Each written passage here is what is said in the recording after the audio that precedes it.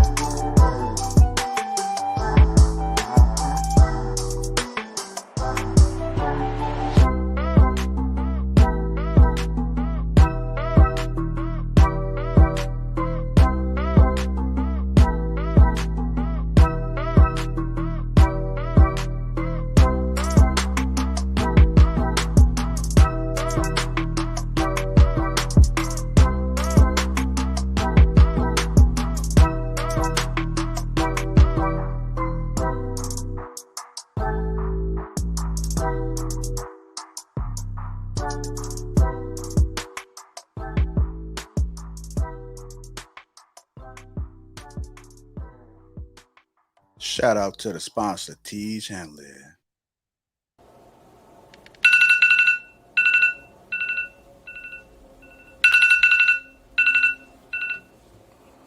It's too early. I can't believe it's time to get up already, but that's okay. A man's morning routine is everything. The first thing I do is I head to the washroom. My focus, brushing my teeth, my beard, and my skin. Tej Hanley, uncomplicated skincare for men, has changed my life. The face wash, the scrub, the super serum, the eye cream, the AM PM moisturizer has people giving me compliments left and right about my skin. At the beginning of each week, twice a week, I massage the scrub into my face, then I rinse. Every other day, I use the face wash. I put it into the palm of my hands, and I spread it evenly across my entire face and my head. The Tej face wash keeps the pores clean and also removes all oil. My favorite part about Tej Hanley is that every box comes with an instruction card that tells you when to use each product, how much to use, and in what order. They really make the process of achieving and maintaining amazing skin easy. And because Tej Hanley is sponsoring today's video, they offer my viewers a great deal. Just click the first link in the description, and not only will you get Tej Hanley for the best possible price, but they also give you a free gift with your first box. Click that link and get started today with just $30. All right, it's go time, family. Let's just have a conversation.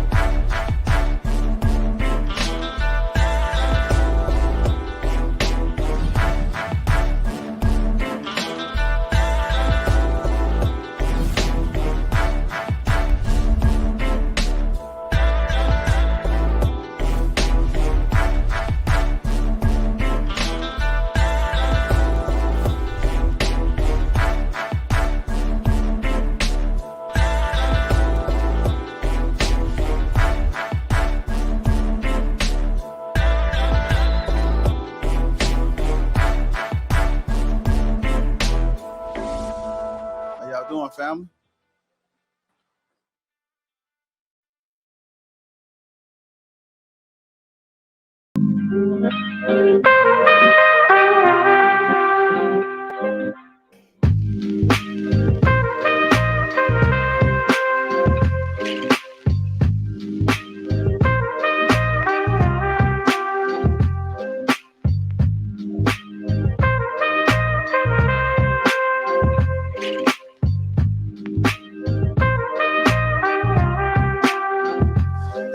Yo, welcome to Lapeef Let's Talk. Introduce the crew. We got Rilla, we got Kay, Quest, Courtney Michelle, Kayla, Island Girl Q, Anton, Chaotic, me, myself, I'm Lapeef JR.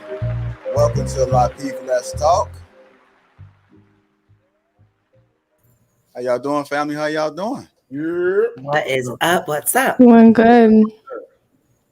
Not much. How y'all doing? Y'all said y'all good? Yep. Man, y'all sound dry. We missing somebody? Are we? Logic. Yes. No, like everybody said that's supposed to be. That's gonna be here, so we good. Anyhow, I'm glad you guys are doing good. The ladies are looking lovely as usual. I don't think it's been a day that y'all haven't looked good. And if y'all didn't look good, I probably would be honest. I probably I'm not really feeling it. But the ladies have been on point constantly, so I have to commend you guys for just staying on point. Gentlemen, Y'all beards look well. Some of y'all beards are looking thick and good. JR and Anton. Rilla, I see your beard. Yo, Rilla's beard is getting thick. Like, I don't know if y'all noticed that. There's an echo. Yeah, everybody mute in between. I don't know if y'all noticed it, but I do notice it, Rilla. I see it's getting thick. Q, I like your shirt. Thank you. I got it from what's his name?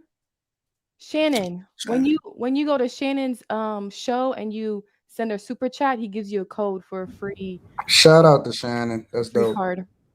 Yeah, that's what's up. That's what's up. Again, welcome to Lapeef Let's Talks. Make sure you guys get them likes up. Also, make sure you subscribe to the channel. Shout out to the sponsor, Tej Hanley. Shout out to Tej Hanley. Make sure you guys click that link that is in the description. Get 30% off along with a free gift. Tej works. Tej works, man. I'm here to tell you. Anton uses it daily. Really uses it. We got to get Chaotic and Quest on it. Yeah. The skin look 10 times better, man, once you get that Tej. I'm trying to tell you. My re-up just came today. That's what I'm talking about. But see, I double up. I got to double up because I'm a dolphin. Okay.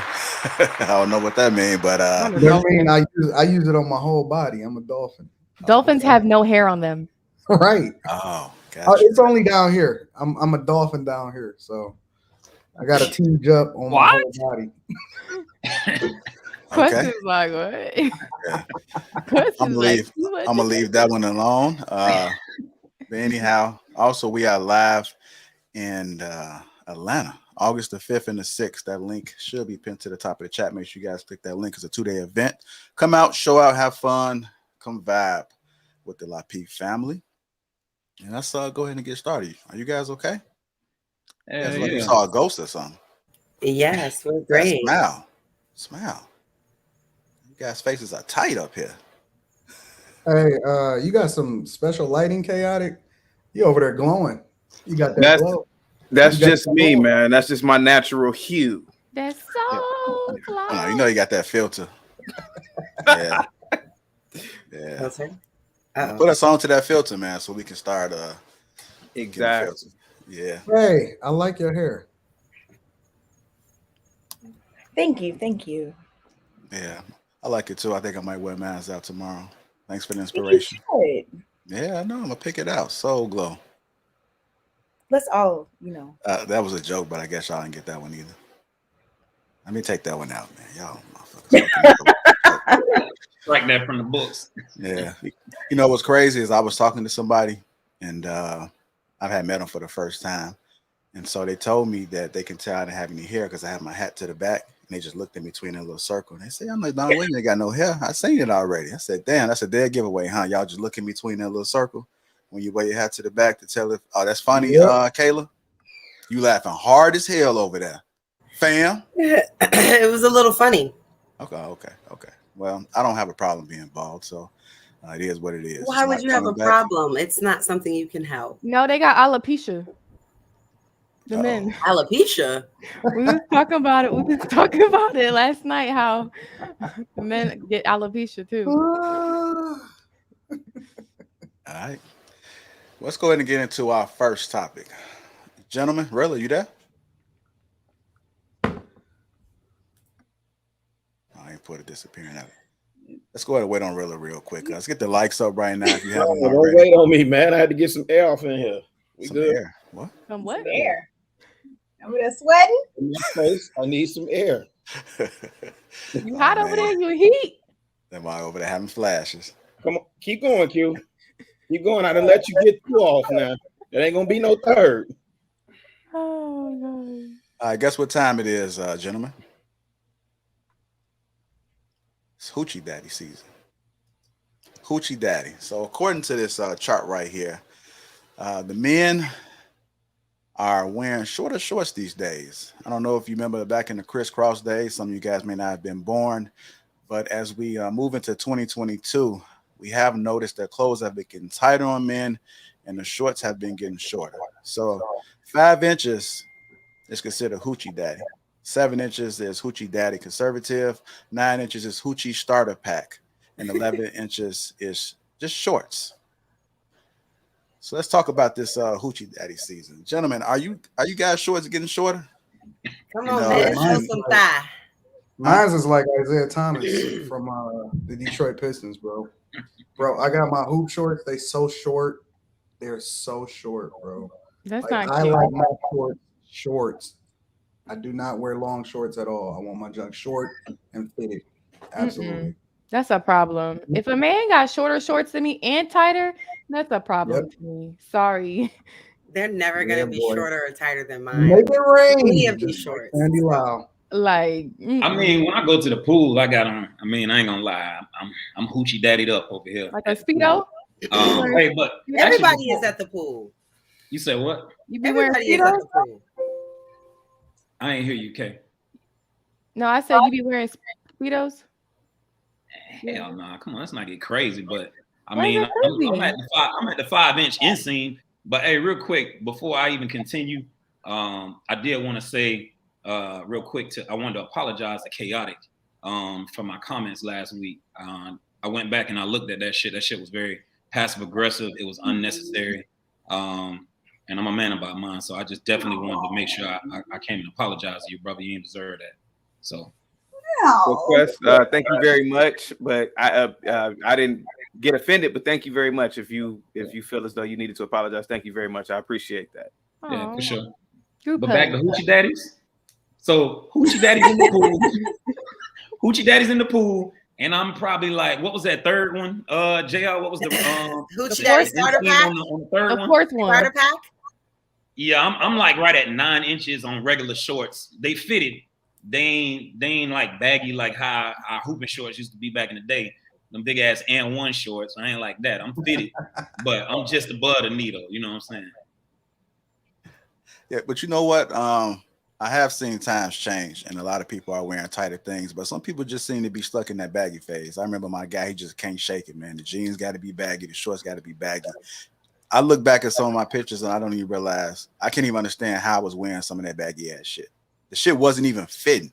I'm talking about you had ruffles at the bottom that stretched up to about 7 to 8 inches. That's just how big the jeans was. They was big as hell. You hold them up here, they steady falling. So you got to walk with your legs open because I was sagging a little bit back in the day. But it's The sagging days. Yeah, That's that 2000 era. What was it? Some Jabot?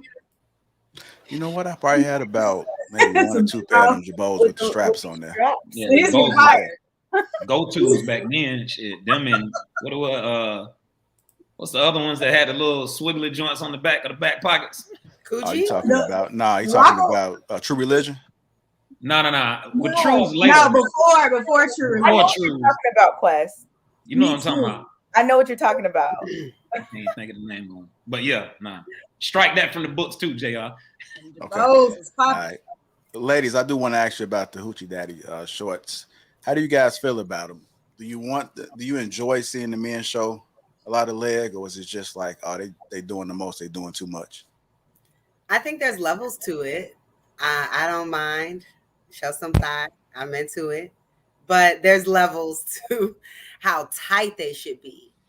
I mean, I think like the fit of swim trunks, like when a man gets out of the pool or out of the the ocean, I think that's good right there. Like that's hoochie. That's my kind of hoochie. All right. What about you, Island Girl Q? I say it better not be short where he bend over and it look like it's gonna crack. Someone has an echo. I don't know, one of y'all.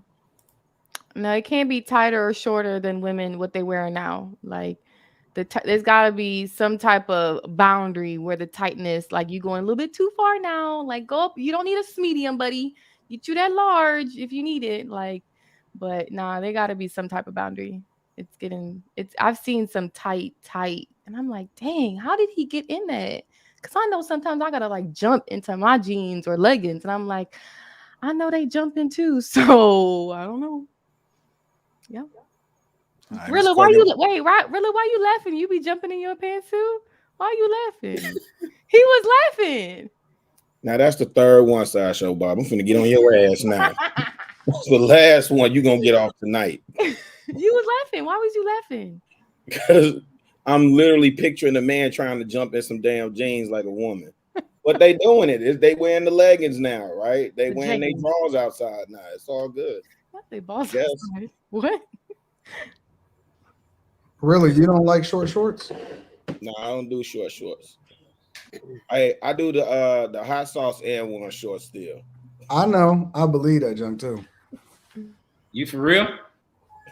No, man. I'm about to say. No, I don't do no tight fit though. And the funny thing with fashion, everything is cyclical. There was a wave of 70s fashion coming back. People was wearing the flares and the wide legs and the afros, right? Now we can't seem to get out of the 80s. And in the 80s, it was the tightness of the suits and the tightness of the pants and the short shorts and the preppy look. But that I don't know why every summer like we find something new to make a meme on. Those shorts and that look has been around. I mean, I remember at least in Atlanta, Travis Porter had bought that style back, that preppy swag with those, 5-inch inseam shorts and loafers, no socks, and a polo shirt. Like that's just what it is. It ain't going nowhere. He wears shorts that short? It's a group. Oh. Oops. Shaba. I don't mind it at all. I really don't. If you I think you should wear for your body type first of all, and things that complement your. Can you break that down? You say body type. Your assets. I think you should wear things that complement whatever the better things are about you physically. So I think you should wear the inseams that really work for you. That's going to make you look good, not just what everybody else is wearing. Nah, go deeper. Are you talking about the big legs? You talking about niggas with big packages? You talking about niggas with big booties? Like, what are you talking about? Not big booty man. Wait a minute. Everything is in perception. I feel like I don't know how to answer that. I mean, everything is in perception. I mean, people just need to learn how to dress for their body. I feel like you're beating around the bush a little bit with this. What? Are you trying to be safe? If you slim and slender. People should dress for their body. No, there are men that I know that are a little larger that wear shorter shorts, and they look good. And then there are other ones that like they don't. Mm-mm. So just depending on what your actual stature is, you should find things that fit that. You know what I don't like if I go out, when I see men with like skinny jeans, like really skinny jeans, right? And their stomach is out with their undershirt. Like, pull up your pants. Like, it's sagging. I don't like the sagging tight skinny jeans. Like, I don't understand what's the point of that. Like, you're sagging plus you got tight jeans. I just don't get that. Like, I don't think all men should be wearing skinny jeans. Hey, I'm kind of curious on who shouldn't be wearing the Hoochie Daddy shorts.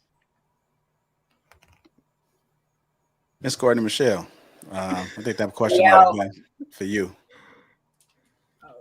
I'm not a fan of it. That picture that you showed up, the number 11, I think. But I think maybe it's generational.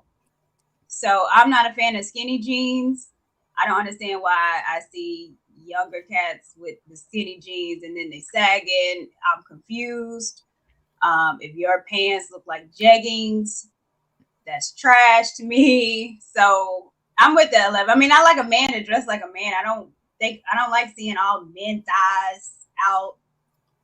No, cover that up. Let me wear the little tight stuff and the little short stuff. It's me, not you. You want them out here powerballing, Courtney? What'd you say? You want them out here powerballing? No, like free balling? Nah, like Chingy, looking like they Nelly in the 1999. No. You want them looking like Juvenile? No. I like something tailored, but not too baggy. But I don't want it tight. Steve Harvey suits? I definitely don't. The Michael Jordan suits? No, I like his suits. Especially the new one. I'm talking about the Michael Jordan suits from 2003. They were called Zoot suits or something. No, man. No. I'm a fan of tailored, but Courtney about to have her man out here looking dumb in the mug. No, I'm gonna have my man looking like a man and nothing tight like women should wear. Just cover that up. I don't need to be competing with thigh meat. I don't need to see your package imprint. Maybe it's a location place, okay? Because I live in Miami and it's hot and people wear less clothes. Like guys wear shorts. They wear like those 11-inch shorts. There's some that'll wear the 9s, but I mean, it's hot. It's very hot. So people wearing less than like tight clothes, like this medium shirts, like it's too hot to be having on a whole lot. So I think maybe it's like regionally. It's a regional thing. Look, I'm in the South as well. Get hot. I still don't even see a thigh. A man should be out here showing his thighs. I just Nah, but I know what you're saying. I Your know, thighs are nice. Oh my god. I know what you're saying, Kay, because the hoochie daddy shorts is way more prevalent down in Miami than you gonna see in like. Why couldn't guys show their thighs? Yeah, it's different. Trust me. When I'm over there, it's different, but it's nice though. Okay. Guys, show your thighs. No. Show some thighs, just a little bit. Especially listen, if you've been working listen, out, you know, guys. you've been working that. Men don't do leg days, Kayla. No. Men don't do Listen, leg guys, days. you do what you want to do. No, you gotta do leg day. Don't skip leg day. This is what I found. You Never know, skip going leg through the airport today, every time I come down here to Miami, every time when I get on the plane, these chicks got on whatever they want. Whatever they want. They look like, and how be it for a woman to tell you guys how to dress. You do what you want to do, fellas, and you wear it with confidence. And no matter what you put on, as long as you're confident, these chicks is going to be available for you. They're going to be there. They're not going to stop. Wear it with confidence. Do what you want to do, because they walking through the airport looking dumb in the mug. So don't even worry about it. These chicks is flying to Atlanta and Miami looking dumb. So don't even worry about it, bro. Just do what you want to do. Was this what you were referencing, JR? Have y'all seen that? Mm-hmm. No, I got another pic that I think that I was Not on. cute. It's not cute. Okay. I don't know about those. I'm assuming No. That went viral. But I do like these thighs. I don't know about these shorts though, but it looks like he's at the pool. So I don't know. It does look like he's in Miami, no lie. It looks like he's in Miami at a pool or about to go on a beach somewhere. I can appreciate these thighs. I don't know if like anywhere other than Miami on the beach does that work. But them ain't hoochie daddy shorts. Them look like poom poom shorts. Yeah, those are poom shorts. I think the other guy in the red. Oh my god! The guy in the red had on hoochie daddy. Those blue shorts were poom poom, for sure. And it's a no. Look at that poom poom. Why you don't move here? You got it in the middle. If he bends over, if that guy bends over, ball sack is gonna plop out. Yeah. I'm gonna see his ass crack. That's not cute. It's not. It's gonna rip. Put some clothes on, sir. Why do you want to see your man? Why do you want your man walking around with his imprint showing like that? Like, Oh, wait a minute! Just a couple weeks ago, y'all was happy with the sweatpants. No, who said that? A couple weeks ago, y'all was excited because men was wearing great sweatpants. I love the great. Now we're talking about don't show it. Come on, that might be a good point. What's the difference? What's the difference? Great sweatpants can be deceiving. I'm telling y'all that right now. Yes, they can be deceiving. Nah, but what he's saying is you don't mind seeing the dude print in the sweatpants, but you ain't trying to see his print. Y'all don't mind seeing asses in leggings. What is the problem? Yeah, I mean, we don't like what? I said y'all don't mind seeing asses in leggings. So what is the problem? Yes, sir. Yeah, I'm cool with it. I'm not tripping. Okay. Look, it's the exact same thing. You don't want your women out there showing all her goodies. However, you might look at a woman that's doing it and be like, well, damn. Same thing. You might see some guy walking around, well, damn, but not mine. No. I mean, but listen, you put some clothes on, sir. Every chick in the world got on some Lululemon, leggings. You know what I'm saying, leggings or whatever like that. All of them, like that's just the norm now. Like that's not abnormal at all whatsoever. But what if she had a camel toe? Would you tell her to go change? Like I think that's if great. My chick had a camel toe? Yeah. Like, would you tell her to go change? Yeah. Exactly. Yeah, but that's because she got a camel toe. Like that's a unique circumstance. It's the same thing as a penis print. Same thing as a ding-a-ling print. Well, no. Well, listen, we're separating it because guys have the girls that they would bust down, but that they wouldn't marry. It doesn't mean that they're not nice to look at, right? And so there's a separation. So it depends on who you're referring to. If you're referring to your wife then that's one thing. If you're referring to the chick that's hanging out at the pool that I'm looking over my balcony at, that's a completely different conversation. Would Rita want you That's wearing what I them pum-pum said. shorts? No, Courtney, you said you want your man in a Charles Barkley Michael Jordan suit. That's right. I like my man in a starter coat. Not the 1990s baggy. Damn right. Put that starter coat on for me, baby. Y'all need to grow up. Okay, what are your thoughts about the Hoochie Man shorts? Are you a fan of men wearing shorter shorts? Did you say Hoochie Man? Wear short. Okay, Hoochie Daddy. I'm sorry, I'm just learning about this terminology a week ago.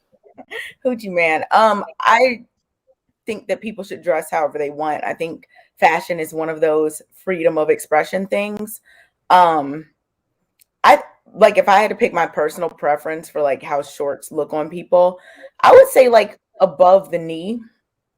The below the knee, like mid shin types are like very long and seem dated, but if that makes someone happy, they should wear it. Tell them, Kay, you don't want nobody wearing. You don't want no man wearing capris.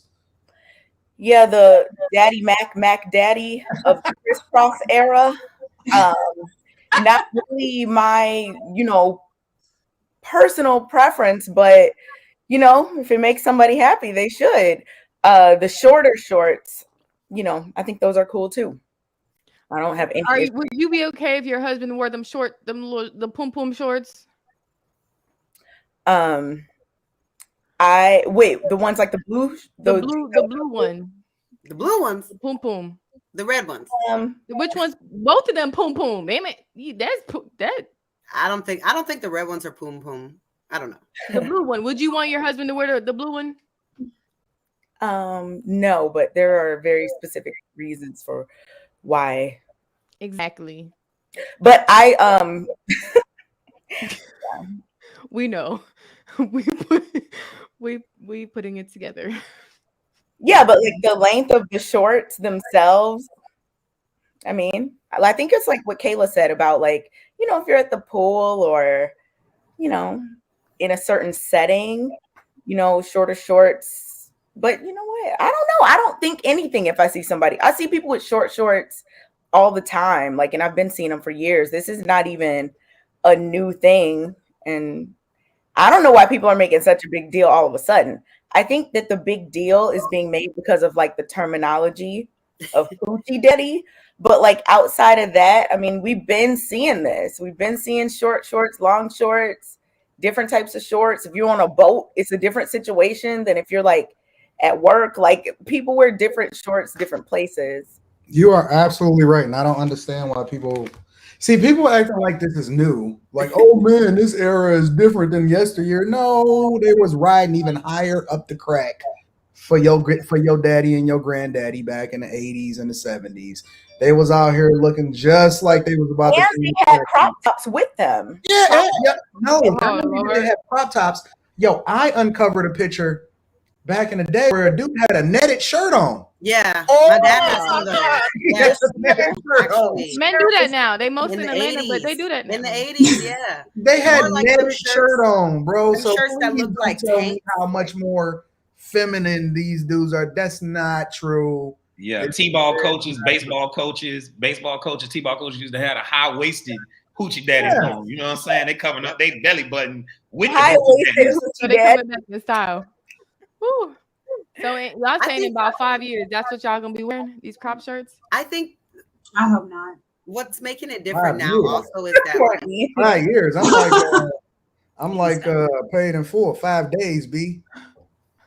You are in Miami. Look, do what makes you happy. You talking about 5 days, is or should be 5 days, B. 5 hours. All right, so I don't have a problem with the 5 inches per se. It's just the tightness of it. Like doing the blue shorts is just really tight. It's really tight. Yeah. Right. So if it was short, it was loose fitting, then I think it'd be somewhat appropriate for the beach. But I think you're just reaching for at that point. I mean, the fact that I had to put that put the logo over top of it, just like, man, you're doing the most right there, young fella. Jay, are you okay? You're okay with like those running shorts, the short ones that people run in? You know what? When I was riding a bike, I had grabbed me a pair of them Nikes, but I had put the little The bike. put the up under it. Aren't you in the biking now? You about to get the biker shorts? Nah, I couldn't just ride with the shorts alone. That's the reason why I put the Towel. legging thing, like the half legging thing up under there, because I just couldn't be walking around with just them damn shorts. But my guy have talked to me. I mean, man, I've been in the gym, and he like, man, we gotta show the legs this summer, man. I say, man, I ain't finna put them damn little bitty ass shorts Do on. it, JR. No, because you guys y'all know that there's this new era, not new era, but like it's a thing now for men to be fit, for men to look good, doing fitness all over the internet and blah blah blah, and like having nice bodies. This is the thing now. This is important to women now, where before, like, I don't think maybe it was as a thing, you know.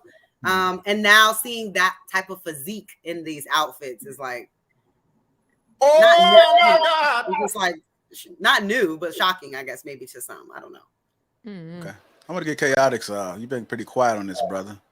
Are you against it? Are you with it? What's going on? Hoochie Daddy season. Make sure you go to Rilla right after chaotic too. You're trying to dodge it. Yeah, I see you over there in the chat. Well, before I broach the topic, I want to send out positivity to the thousands of people that are watching. As I've said before, positivity, just like a radio wave, you can't see it, but it exists within the universe. And when you receive it, great things happen to you. So positivity to all of you. Salute to the panel as well. Now, I am a active runner. I've ran in marathons before. I am a fan of set and setting. So obviously, if you're running a marathon, you don't want heavy clothes on and you don't want baggy clothes. So when I ran, it was pretty much real short shorts. Now, if I'm out previously, if I was out on a date or out with friends, you won't ever catch me with any type of casual shorts, whether they're long or short. Just me personally, I don't like shorts. I think that's, no offense to anybody or anybody in the chat, I think shorts are very childish for some reason. I don't know why. It just reminds me of grade school, going to gym class. So I don't wear them just casually, unless I'm riding a bike or I'm or playing basketball. Maybe I'll wear shorts, but now in terms of other people, if I saw somebody walking, if I saw a dude with those shorts on, I could care less. But if I had a daughter and that dude came to the house with those shorts, I would look at him side-eyed a little bit. It's kind of weird. I probably wouldn't look at him side-eyed if he came in with shorts at all, or just shorts. With those type, like that dude that was at I'm assuming he was at some sort of pool. It looked like Miami. I don't know, but I would look at him if he came in like that. Yeah, I would look at him kind of weird. My family would clown in front of him. They would clown. I wouldn't necessarily clown him in front of him, but I would look at him kind of weird. I think that I think that we've gotten too relaxed in Western society. And I think that's a representation of how relaxed we were. Because I can't imagine men back in the 30s or the 40s wearing something like that when times were a little bit harder. That just seems feminine to me for some reason. But hey, to each his own. It's a free country. Do what you want to do. But that's not for me. Men used to hoop in these little shorts. Y'all remember that era? Yeah. Well, that's what I was saying. It's set and setting. Yeah, hooping those. But I don't think walking around and going places of business, it's appropriate. But that's just me though. Yeah, but I mean, you're not going to places of business all day though, right? Like, I don't see you wearing I look like he about business all day. Yeah, I don't see you wearing shorts like what that. do my shorts be like? Daisy Duke. No, I'm just saying. Well, Anton, listen, I like to wear, like, a lot of times in the summertime, like I go with the colors, like I go with pink shorts, whatever. And a lot of times, my shorts be pretty freaking high, bro. Real talk. What? Y'all know how humid it is here. I don't think y'all really get it. Well, I mean, they have clothing material that suits whatever weather condition. But I've always had this philosophy: do what the kings and queens do. And in my brain, I can't fathom Barack Obama, Joe Biden. Barack Obama got mom jeans, bro. Yeah, but I couldn't imagine him walking around with booty shorts on either, And so So I think he was hooping. Barack Obama was hooping in some shorts. No, what I'm saying, no, Oh. again, Island Girl Q. I was saying that if you're doing something athletic, wear shorts like that. But just to rock them, I couldn't imagine the kings and queens of our society doing that.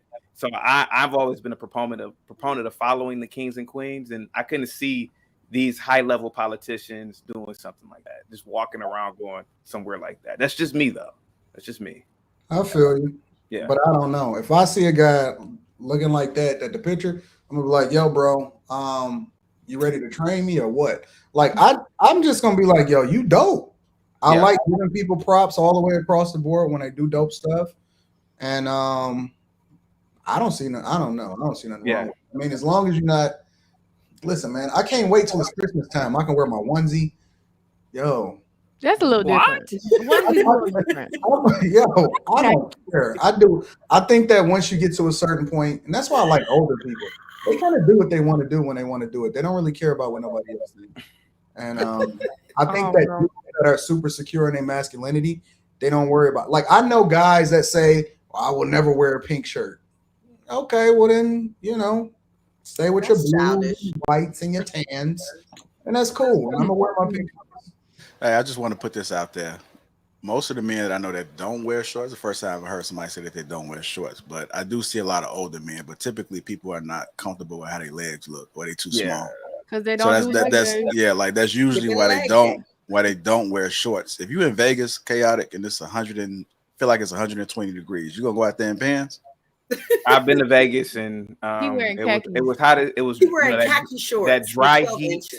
That dry heat is I hate it, but no, I didn't wear shorts at all. Wait, you didn't wear? No, but I've only been to Vegas once though, so no. He must have been in the car. He must have been in the car. What you wear when you travel? You wear a suit on. So I mean, I don't wear like a full suit with a jacket, obviously, but I'll wear slacks, something like that. You wear linen pants, chaotic. Are you into those linen pants? Y'all know what I'm talking about? Oh, don't tell me. No. What you wear on vacation, chaotic? Like if you go, that's like chosen few picnic. Chicago, you know about it. Anything but the earthy gear. Don't do the earthy. Like if you're going like yachting or you on a boat or something like that. Don't do the earthy gear, bro. Don't let it.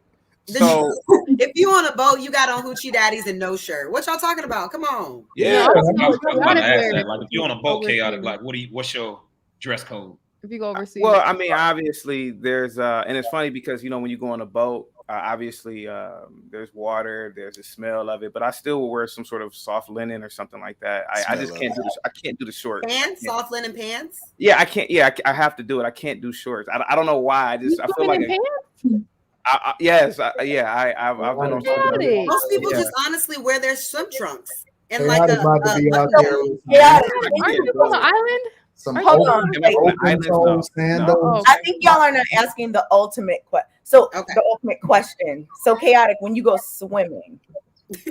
Obviously, when I go swimming, I wear swimming. Obviously, I wear swimming trunks. Okay. How short are they? They're very short. But what I'm trying to tell you, all right. If I'm doing a 9, if I'm doing chaotic, chaotic said these are leggings are for my wife. When he said go swimming, he's not talking about like being at the day party. He's talking about like I'm about to Olympic pool. You know what I'm saying? You probably got on the cap. You got on the cap when you swimming and stuff. Like, is that what you're talking about, chaotic? Well, I mean, again, man, I believe it or not, I just don't wear shorts, man. When I'm out, I just can't do it. I don't know why. Okay. I have one more question. Wait, Rilla didn't answer. I know.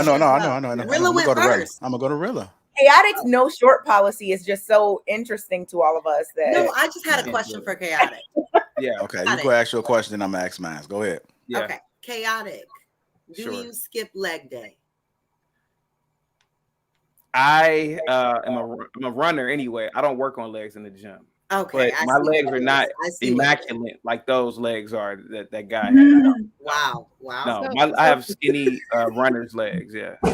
Okay. So you say it's short, chaotic. Like how short? Like is it short like these?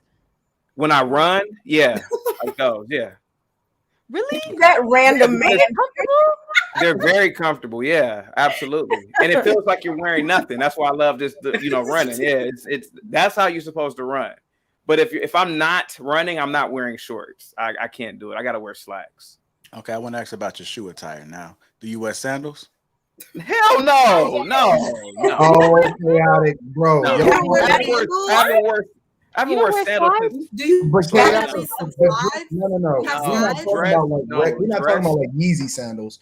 Dress. Like you wear like the open toe. Barbecue sandals. Yeah, No. like you wear the sandals where the older guys wear socks with them. You know what I'm No. That's old school. That's Generation X, baby boomer. No, absolutely. But you at least have slides though, right? No, I just You have. don't have like I just, Gucci I So slides if or you were Nike slides? barbecuing, I or no, you- but look, I just have what dress would you shoes. have on your feet? What do you wear around the house? He wears that what he got on right now in the house. I wear That's what I'm socks. trying to figure I out. wear. I You wear can't. I socks just around can't the get house? into that stuff. Yo, Of course, I walk around. What am I supposed to walk around? with? Chaotic wakes up and You dresses walk like around in that. some type of house shoes. No, I don't have house. No, I don't. Which I don't wear are house similar shoes. to like sandals. I don't wear house shoes at all. You don't wear house Absolutely. shoes? No. You You don't gotta have be hardwood? open. You don't have hardwoods? Are you have- open to changing any?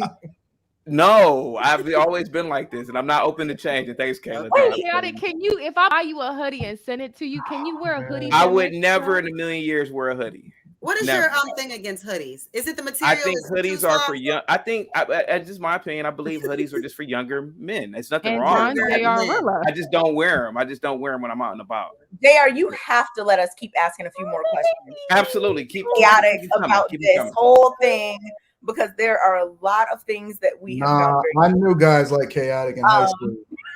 Yeah, they Guys, dress like that. guys like chaotic in high school, which I think that chaotic is dope and that he's sticking with it. Like he's not letting us Where would you want? influence him. But he used to wear chaotic probably wore it to art class Oh, I need to get a baby. in high school. Hey, baby. No, I wouldn't say that. No, Baby braid. no, I will admit in high school, I had a lot of, back in the late 90s, high school, Tommy was really important. I mean, popular brand. So I wear like polo shirts, Tommy polo shirts, and I would wear them to like class. But like I said, when it came time for gym or any other physical activity, of course I would wear like shorts and a t-shirt. But when it came to like other stuff, I couldn't be in a hoodie. I don't like wearing hoodies for some reason. You think it's too black? Where I do you think live? hoodies do give off an image, but it's not I don't believe that me wearing it gives off a stereotypical image of a thug or whatever. I just don't like wearing it. I like to look like the kings and queens of society. All right, So listen, chaotic. I'm gonna be real. traditions. I beg your have pardon? no The problem queen? whatsoever with what you said. Well, not the queen. Not what I meant. The You only know what I thing mean. that I got a problem with, chaotic, of Go all ahead. the things that you said, what I'm feeling, you standing on your square, them Yeah. fucking linen pants, man. We got to do something about them linen pants, bro. Yeah, I hate those linen pants. I hate your pants, chaotic.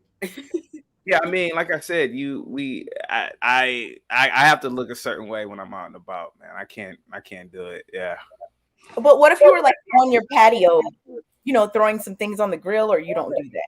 But if you were, what kind of shoes? Just like dress shoes or Dress shoes. Outside on your patio with Outside, yes. food on the grill? Wait Yes. a minute. The chaotic. Wait. I Chaotic. mean, When you go on vacation, when you go on Go ahead. vacation, you go to the Bahamas or you go to Vegas or something. You wearing dress shoes? Yes, dress shoes to the pool and taking them off right there. Are you If serious? I'm Dress not, shoes in the listen, sand? if There's I'm not, no if I, way. listen, that's if what I I'm was not- wondering, Anton. Dress About shoes to the sand. pool? If I'm not going swimming, I will wear dress shoes. Yes, What if When you're going leisurely, swimming, you like, wear slides. I would wear tennis shoes and I would wear like some jogging pants, but I would not just be there if What I'm not kind if of I'm just tennis doing that shoes? one task. Yeah, Are the but tennis if I'm shoes? gonna be there, Okay. Hold on. Are the Okay, if tennis you need me to call HR, let me know. Let me know if Absolutely. you've been attacked. Okay. Are the tennis shoes 407s from New Balance? I beg your pardon. What kind of tennis shoes do you prefer? Asics, Track. 407s? Oh, for running? Oh, No. Just that's for regular. leisure. Just out and about. I'm about to go take the trash. I want to know if you wear Jordans. Do you wear Jordans? I haven't Yeah. worn a pair of Jordans in man, it's been about Jordans. 20 Which years. ones do you Jordans wear? or Which ones do Jordans? you wear? Jordans about 20 years. Which ones do you wear, Chaotic? I got some bummy Nikes. These You are my probably old wear the low running tops. shoes. I You probably wear the low tops. Oh, those are cool. British Like, Knight. Yo, these are you the got only the black shoes Air I have, Force Ones. It's okay. I haven't worn Air Force One since college. Are they British Knight? So you wear bummy Nikes. Well, yeah, when I have to do something like a physical task, like taking out the No, but I'm trash. saying if we're going to Vegas.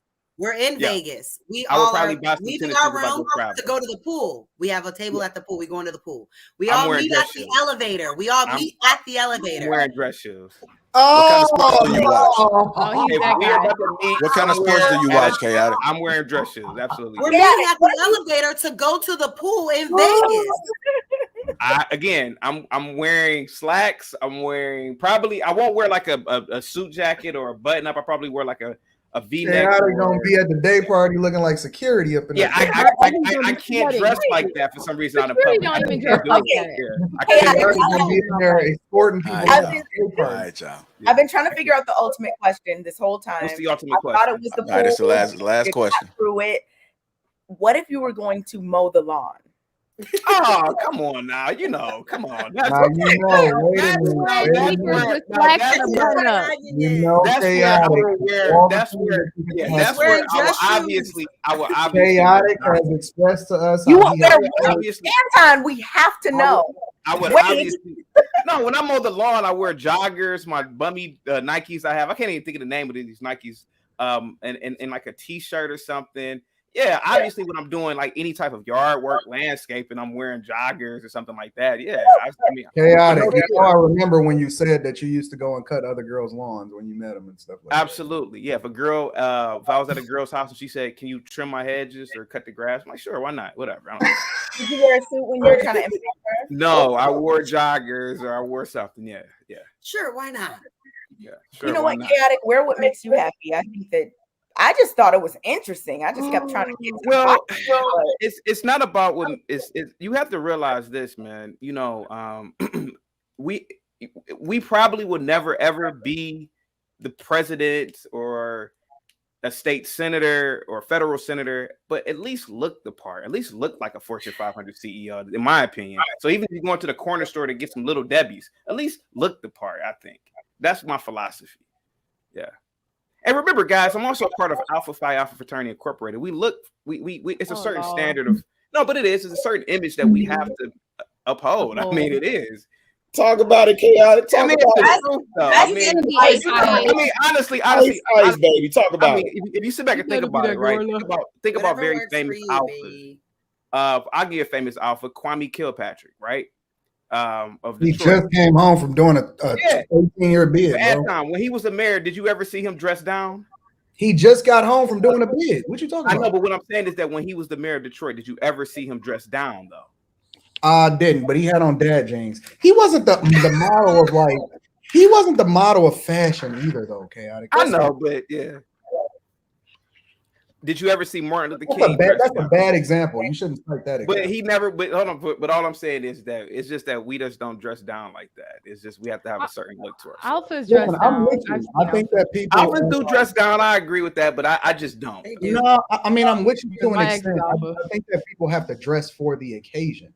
Like if I'm in Vegas, I'm not wearing pants in 110-degree weather. That's just real. Like if I go to a party, then I'm gonna dress appropriate for the party. Like, you know what I'm saying? Like I rock with you. Like I don't think that you said anything wrong whatsoever. I think people should do whatever they feel is comfortable for them. But I don't know, man. Let me ask, is the reason why, well, one of the reasons I'm asking is the way you dress because you don't want to necessarily stand out, like when you're in these public settings and things like that? Are you trying to blend in or? No, I have come to the realization. First of all, and I'm pretty sure your parents or family members did the same thing. It's just a certain appearance in blacks, especially Black Americans. If you look at old photos, and even old videos of like New York and other places, they wore suits everywhere that they went back. And this is back in the day. To the baseball game. You're right. And they were poor, but they pretended or they wanted to give off this image that they were classy, that they were orderly. And the way to do that is wear what the kings and the queens wear. And so my mindset is that when I go somewhere, I don't want to give off the image that I'm a peasant.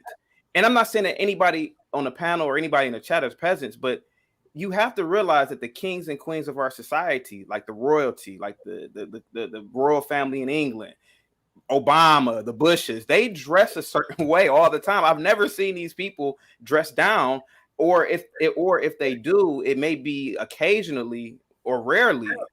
I just feel like, you know, my mindset is to at least appear to be royal or a royalty or whatever. You know, that's just my mindset. I've always had this mindset. Yeah. Okay. Well, shout out to you. So even so if I'm going to the grocery store, I gotta look a certain way. Yeah. Even if I'm going to Aldi's or something. Okay. Yeah. So I guess you're not gonna Aldi's. I guess you're not gonna do the trend of wearing like the suit with the shorts. You're not gonna do that look. That look is not for you, right? Never. That's not what the kings would do. The kings wouldn't wear a suit jacket, tie, button up with some nice socks and some. No, the current kings and queens don't dress like that. Have you ever been to like a Tux and Chucks? No. You wouldn't participate? And participate in what? Okay. Like a sneaker ball type of thing where, you know, you wear like you dress up. You call wearing tennis shoes. With like I mean, obviously, you know, if I said set and setting. If I go somewhere and the occasion is, you know, dress a certain way, of course. Yeah, like if you go to I've gone to 90s parties and dressed like, you know. What did you wear? I had like those khaki those khaki, not shorts, but those khaki pants from back in the day. I had some what do they call those? What are those shoes from back in the day? Damn. Oh, Cortez's.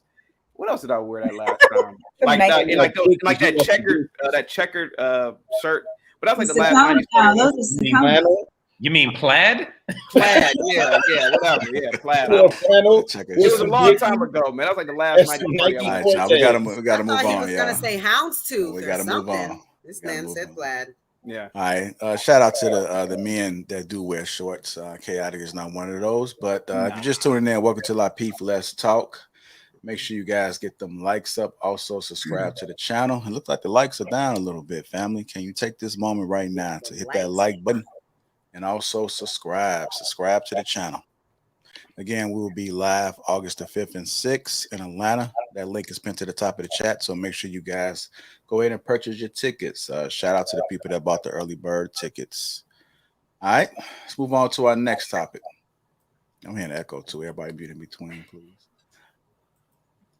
We're going to talk a little bit about Kim Kardashian and what she said. It came out today. Kim Kardashian said she initially wasn't seeking a relationship with Pete Davidson, but after hearing about his big D energy, she was down to F. And it got me thinking, are women that are in marriages, are they thinking about people that have big D energy? Like, does that come to mind, do you think?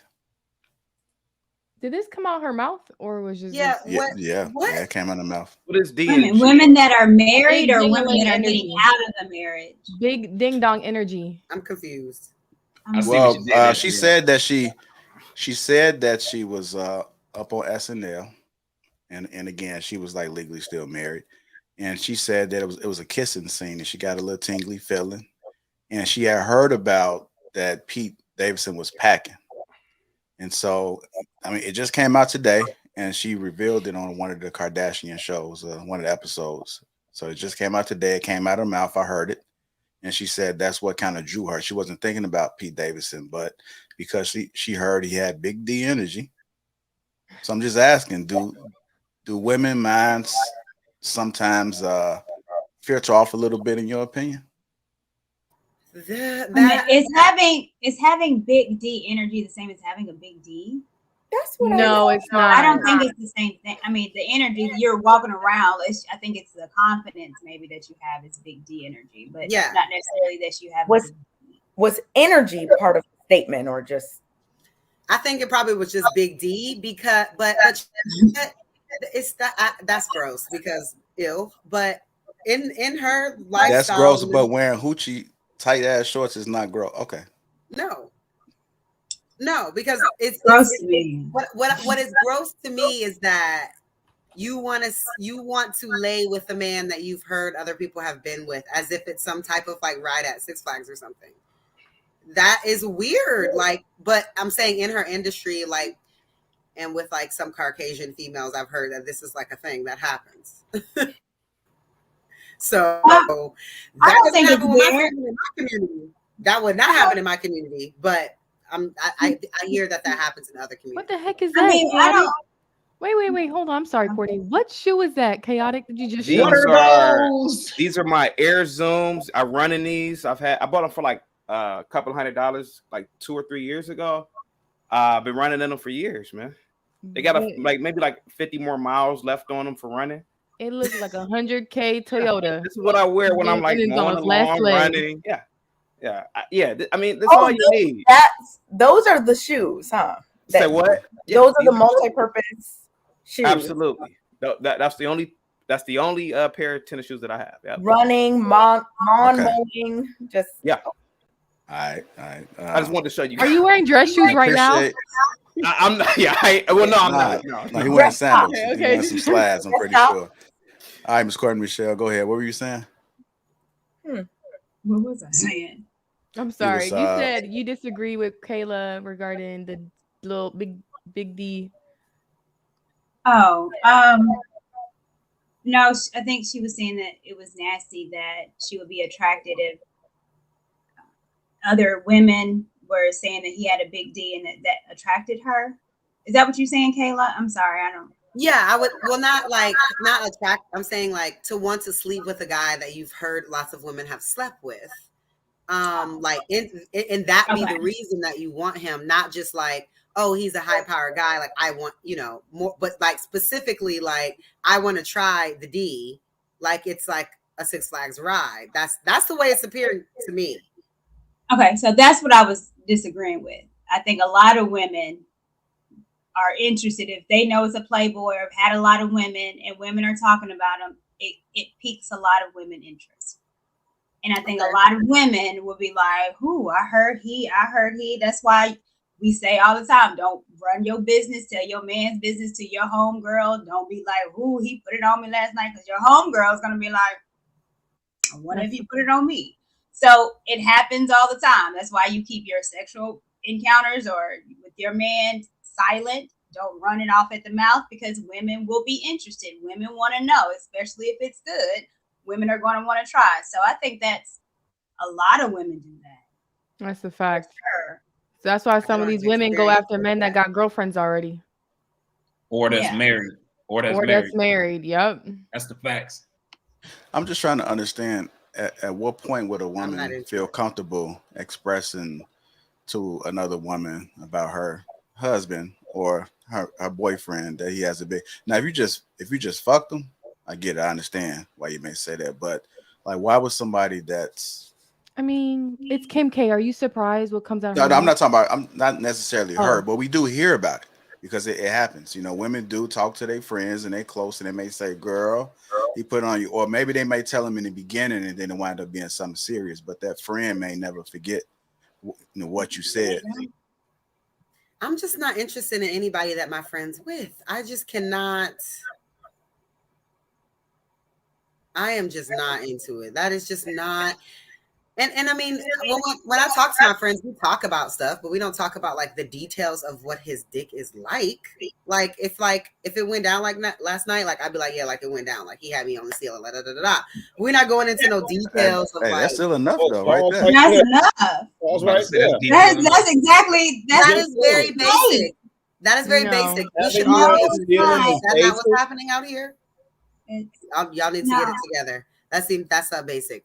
No. I don't think we're not saying yes, it's basic, but it's still enough to pique somebody else's interest. They're gonna be like, "Girl, really? Girl, did he?" What are you expecting? What are you expecting your friend to say? Like, it was awful, it was trash. I was laying there waiting for it to be over.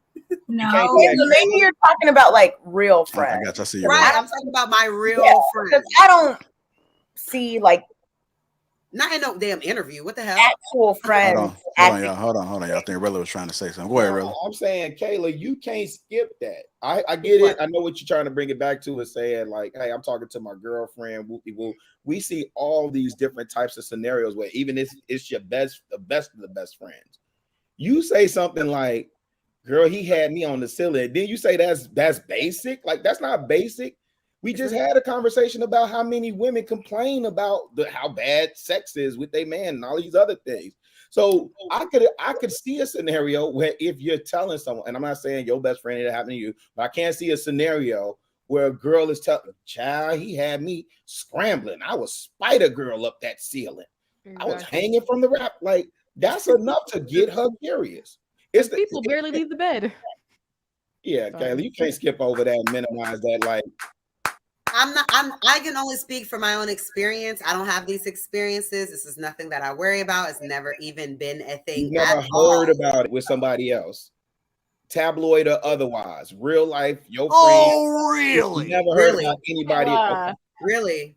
Kayla, you was on here talking about your friend's boyfriend that had a penis problem. What are you talking about? Did. He was my friend. He went through like 4 or 5 girlfriends before her. He was my friend. Wait, the guy was your friend? Yes. Wait, I thought the girl was your friend, and you was saying the guy she was dating had a penis problem. But the guy's your friend, and you telling his business. Never mind. He has a problem, and he was talking to me about his problem. What is the issue? You don't think that's the problem that you telling your own friends? We are friends. But you're telling your friend's business on a public platform. I know you don't say his name. How are y'all gonna know? I said friend. Like, y'all, like, how would y'all ever possibly know? Like, we all have goddamn lives, I'm assuming. So, I mean, you won't be able to go through like my hundreds of friends. Is that no? I knew you was talking about Anthony the whole time. No, Bob. Hey, what I'll say is, Kayla, I'm not sure if you're dating anybody or not, or if you're single or whatever.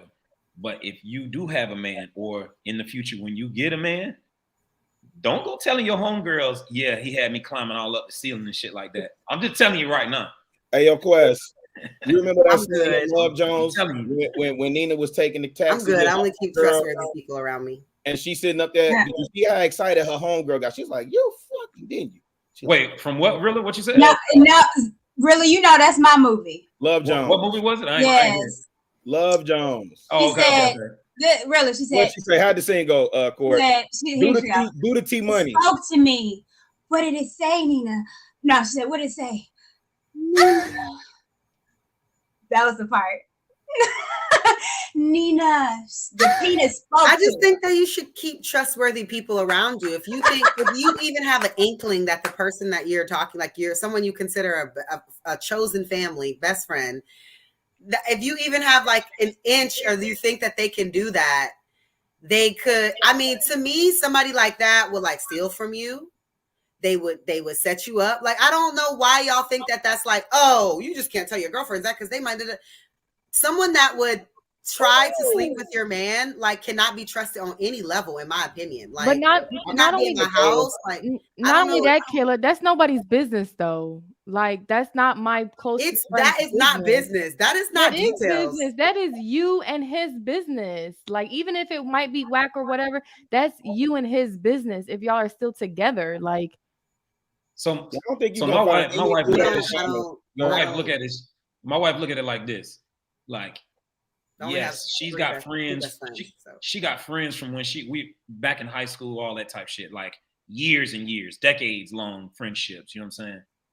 But some of this shit is just unnecessary to tell your partners, because there's always a possibility of somebody doing some weird shit, trying to holler at your dude. Da da da da. It don't matter how well y'all known each other.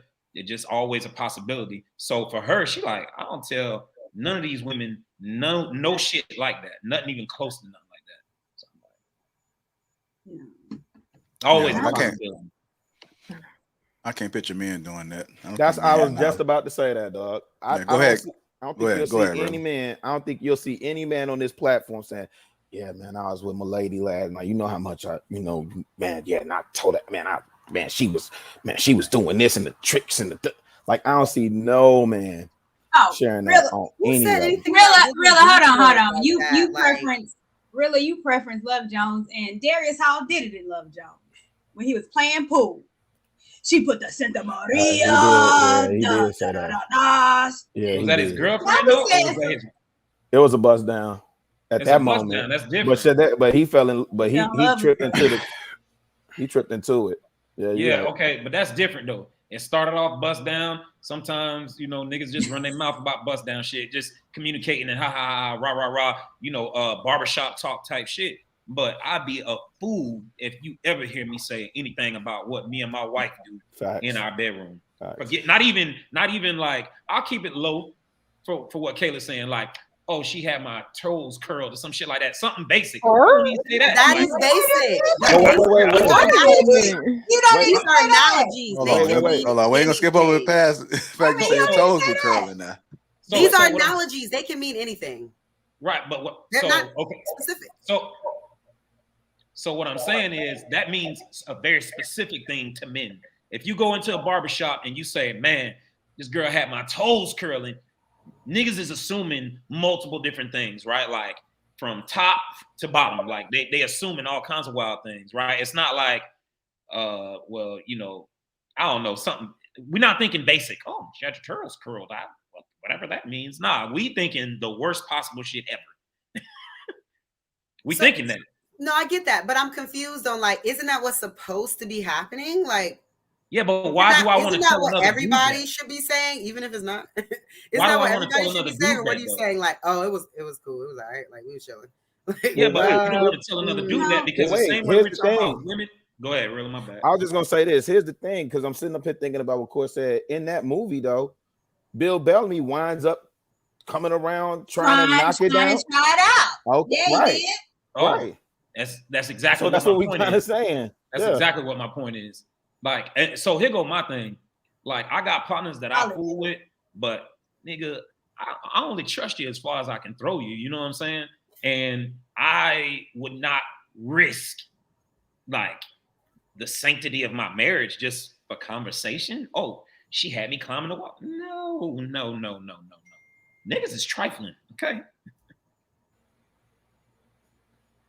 All right, Quest, keep it real. Go ahead, Kay. I don't know you're trying to get in here. A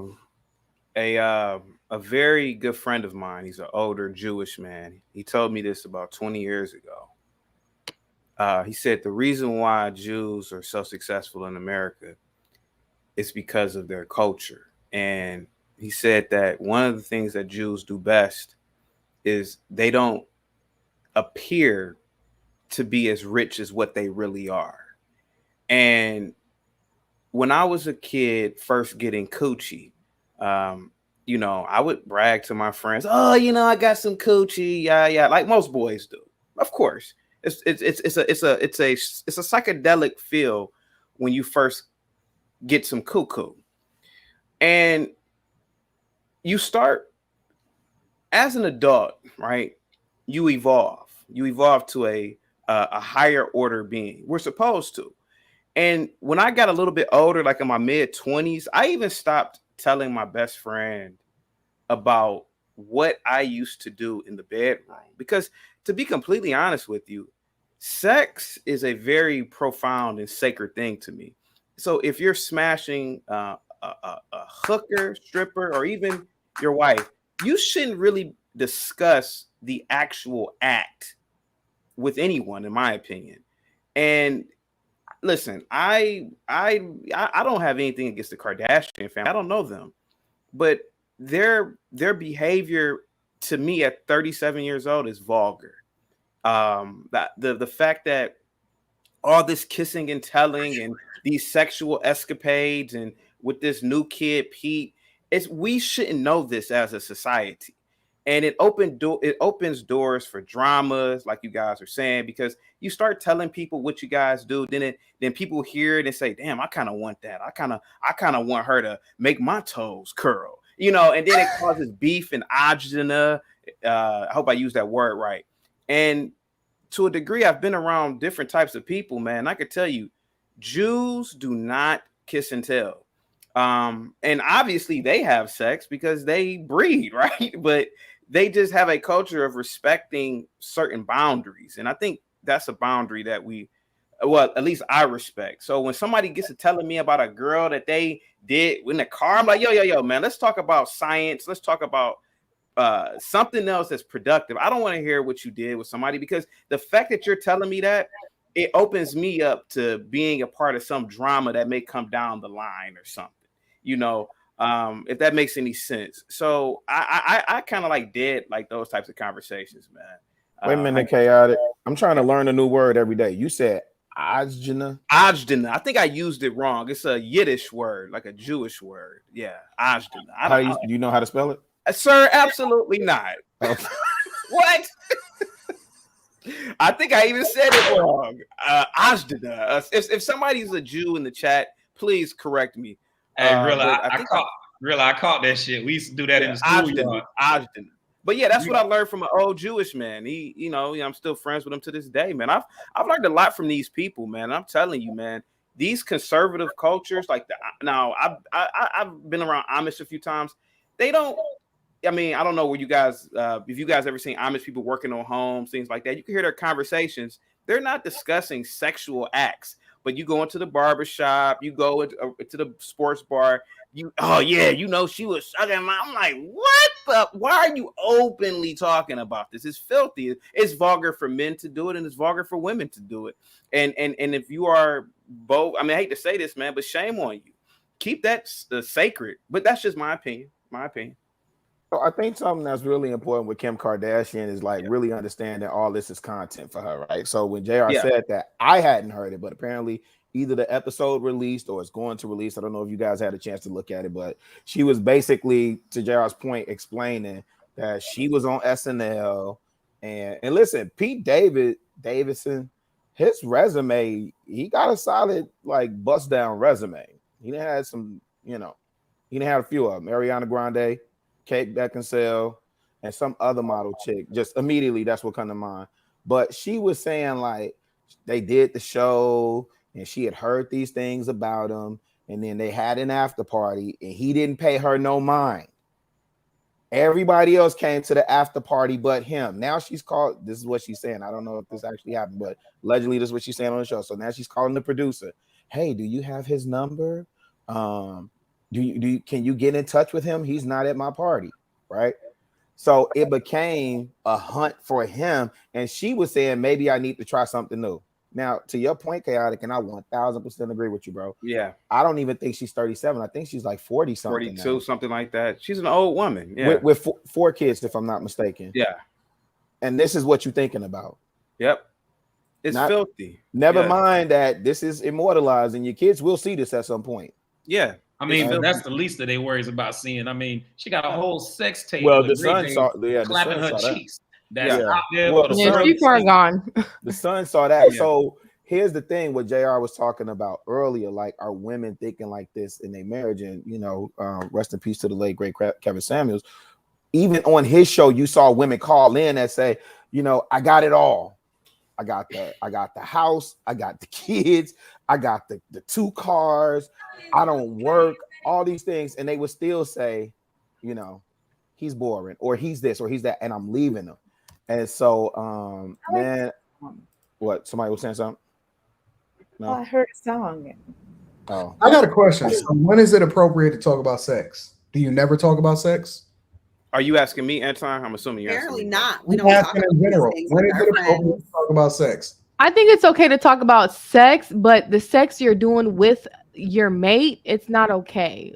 I'm not going to. I don't have no problem with that sentiment, but when is it okay to talk about sex? With the person you're having sex with. Oh, sorry. Well, with the person that you're having sex with. At the only time that you're supposed to talk about sex. Absolutely.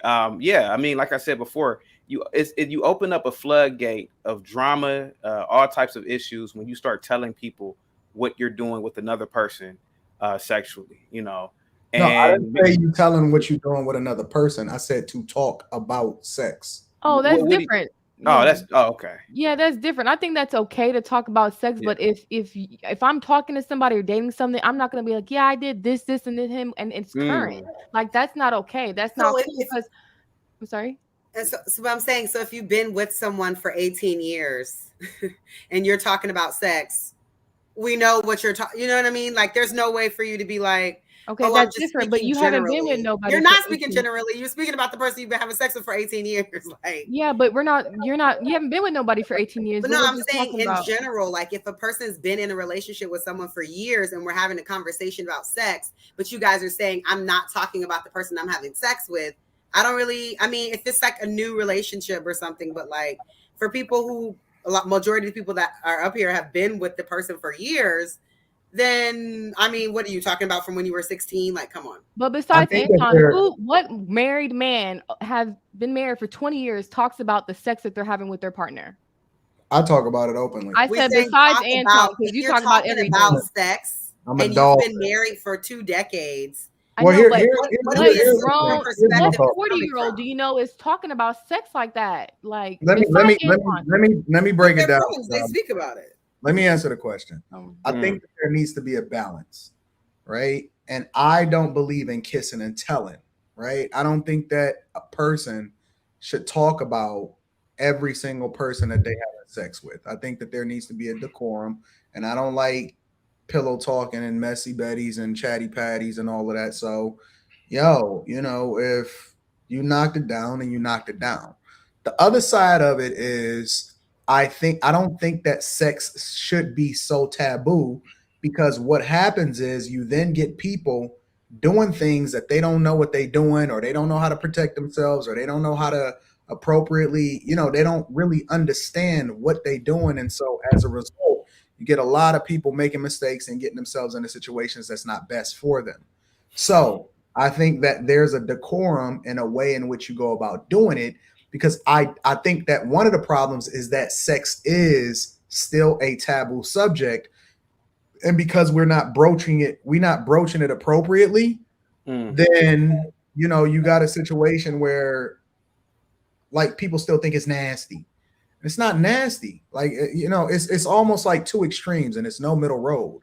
So I think that the subject of sex should not be taboo, but at the same time, you shouldn't be pillow talking with every person that you bust down. I think, Anton, I think the opposite. I think that you have more people now. Sex isn't taboo on any level for anybody. What you do see, and I think either Chaotic or Quest was saying this, as you get older, you refrain from sharing so much information, because now you're looking at, like, for me, you're wrong, Gorilla, because sex is taboo because people. Let me get my thought out. It's the difference between talking about it. I got you. Just let me get this out. Okay, so go ahead. What you're hearing people of a certain age say is that intimacy with my significant other, wife, long-term girlfriend, whatever they choose to indulge in, like that's what I set boundaries around. Not that sex is taboo.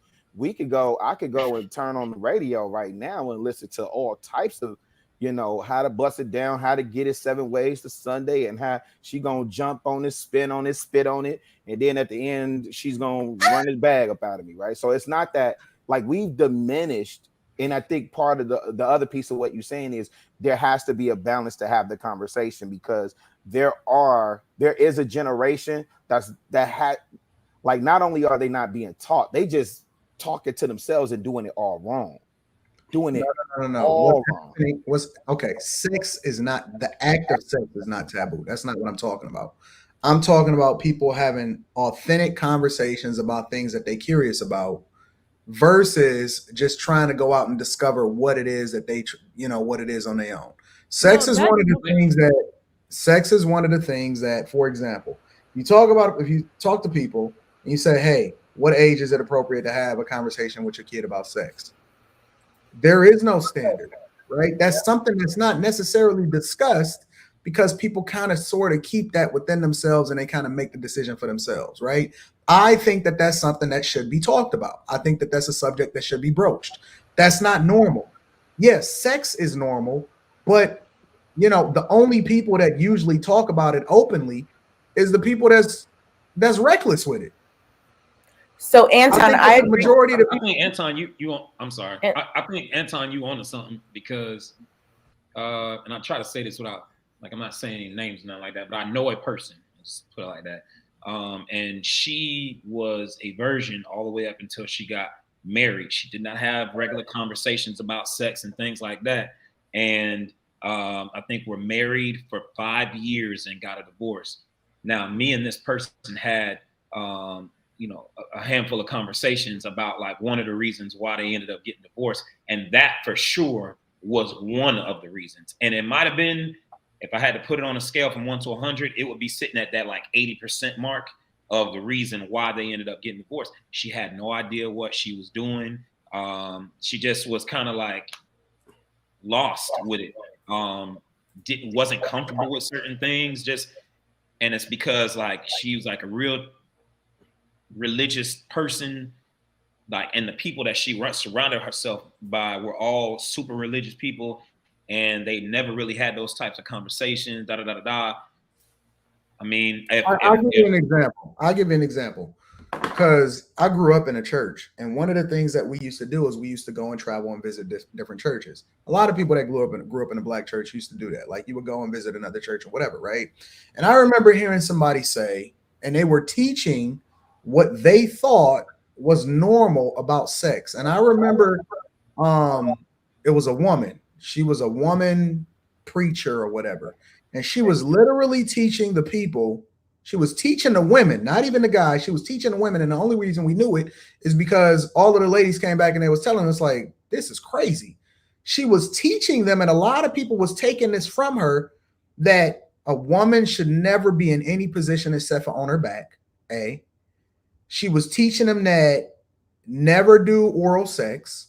Like she was saying a lot of this stuff. And what I'm saying is that, yeah, the act of sex or how people communicate about it is not taboo.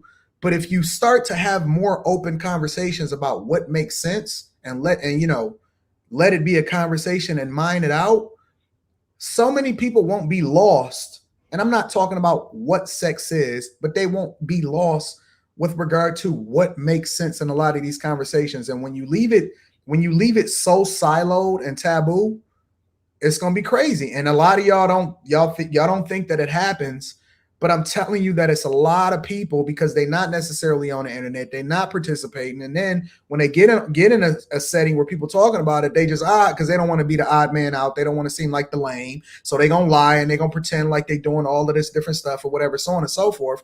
But if we've normalized the conversation, we can start having more effective results in communities where people are not just going out and doing anything, making mistakes and doing whatever it is that they think that makes sense or what they learn from their environment, and then they can start getting better results. But that's just my personal opinion. But I still don't think that you should kiss and tell about the people that you out here having sex with. I think that it needs to be a balance in the middle road, that it seems like people are on one extreme or the other.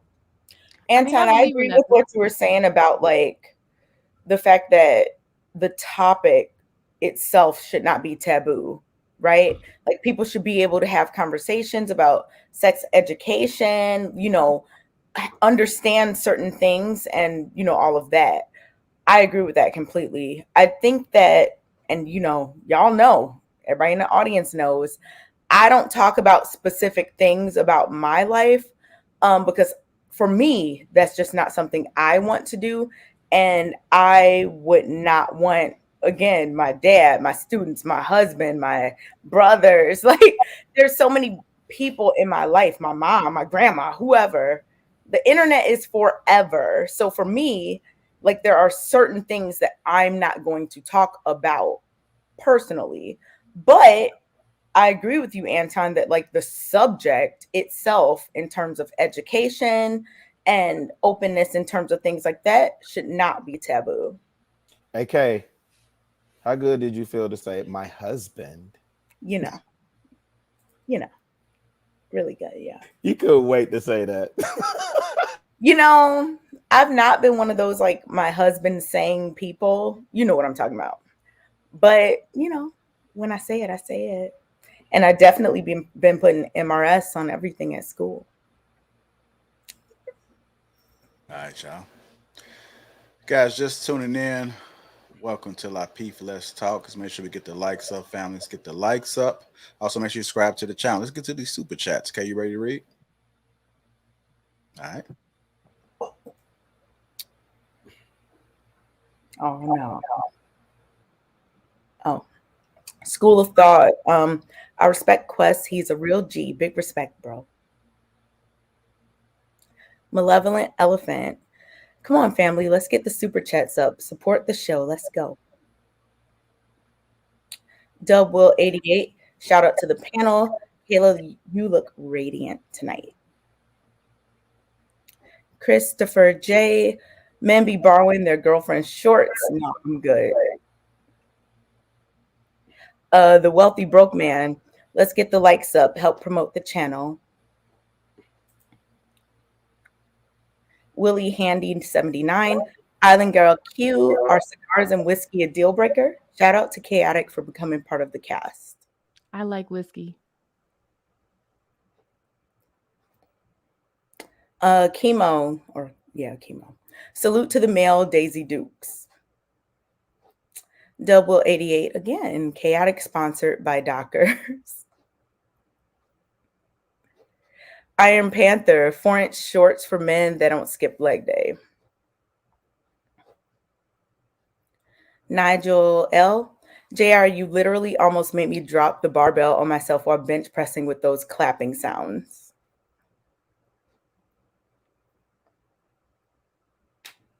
That's dangerous. Prophecy to Savior.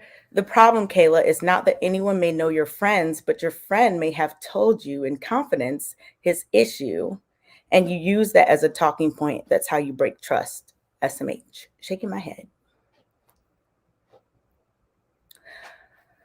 Daughter of the Most High. Sex is sacred. No talk to outsiders. Chaotic. Got it. Double 88 again. Okay. Sex ain't taboo in 2022, bruh. WAP was the #1 song in the country a year ago. Gregory Landrum, $40 year-old virgin classic. $40? Okay. All right, appreciate the super chats. Thank you guys for supporting the channel. We appreciate you again. Let's get these likes up. Welcome to Lapeef Let's Talk. Let's move on to our next topic. I'm gonna go ahead and play this clip. We're about to really talk about mama's boys. Hey y'all, to the boy moms, I'm gonna need y'all to come to the front of the line real quick. All the boy moms, yeah, bring y'all. Just need to know if y'all ever been through this before. So my son just turned 16 yesterday. Shout out to him, big 16. And recently I had went through a situation where his phone was like ringing, and I decided I'm gonna go ahead and answer it, right? Why the f did I decide I was gonna answer his phone? Why do that? So in the midst of me, hello, she like, who is this? Who is this? You answer Keon's phone and I want to know who you are.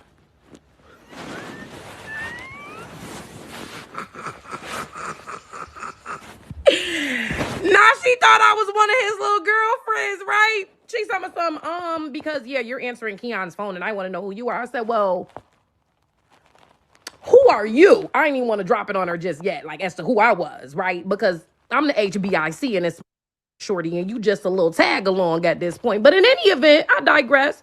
Who are you? No, I think you should tell me who you are because I'm his girlfriend. I said, oh, you one of them. That is so funny. Well, I'm his mother. I'm his mother. Yeah. It's me. Yeah. And quite frankly, I'm going to be the only other girl that's going to be answering his phone. And not for nothing, you on your way out, baby. I just want you to know that. Yeah. See, you too busy worrying about what else Keon got going on. And you ain't worried about my baby. Yeah, you're done. I just want you to know that. But it's okay, baby. Have your fun. You just called yourself trying to check his mom about answering his phone and you ain't even know it because you're so stupid. But it's okay, girl.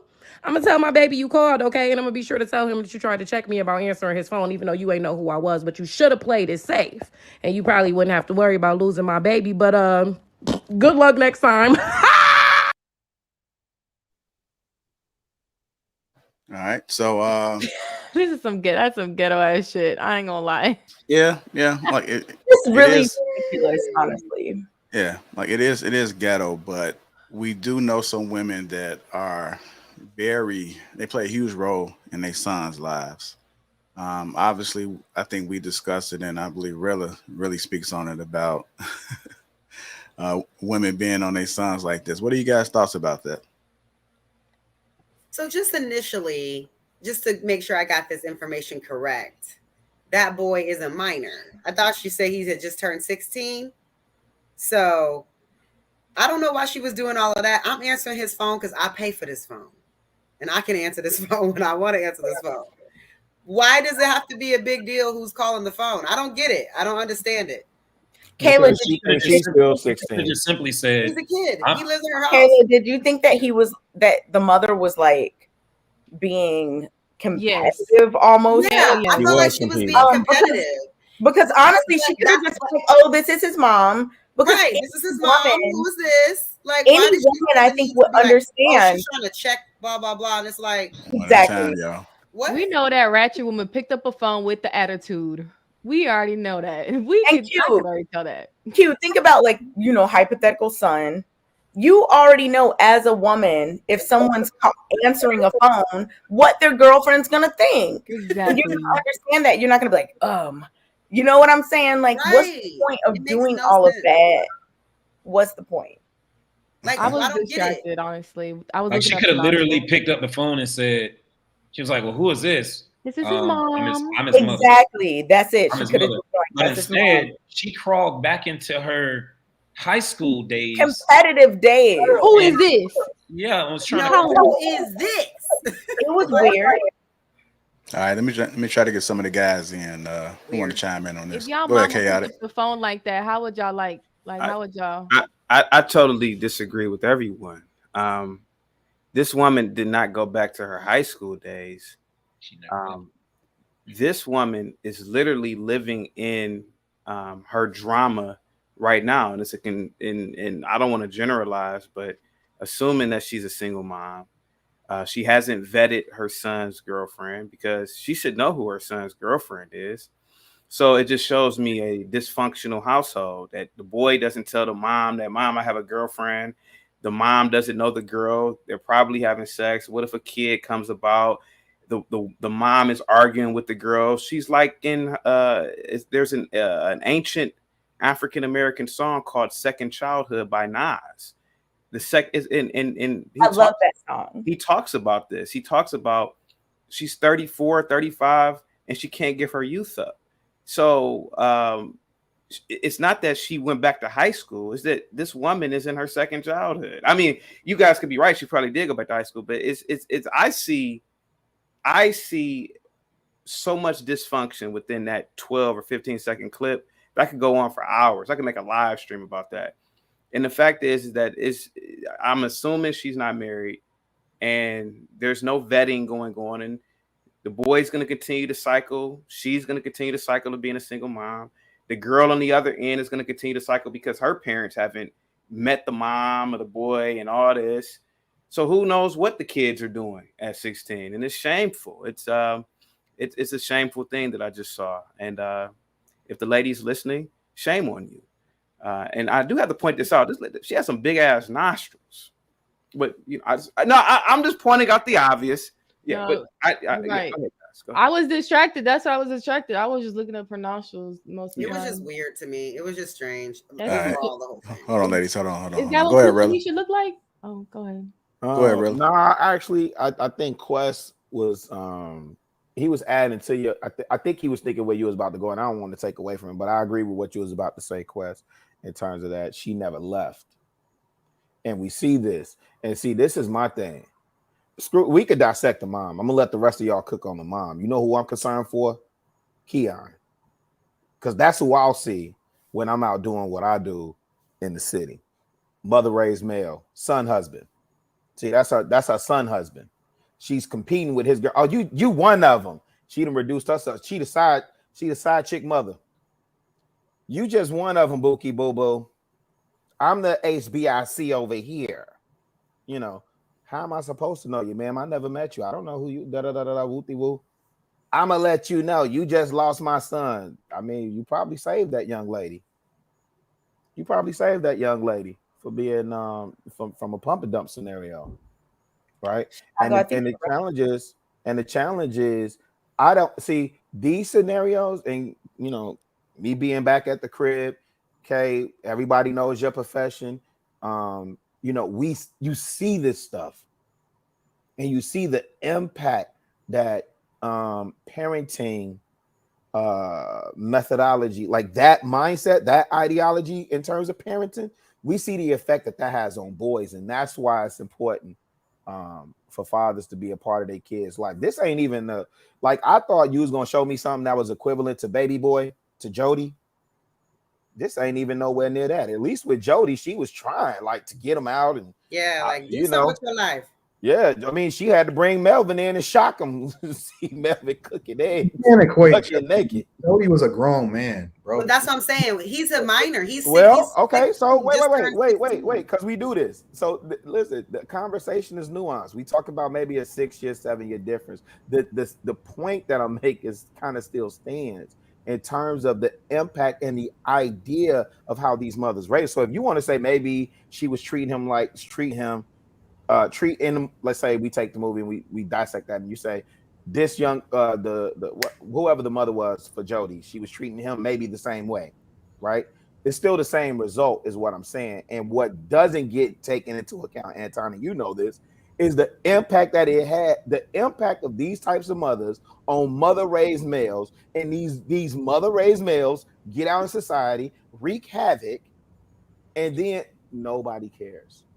Most mothers are the nurturers of. Now, it is best to be raised in a 2-parent household, but the whole idea of a mother, especially a stay-at-home mother, is that she's the nurturer of the kids. She's going to be raising them regardless. Now, it's important for a guy to see a male in the household, and yeah, she was super ghetto and stupid, but I'd be remiss if I didn't say that my mom went off on most of the chicks that called the crib. Really? Yes. My mom was like, oh, who are you talking to? Like, what you mean is Anton there? You ain't got no manners? Like, my mom just would go off on chicks that was calling the crib because she knew that they was for the streets anyway. Like, that's a lot different than what she was doing though. Your mom was kind of trying to like instill manners. That's why I said that she was ghetto. Yeah, I mean, we all know that she was hood and her nostrils was big and all of that. We know she was doing too much, and for her even to be recording it and putting it on the internet is doing too much in the first place. We know that, right? What are you doing? But in a general sense, I think JR asked the question, and he said, how many of y'all moms like went off on y'all girls when y'all was coming up anyway? My mom always went. The first one of the first chicks that my mom actually liked was when I was actually an adult, and it was Rita. The first chick that she really liked was the one that I wound up marrying. So I mean, I'm not really sure were we doing this too. Like, even with the movie thing, like, I don't really reference movies because those are written by people. You know what I'm saying? Like, I'm not going to necessarily lean too heavy on Baby Boy because it's a scripted movie. But it was normal. Like, my mom went off on most of the chicks. But did your mom have an attitude talking to them first, or she got an attitude because them women had an attitude? Both. She was tired of them chicks calling the crib. And they was calling too late. Not the house phone. That type of house phone. They was calling too late at night. Now, we had the cordless. Oh. You know what I'm saying? They was calling too late at night, and, you know, she was just tired. She was tired. I was prepping these young girls, man, before they called. Like, I would be on some like, hey, when you call, make sure you say, how you doing, Miss White? This is such and such. I'm giving them the script, you know what I mean? If I have somebody calling. Don't call after 7. Because I remember how Pamela White was, man. Pamela was not with the ignorant foolishness. She just wasn't. Now, to suggest that she would be on the phone like, all this old ghetto ass shit, anybody that know my mama knows what time it is. And it was never, ever happening. Ever. But I'll be honest. You said what? My bad. Oh no! I said my mom didn't play that. Like, my mom, she's not playing that ignorant stuff. Play that. No, she ain't played it at all. And it was the same for me when I called girls' phones. It was always, hey, how you doing, Miss such and such? This is Austin. I'm just calling to say hello. You know, is your daughter here? Da da da da. Whatever. I had a script, and I wasn't deviating from the script, bro. I'm dead. Yeah. I don't know. Hey, what's the name just said something? Bequest just said something that was spot on, and I agree with you. Because as Anton says, his mom was cussing chicks out. Like, I didn't go through that spell because same thing. You know what I'm saying? Like, and ultimately, my formative years, I was raised with my grandma and my granddad, right? And when they would call the house, hey man, I'm already giving them the business. Hey, when you call and I ain't there, whatever the case may be, like, yeah, ask for by name, you know what I'm saying? And make sure you like that's a perfect point. And I think a lot of that, even that gets lost in terms of training young adults, or these teens, preteens going into adulthood, calling somebody else's house or a phone. Like, and I think it's only for this generation, Quest, because well, for me in my day, my grandma still got a landline, so you was calling the house phone. So there was a certain level of decorum that you knew you had to approach that with. Right. They call cell phones now. You calling what I'm thinking is the cell phone. I'm expecting such so and so to answer, but even still, where's the vetting process taking place in all of this? Yeah, that was something else I wanted to touch on real quick, if y'all don't mind. Like y'all saw, I brought my son over real quick. You know what I mean? Like, he ripping and running or whatever. But like, I'm thinking when he gets of a certain age, like, it's not going to be possible that he has a girlfriend and he won't feel comfortable enough to tell me and his mom. You know what I'm saying? Like, it's just that, like, chaotic. You definitely spoke to something there. That is a little, not a little, that's just dysfunction. I think a household should be set up to where your children should feel comfortable to be able to come to you and be like, hey, mom, hey, dad, I got this girl I've been talking to lately. You know what I mean? She cool, whatever. Even if it ain't even deep, just you talking to somebody, whatever. You know what I'm saying? But we always going to try to keep a household that's welcoming and inviting for those types of conversations. You know what I'm saying? Like, you have to. Otherwise, your kids will go off and do a bunch of wild shit up underneath your nose. You won't even fucking know it. So. But more importantly, I totally agree with that. The interesting thing about it is that just because my mom cussed them out didn't mean that they wasn't still rocking. They were just like, your mom cussed me out. I was like, dang, you better get yourself together. You know what I'm saying? Like, they were still calling. It didn't change nothing. You know what I'm saying? So they just learned to get a little bit more humble. Hi, Miss Daniels. It's just a completely different narrative after that. So I mean, when the sauce drip, it drip. Like, mama ain't gonna stop that, man. I thought it was funny though, because I'm the older sister, so I have answered the phone when girls have called to talk to her, and I'm just like, "Who is this?" They're like, "It's so and so. I'm calling for Emmett." And then, like, I don't know, I didn't care. I would just be like, "Emmett, phone." Just keep going about my business. Like, I don't know. Well, I kind of troll when I pick up my little brother's phone. I kind of troll if a girl calls. Well, who is this? This is Mary. This is his girlfriend, to see how they would act. I'm childish to see how they would act, and they'd be like, "Oh, okay." I'm like, "No, I'm just playing. I'm just his sister here." He be right there though, so gotta give a little test, see how these. Hey, is baby bro showing up to Atlanta? No, me. He's gonna be out the country. Okay, mine will be there. And not just my, I'm from Atlanta, so Magic City Monday. My cousins, all my cousins on both sides, aunties, uncles. They said QB testing these 3 or 4. You got to. I mean, I don't know why it's that deep anyway. Troll them hoes, them little high school chicks, man. I don't care about that. No, he in college. You gotta test them. You gotta put them in situations, see how they react. Roll them up, like, man, little hoes is trying to get buzzed down. Nobody care about them.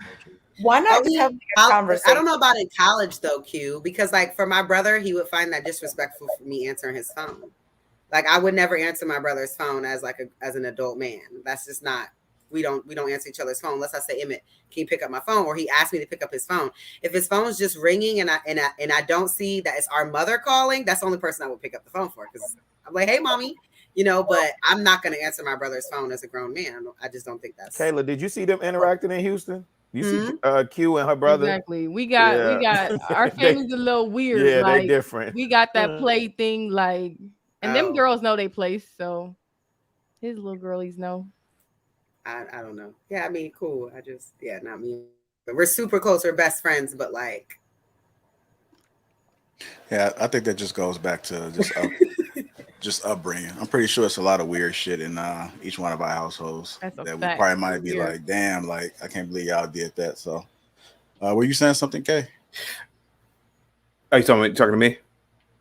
I was saying Kay, but I'm. You said Kay. Okay, they said Kay. Well, no, I'm gonna add that on there. Go ahead, Adik. Go ahead.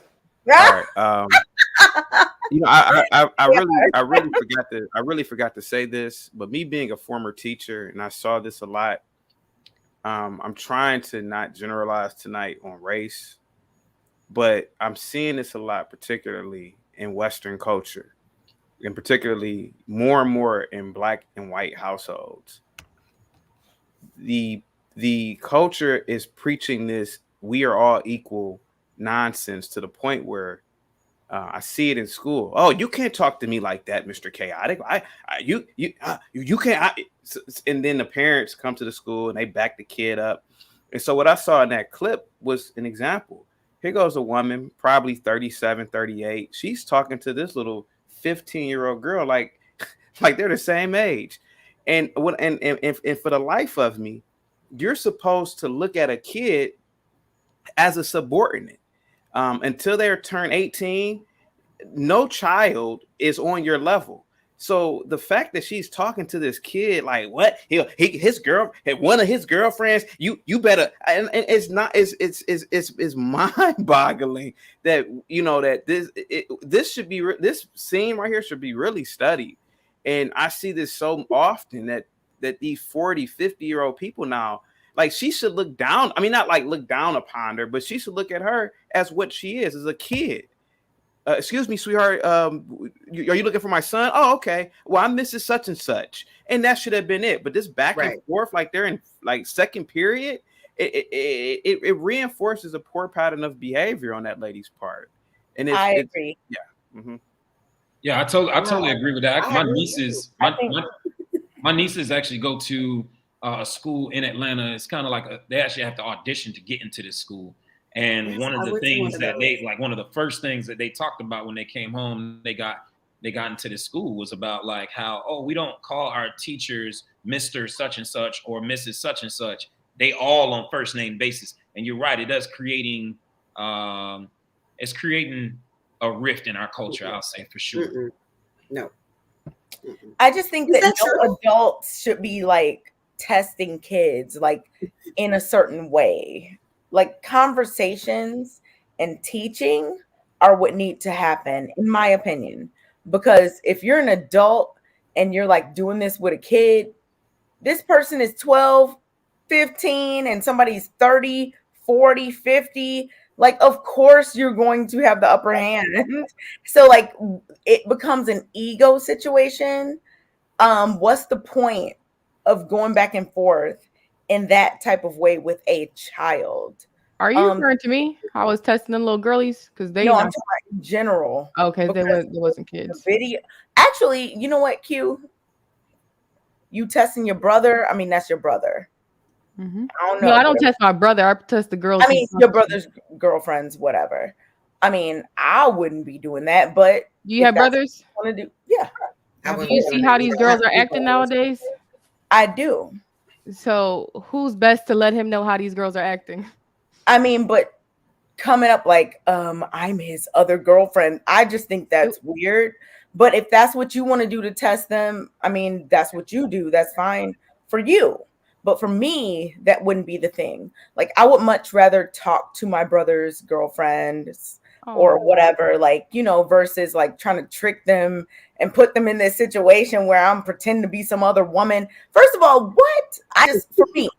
That's how you had. Wait, hold on, Quest. Was like we're a joking type of family, right? So that's how. I mean, no. Q, wait, do whatever you want. Hold on. I know, but that's how we play, right? You already said that. But also, you also get to learn somebody how they react when you put them through certain tests. I understand right? So, am I gonna get a combative woman on the phone that's gonna cuss me out or assume? Or start doing this, or be like, okay, Like it's really saying, okay, let me see how she acts, right? I mean, Does that's anyone what it says. test for that?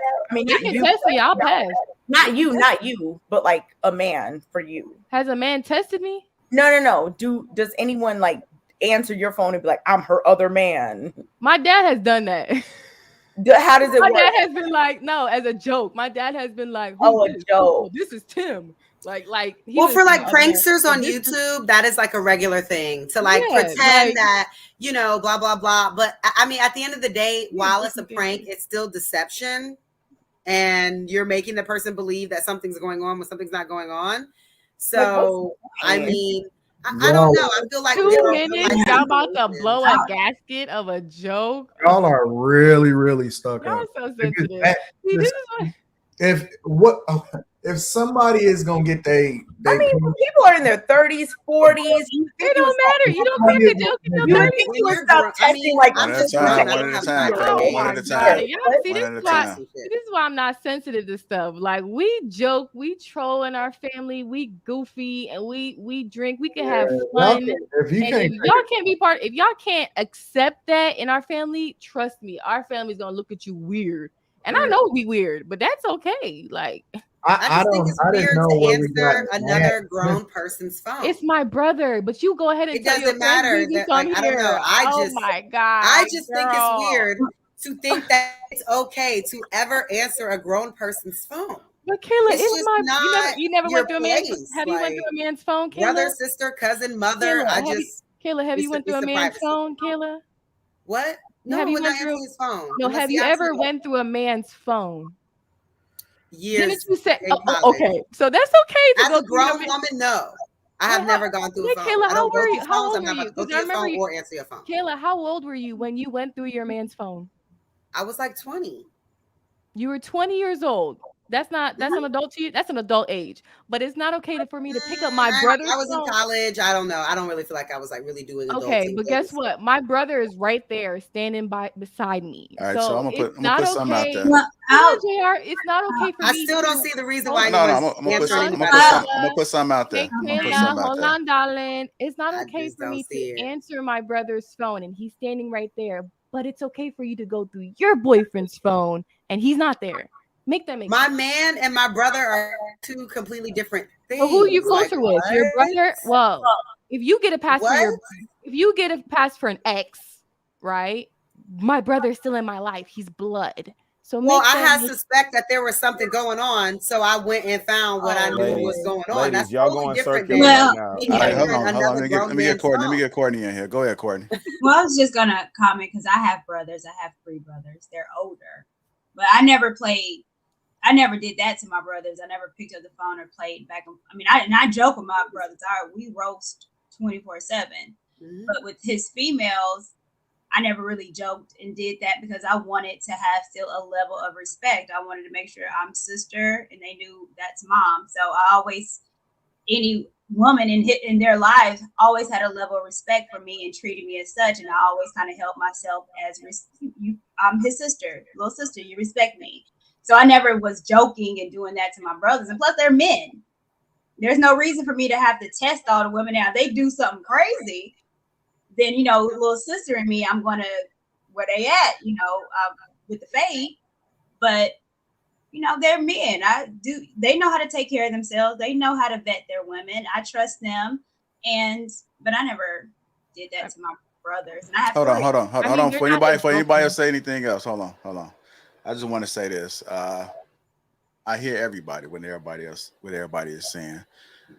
And I can understand what Q is saying. I can understand what you guys are saying. I seen Q's brother, and when you see him, you wouldn't think he has a certain type of personality. But once you spend some time with him, you see him open up. He's a very playful person. So I can really see where Q is going with it. I'm gonna be honest. It's a lot of shit that each and every last one of you guys do that I look at as weird. So what one person may think is weird, other person may not. We all do some weird shit. You probably look at me and think I do some weird shit, but the difference is I don't give a fuck. But y'all all are weird in your own way. I know I'm and families do some weird shit. I mean, let's just be honest. So is it normal to do that? No, it's not normal. But I I have seen some shit where some people just weren't normal, and it is what it is. So we'll just leave it there. Go ahead, Chaotic. I'm sorry. I thought somebody wanted to say something. Somebody ain't got nothing to say something. Let me say this real quick. I understand Q 1000%, and to me it ain't even that serious. My sister, and she's my younger sister, used to check heifers, vet heifers all the time.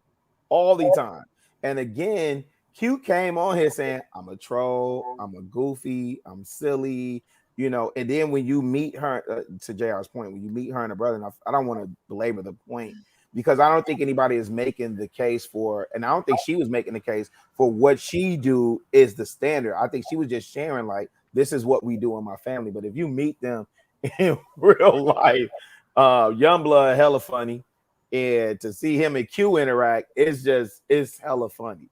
So JR, I just want to know what the hell I do that you think is weird, bro. No, I get it. Our family is you weird sit to though. the side and you do your head like some shit like this. So I'm but JR is correct though. I know my family is weird. Our upbringing is a little weird. My dad is definitely weird, but that's just how we was raised, and we're comfortable with each other to play like that. That's just how we are. We've always been that way. Even my dad. Well, my mom doesn't do that, but my dad definitely does. I'm very comfortable with like vetting the girls that my brother actually brings around. But the girls on his phone, I mean, there could be. This is just girls on his phone. Like until he brings a girl to our house or out with us or to church with us or like something like that. Like I don't care about these girls on the phone. They don't matter. The only thing that matters is the girl that I know it matters if he brings a girl around to a family function. Now I know that matters. Now I'm over here like, okay, who is this girl? But like to pick up your phone or like to see somebody on your phone, like they don't mean anything. I mean, it's men. Come on. Like them girls don't mean nothing until they get brought home to meet my mom. So I mean, they don't mean nothing. That's why I'm joking with them. They're not his girlfriends. They're just girls he's talking to or effing. So how is it that serious? Like it's weird. I don't need to know them girls. They are non-factor. I don't need to know them. I just pick up the phone. I don't need to know them. Hello, Hoodies? Okay. Like, dang, y'all never role played? Lord have mercy.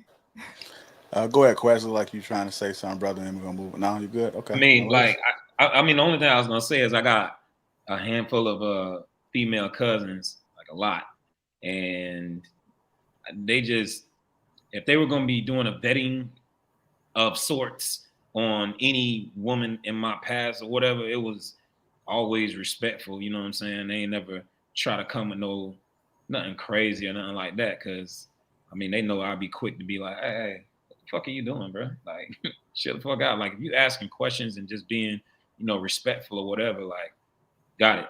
But you start taking it over the top, doing all kind of extra goofy shit. It's like, nah. So. All right. Guess we can move on now. If you guys just tuning in, welcome to Lapeef Let's Talk. Let's make sure we get them likes up. Also, subscribe to the channel. Heard the likes are down. Let's get the likes up. Really, how we looking on the likes? You ain't been looking? Oh, really? You haven't? I can't get off mute quick enough. I said not good. It's a gang of family in here, and the likes not matching the views, so that's a problem. So okay, y'all. Family, come on. Let's go ahead and take a moment to get the likes up. Let's see really got his TLA on. I see you, brother. All right, let's go ahead and get into the main ingredient. Candace Owens had a lot to say about the Johnny Depp and Amber Heard. So we're going to break down what she said. Shout out to the sponsor, T Channel. Also, make sure you click that link that's pinned to the top of the chat right there. That is your access granted to Lapeef Experience taking over Atlanta. All right, let's go ahead and break this down. I seen a little bit of it for a split second, so this will be my first time seeing it right along with you guys. So let's just break it down. What's up, Instagram? Doing a live today because obviously there is a congratulations in order for Johnny Depp for prevailing in his defamation trial against Amber Heard. But more importantly, there is a congratulations in order to all of the women like me who for the last, 4 years, have stood up to all of the attacks for refusing to back the Metoo movement, which has been an absolutely idiotic movement from the very beginning. Let's talk about the Me Too movement. Anybody know what the Me Too movement is? Yeah, go ahead, Chaotic. The Me Too movement is a movement where feminists have or were tricking most women into believing that they were victims of misogyny and other societal issues that you can blame on masculinity. That is what the Me Too movement was and still is. So it's the idea that all women are victims and all men are creeps. And what it did, you want me to keep on going, JR?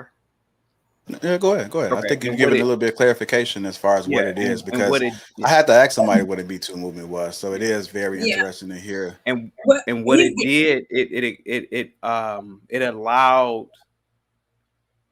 women who were not victims, which is probably 90% of the women who had the hashtag proclamation, to it empowered them to further their lies, their deceptions, their deceit, to manufacture events that necessarily didn't happen, all because of emotion, because of some subterfuge to gain something, etc. And I can give you example after example. And what it also did was it created a barrier for men and women, where to the point where even President Biden said, hey, I don't even have meetings with women alone anymore. And so what it did is it created hostility, where once men felt comfortable taking elevators with women, even walking past a woman, men now avoid certain situations with, even to this day, I know I do it with strange women. Even me personally, if I'm at a shopping store, I will go to the aisle with the old woman who's 80 years old before I go to the aisle with the 24-year-old girl, because this girl, in her mind, she thinks every man is a rapist. Every man is going to sexually assault her. Watch that word. Rapist. Sorry, great. Oh, sorry.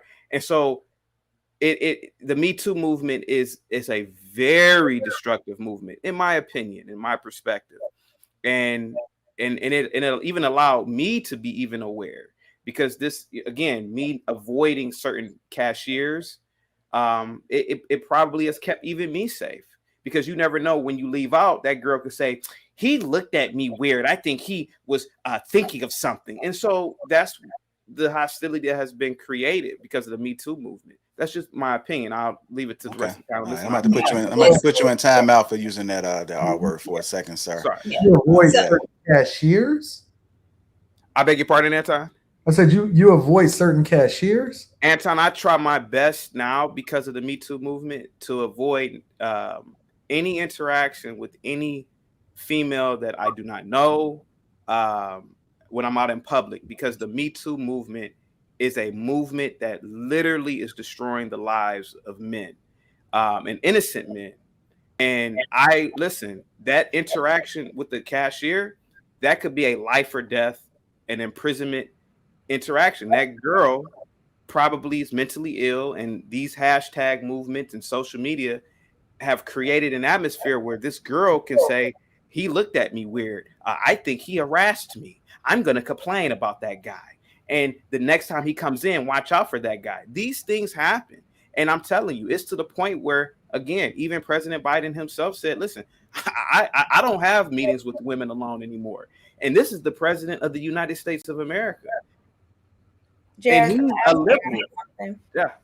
So I go to the old lady. I try to find an old decrepit lady sometimes. Okay, that lady's about 70. She ain't about to accuse me of nothing, or accuse any man of nothing. Gotcha. Yeah. Mm-hmm. Yeah, I got you. Go ahead, Kay. I know you was trying to get in this. Chaotic. Do you think? Wait, is there an echo? It was an echo. Oh.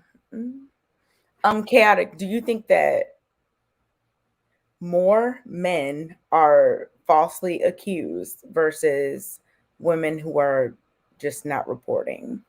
1,000,000,000%. I believe that most men are either fall into two categories: either are simps, or they are men who are in relationships with women, or their significant other. I think that a lot of women have lied, and I don't want to discredit anything that has ever happened to a person, period. But I've worked in law enforcement, I've worked in the courts, and I can tell you, women lie.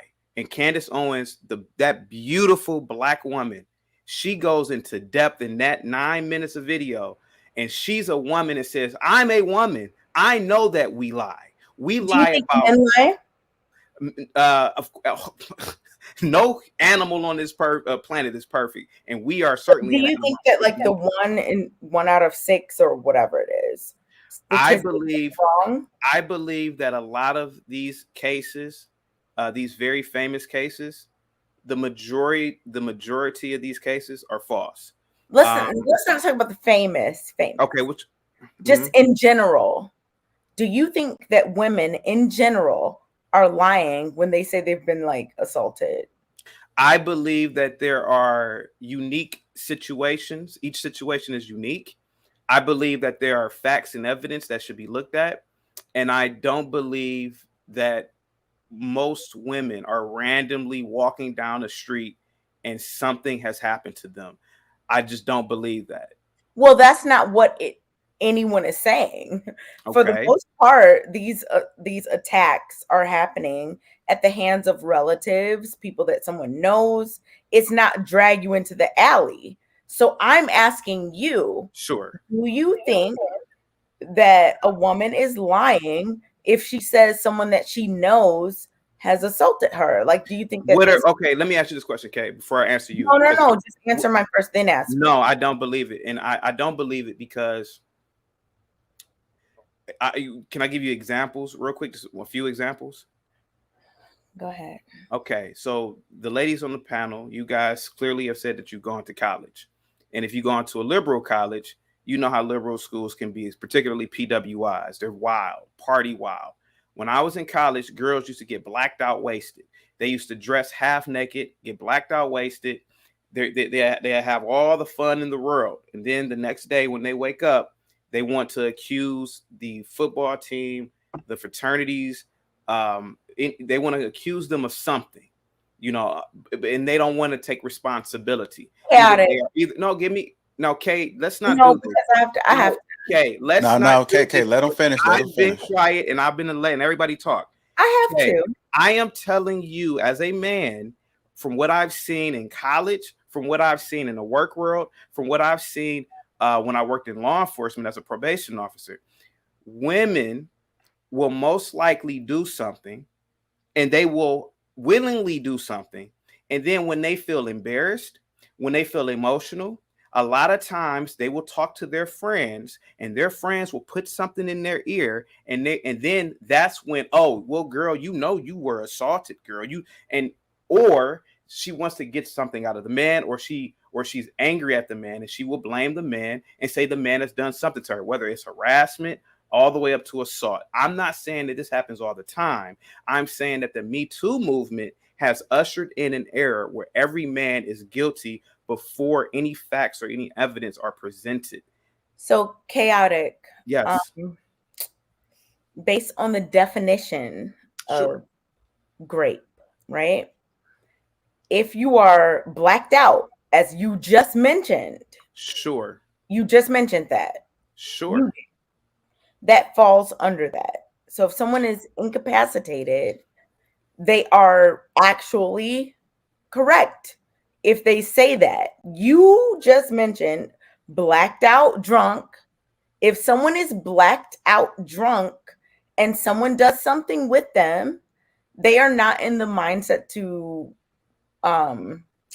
consent based on the legal definition. Can I ask you a question? So going by your logic, and I'm it's not my logic. I'm just saying the legal definition. Hold on, okay, you gotta let them finish.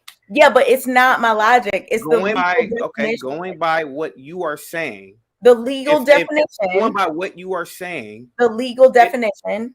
Going by the legal definition that you have stated. Okay, and I'm going to take your word for it.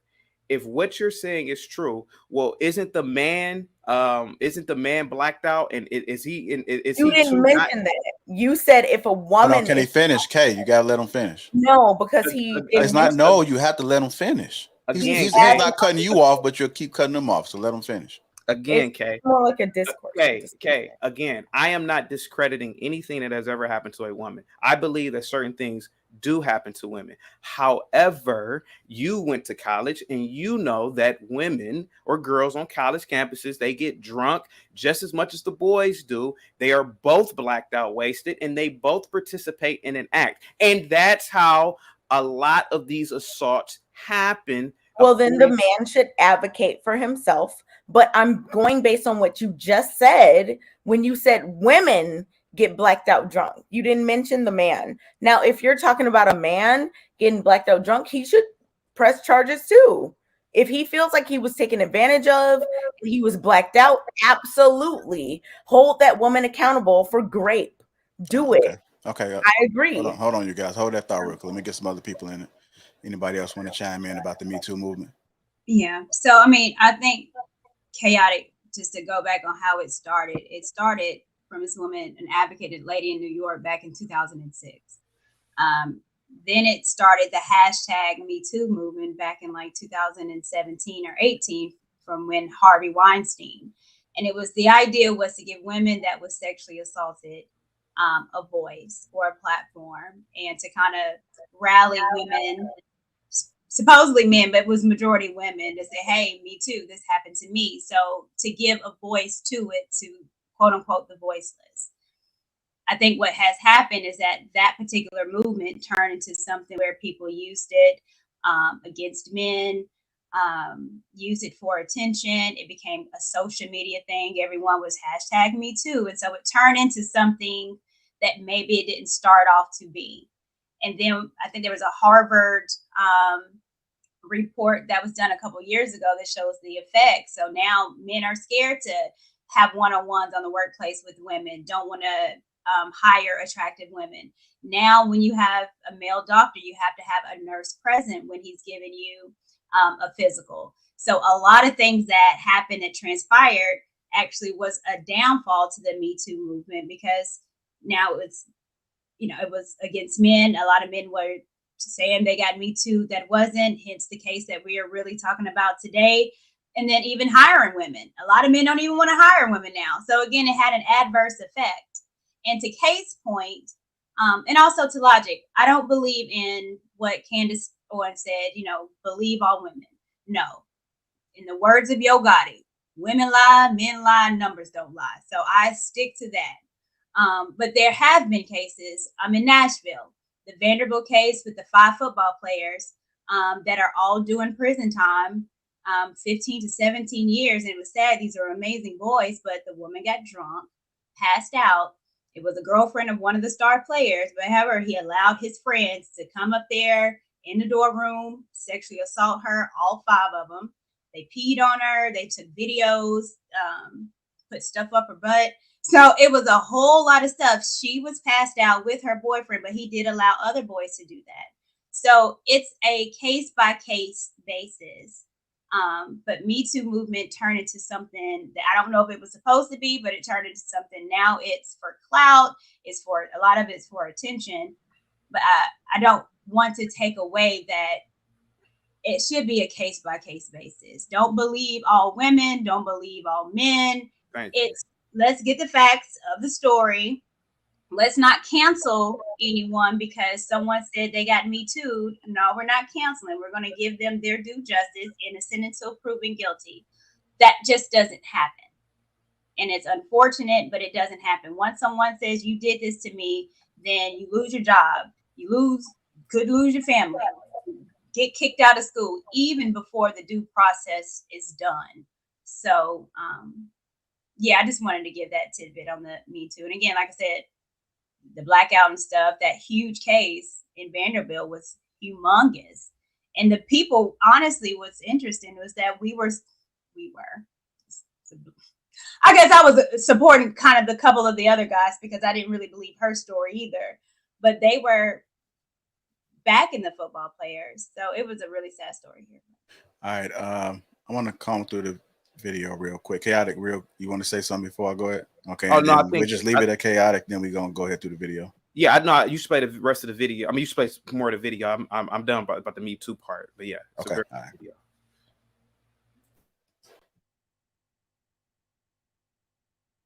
And it really just, for me, it begs, out of all of the stupid movements, and for all of you people who jump on Instagram and Twitter looking for something to care about, like you treat every social cause like it's an ice bucket challenge. Like, you guys, like, I don't know, like, oh, thank you for nominating me to care about Black lives today. I'm going to post a black square. Blah. Thank you for nominating me to care about Ukraine today. I'm going to post a Ukrainian flag, even though I can't even point to it on a map. Blah. Thank you for nominating me to put a mask on and take a picture and say, mask up, save lives. I'm going to do that because I'm an idiot and I just do whatever I find on Instagram that seems to be popular at the moment. Like, to you people who just never think, just never suspend yourself for a moment to think, right? And keep being proven over and over and over again that you're falling for fictitious narratives, falling for fictitious organizations, lining the pockets of predators, and supporting liars, because that's what So she's steady, talking about the Me Too movement right here. the Me Too movement was all about from the very beginning. The Me Too movement trended with the hashtag Believe Women. Okay, a bunch of men out of nowhere were getting fired based off of allegations. Absent. It's kind of what Courtney was talking about, right? About that, you just anybody can say anything, and then they just get fired. Yeah. Yeah. And anybody ever exploring the details or observing the facts, people were just going, "Oh, okay, a woman said it, so we must therefore believe women." What? Believe women? Hashtag blanket believe women? Have you, maybe you guys live in. Hey, Kay, I understand what you were saying, but do you understand? I'm hearing an echo. Do you understand where, in some instances, that it could be a lie? Like, would you at least agree to say that? Yeah. Yeah, I think that people lie, like in general. Like there's always going to be an outlier, right? But my thing is that like pushing this thing that we shouldn't believe people. I don't think we push anything. I think when they came out with this, people are pushing back saying that, hey, sometimes women are lying. Sometimes maybe people are lying, whether it be women, men, children, whoever. People are lying sometimes. But the amount of people that don't report far outweigh the people that are lying. Like, I don't think that, in my opinion, I do not think that we should be sitting up here pushing this. Well, women be lying, men be lying, people be lying. No, because a lot of people don't say anything because people are pushing that. I mean, if people were just, if we were just going to ask, how many people know someone who was molested, assaulted, raped, whatever? I think most people would say they know someone, if it's not them, someone, at least one person. But then to say, like, oh, we just should think everyone's lying. No. But they never said everyone is lying, though. No, I'm not saying that they did say that. I'm just saying that to think like, you know what? We're just going to think like this probably didn't happen when the like rates of it happening are very high. Doesn't make sense to me. Now, you can think whatever you want, and that's okay. No, I was saying that you said all. That's not what. No, I didn't say, and I just said I'm not saying that. That's so, are you gonna believe everybody, or are you gonna wait till evidence? Did you believe Amber Heard? What's her name? Heard, or were you gonna wait till evidence came out? I don't know about that case. Okay, never mind. Yeah, well, I think a better question for UK would be: someone came up and said, "I was assaulted by this gentleman."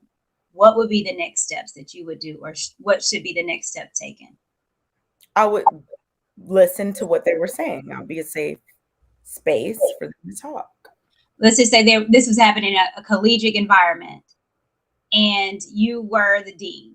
I got assaulted by this guy. What would you do as a dean? I would take it seriously, and I would follow the protocol, whatever the next steps are for someone that has been assaulted.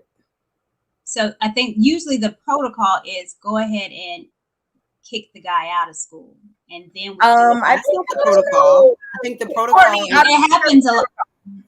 So I don't think that people just say, "Oh, you said that, kick him out." There's like a whole process.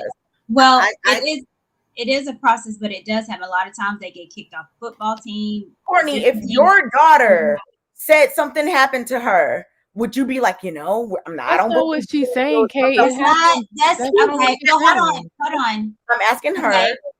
So, right, like, and I can answer. Happen.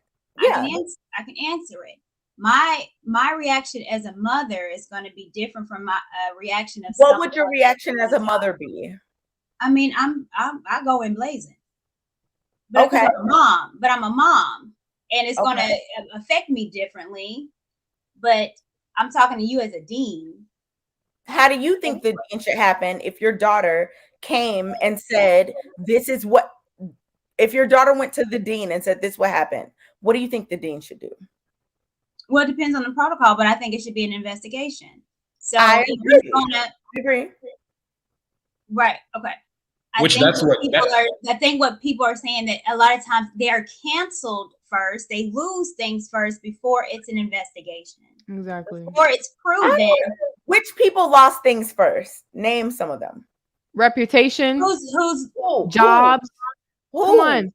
If you watch the case just now, Depp lost so many jobs. His reputation was ruined for 6 years. What are you talking about? Johnny Depp is gonna be okay. Let's talk about men.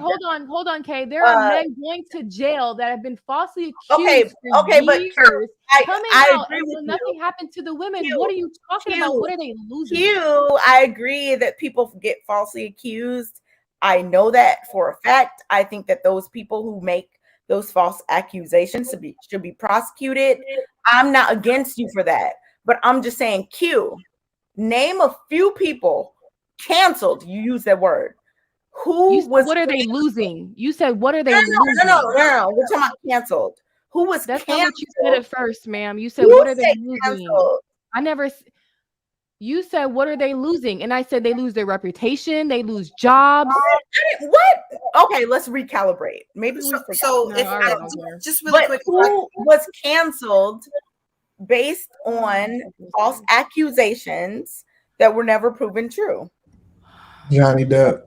So if I can bring something canceled. Johnny, hold on a second. If I can bring up something, a lot of people are on his side, Anton. But he was canceled. Tell this case, Kay. Oh my God. That's not canceled, Q. Kay, if you lost out on jobs, Kay, if someone accused you for touching a boy and you lost your job and you couldn't work nowhere, you're canceled. Oh my goodness.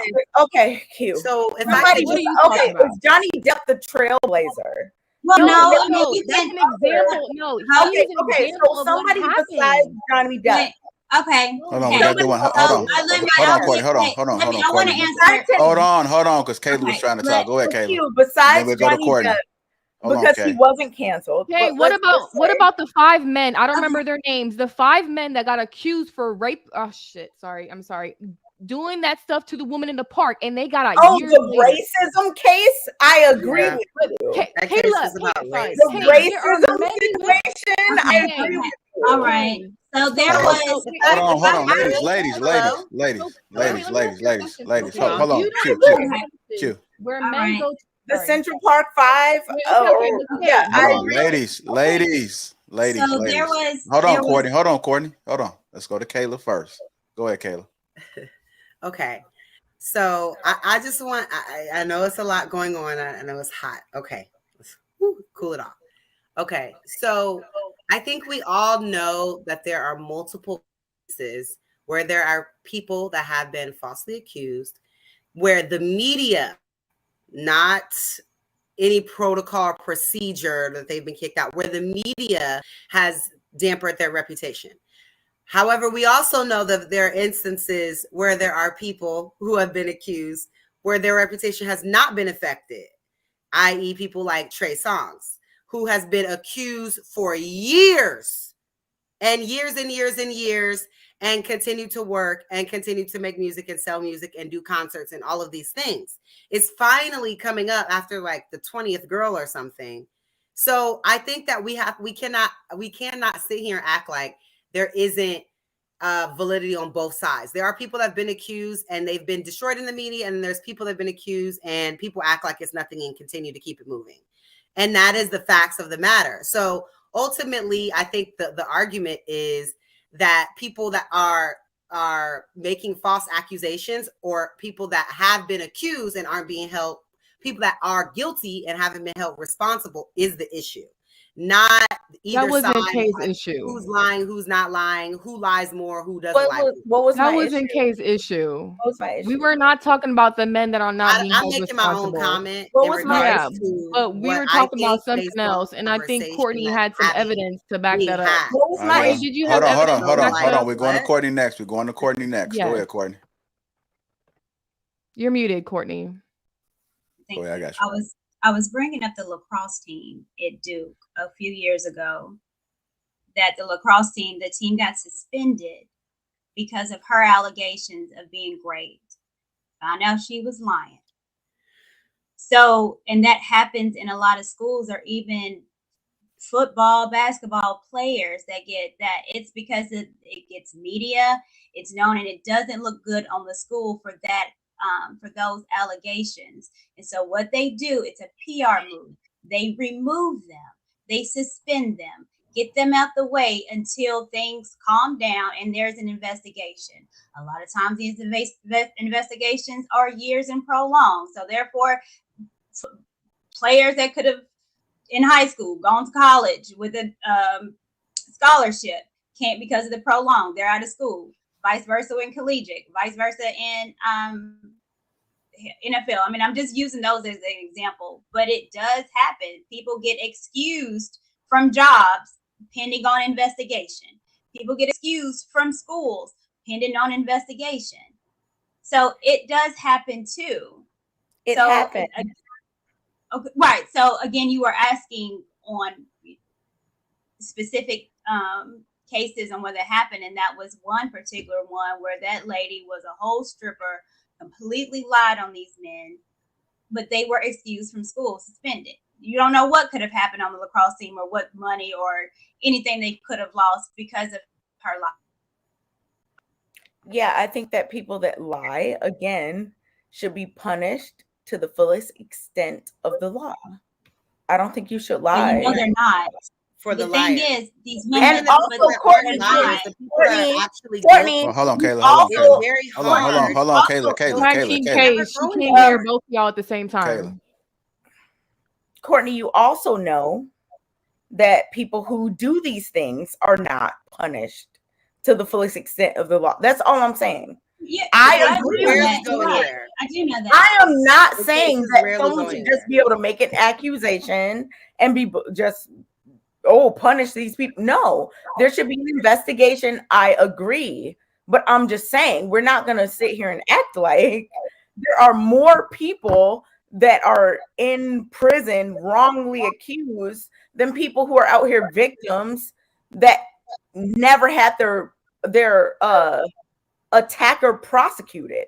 Did anybody say that though? Yeah. I'm cute. I'm just nobody said that. Like, why? Okay, but nobody did say that. You did. We did. We're not gonna act like there was this. That's what she said. Just that was, came out her mouth. Insinuated. Go ahead. Right, so we're gonna go to chaotic. Insinuate that. It was insinuated. We're gonna go to chaotic. Go ahead, chaotic. Y'all are acting like freaking T, whatever her name is. Okay, so let's get back to Candace.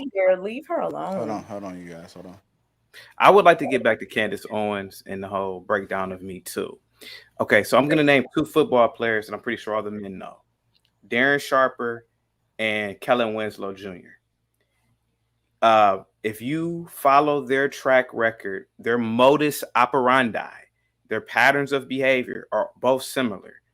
When the women that accused them of something, when those situations happen, the women immediately went to the hospital. They immediately went to the police department and immediately filed charges. In most, if not each time they did a grape. Both of those men are serving. Kellen Winslow serving 14 years in prison, and Darren Sharper serving 20. The problem with Me Too is that Me Too can allow a known womanizer, a known player. They're trying to go after Hugh Hefner, and he's dead now. We all know that Hugh Hefner was a womanizer, who was a player, who was a player pretty much for 60 years. But the fact is that now that these women are old and ugly, these women don't have a career anymore. These women are what they want to do is they want to tarnish this man's reputation. And they want to say, oh, well, he did this to me. Well, when did he do this to you? Because you lived in the Playboy mansion for years after the first allegation. So you lived there after these things happened. It's the same thing with Matt Lauer. I'm almost done. The same thing with Matt Lauer. Matt Lauer got Metoo'd. Matt Lauer was a womanizer. He cheated on his wife.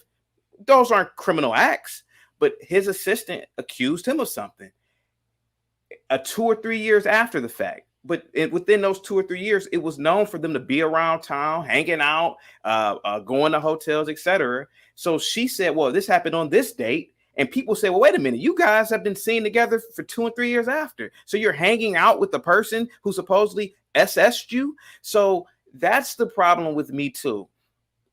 That's what Candace Owens is saying, Kay. So yes, I agree with you. Certain things do happen. And when they happen, generally a woman will go to the hospital. But generally speaking with this Me Too is that you're destroying men based on their pattern of behavior of womanizing and having a good time because you're upset with them. And that's the problem with Me Too. All right, let me go ahead and come through this video a little bit more. In a place, a fairy tale land, I don't know, where women are all wonderfully honest, and you didn't grow up with around the same toxic females that I went to middle school and high school with. I have seen, like, when it comes to lying, women do it in a way that men aren't even capable of. I have seen women do the grimiest things to their best friends, to their cousins, to their sisters. Like, and you want me to just one day pretend that I've never seen a woman do a bad act and just tell me #blanket believe women?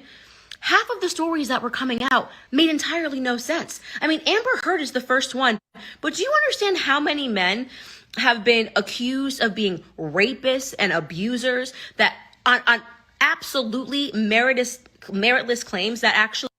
If you guys are watching, make sure you get the likes up. Let's get the likes up, family. Make sure you subscribe. ...fail to pass the common sense exam? Take, for example, Matt Lauer, right? I can't stand that man. Obviously, I'm conservative leaning, and I didn't feel bad when anything happened to him because the truth is that Matt Lauer, to me, at the end, got his karma. But the claims of him being a rapist, did you look at the details of the story? Some girl who worked at ABC, decides to sleep with the boss at the Olympics. She claims he raped her at... I know people were asking for examples. Here's the examples that she's given. More examples. That's the Matt Lauer But then when they got back from the... What was that, Chaotic? That's the Matt Lauer. She's given the Matt Lauer example, the one that I said. This is the one right here.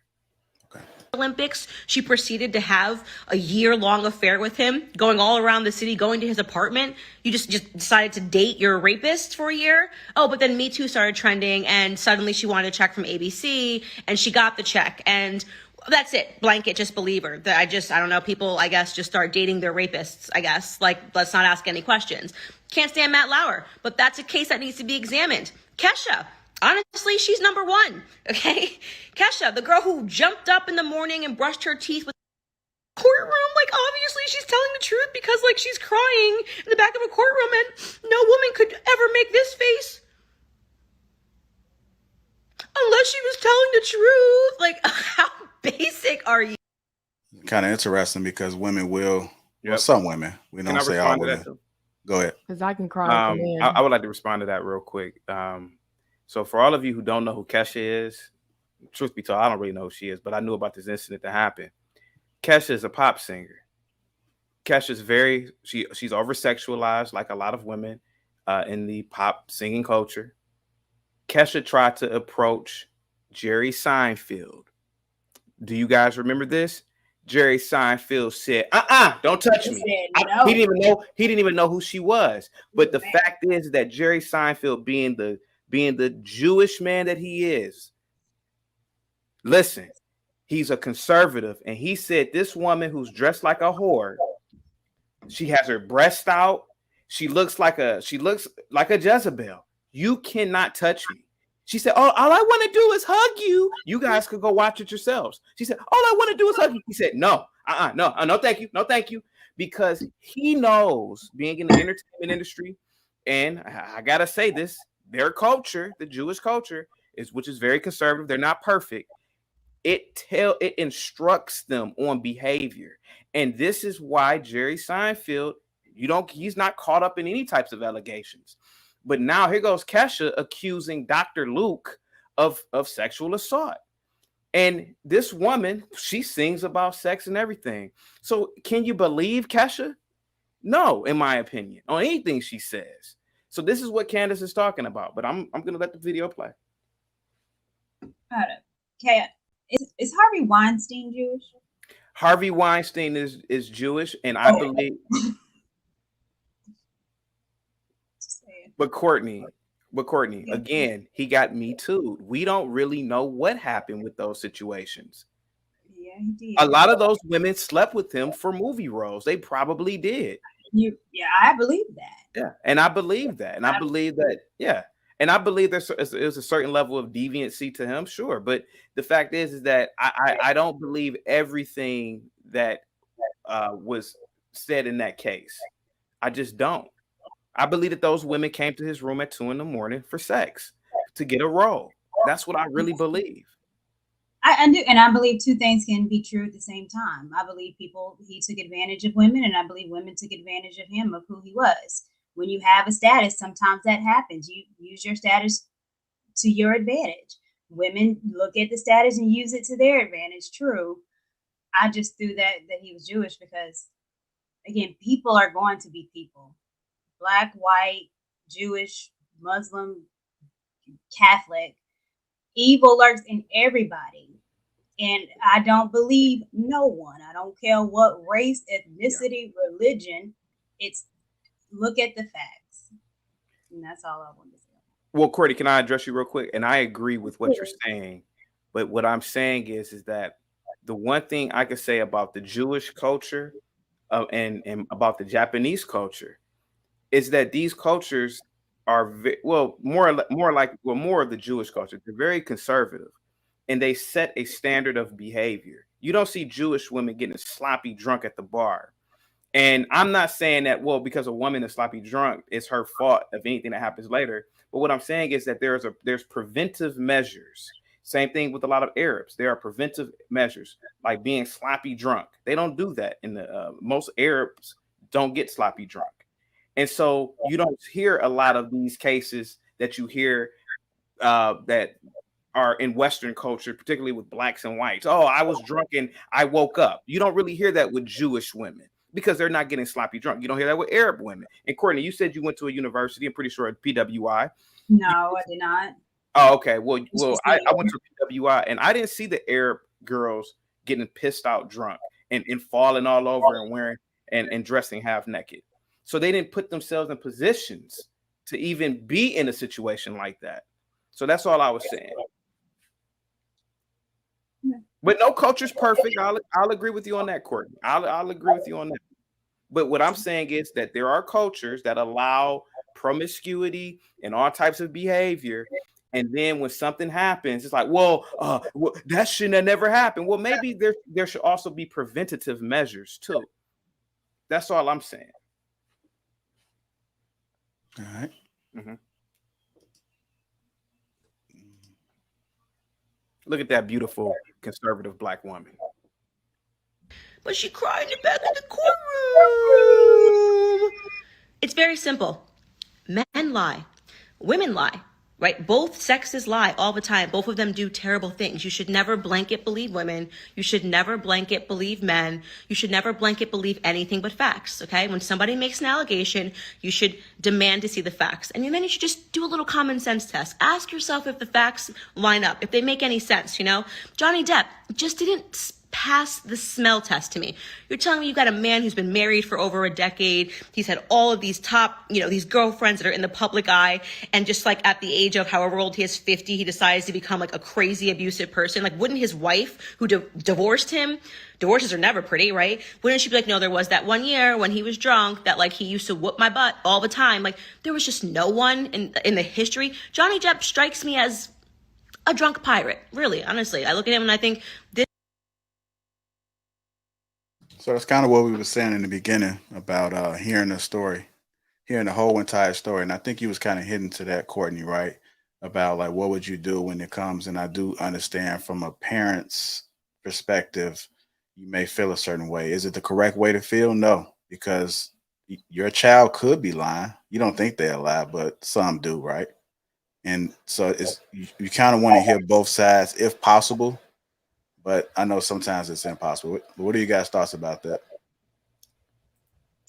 So I think, because I've been quiet, let me say this. I think personally, I agree with Candace Owens 100,000,000%. You don't blanket believe anybody. There are plenty of dudes, and maybe some women, I don't know. But I know for a fact, there are plenty of dudes that suffer the consequences of our justice system under the guise of, justice was administered, and under false allegations, or even in the, let's say, our social contract, our public eye or whatever. People will ostracize you, alienate you, limit your income opportunities just based on the allegation of you did something. So while you guys were naming people, one other name that comes up for me, I think about the college athletes that were wrongly accused. And what I wanted to say, shout out to TLA. He gave a brilliant breakdown on why women who falsely accuse men of certain crimes, why they don't get prosecuted or they don't get convicted at the rate that they should. They don't get held accountable in that regard. And the reason why is because what prosecutor wants to be the one that this woman was crime wolf, right? Who wants to be the one that prosecutes Carolyn Bryant? Who wants that on their jacket, right? Like, we still don't understand, like, these DAs and prosecute, like, it's still a political game. These are people that get elected into these systems, right? And so they also don't want to deter other people from coming forward, right? So if you in a court of law and you could be spot on, but you in a court of law and you lose the case and you were honest, I don't know why I'm echoing, but you were honest in your allegation, and then you lose your case, and now you're on the receiving end of some type of punishment. And he was saying that's why you don't see people getting prosecuted or held to the fullest extent of the law. Now, I think one thing that would change that, my honest opinion, the men are gonna mend. So we gonna come out and say, yeah, hold that heifer account. That wench lied on me, man. Send that wench to the gulag, all that, right? Well, maybe we won't. But what would accelerate that process is if women start coming out saying, nah, sis was wrong. Y'all got to handle that. Y'all got to take care of that. Nah, baby girl, you was out of pocket. You lied on that man. You took him from his family. That Brian Brooks kid was a star athlete, set for college, NFL, was tracking, and the girl lied on him. Lost his whole everything, right? And spent 6 years in jail. Prison. And please understand, there's a difference between jail and prison. Jail is like daycare. That's like daycare. County jail, that's daycare. When you go down the road, all that tough talk and all that, that's where you get tested. So imagine being in the belly of the beast for 6 years for something you didn't do. Go ahead, Chaotic. Before I get cut off, like I normally do, I would like to say this. If you are 18, 19, 20, 21 in the chat, you're very young. And I've lived a life. I'm not that old, but I'm not that young.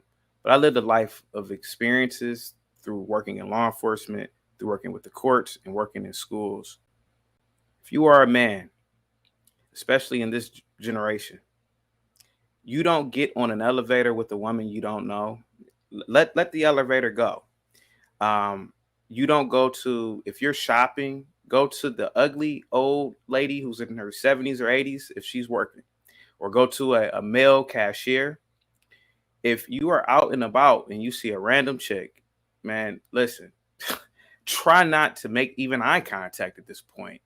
It is very, very, very dangerous out here. You have pretty much prostitutes now using the Me Too or hashtag Me Too movement now to destroy men. And what I am saying is that it is very dangerous. If you are a simp, and some of you are, no offense, if you like dating single moms, I'm going to give you a disclaimer. It is very dangerous. But if you do date a single mom, you don't babysit her children.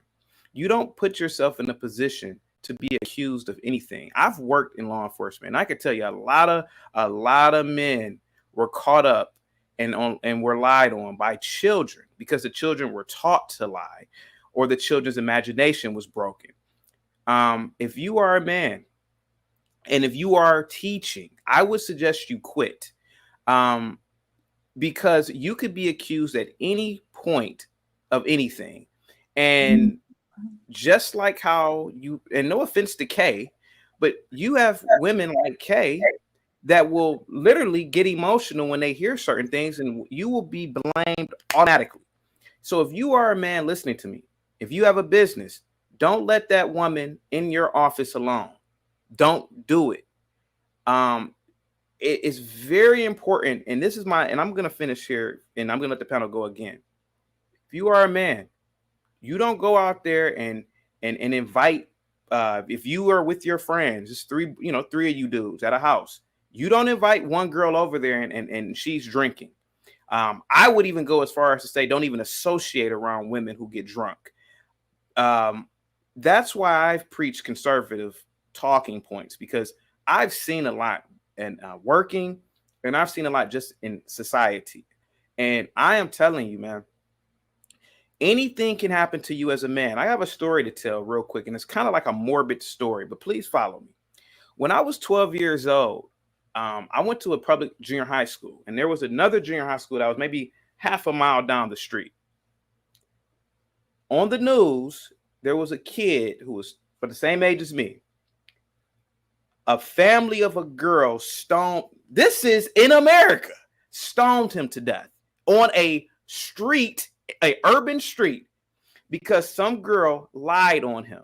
A few weeks later, camera footage, all types of footage came out. The girl totally lied. You live in a culture where you can be deleted because of what a female says with no evidence. So it is important that you do not associate around Jezebels. One, it's important that you at least try to get to know a girl's family so that they can vet you, they can chaperone you too. It is important that you do not talk to children. If you, because that's what Kay was bringing up about children, because she was bringing up the children thing too, right? So it is important as you as a man, you don't speak to your nieces and nephews, all of these things. I know it sounds crazy, but these things will prevent you from being Me Too. And if you're going to have to be brutal as a man, vigilant. I don't speak to women I don't know. I don't take elevators with strange women. You're going to have to do that. And you're going to have to listen to Candace Owens, because so many men have gone to jail. Bill Cosby, for God's sakes, 80-something years old, went to prison because of what some woman said 50 years ago happened. Let's be honest. Both them motherfuckers were doing drugs together. Bill Cosby and the woman. But the woman got old and ugly, and now she's mad at life. She's not as wealthy, as successful as she thought she would be. So let me blame Bill Cosby for my life being a total fuck up. Guys and girls listening, I know I'm extreme sometimes. And I know right now I sound crazy, but I bet you 10 years from now, damn, chaotic was a damn prophet almost. And that's what's going to happen. I have to be this extreme because I see things that most people just don't see. Don't hang around drunk women. They're emotional. They're dumb compared to men. No offense, ladies, But women are dumb compared to you. They don't think like you. Men create, we build, we manage this planet. And some dumb drunk woman is gonna get you in the penitentiary because you decided to hang out with her one night, get sloppy drunk, you have sex, then she wants to get mad at you. I've seen this far too often when I worked as a probation officer. I've seen it when I worked in law enforcement. You're gonna get this Me Too movement is destructive. Sorry, guys, I blacked out. Go ahead, guys. Sorry. You know how I could get JR and Anton and Rilla and Quest and ladies on the panel. Go ahead. All right. Any of the ladies want to speak? Kay, you want to speak? Kay. Okay. We'll go ahead and finish this video.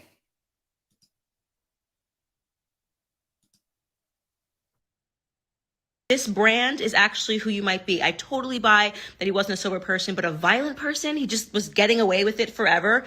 Like, I mean, just like raping and beating women with bottles, and there wasn't a single person that could testify that he put their hands on him, like on her. Like it just never passed the sniff test. You know what I mean?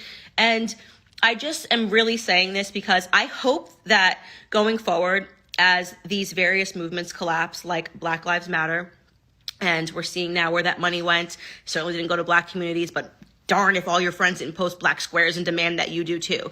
As we're seeing the death of the Me Too movement, as we're seeing that all of these little trends, like more will come out about Ukraine, of course. We've just obviously laundered money through Ukraine. Obviously, we didn't leave Afghanistan and jump into Ukraine because our politicians are suddenly caring about Eastern Europe.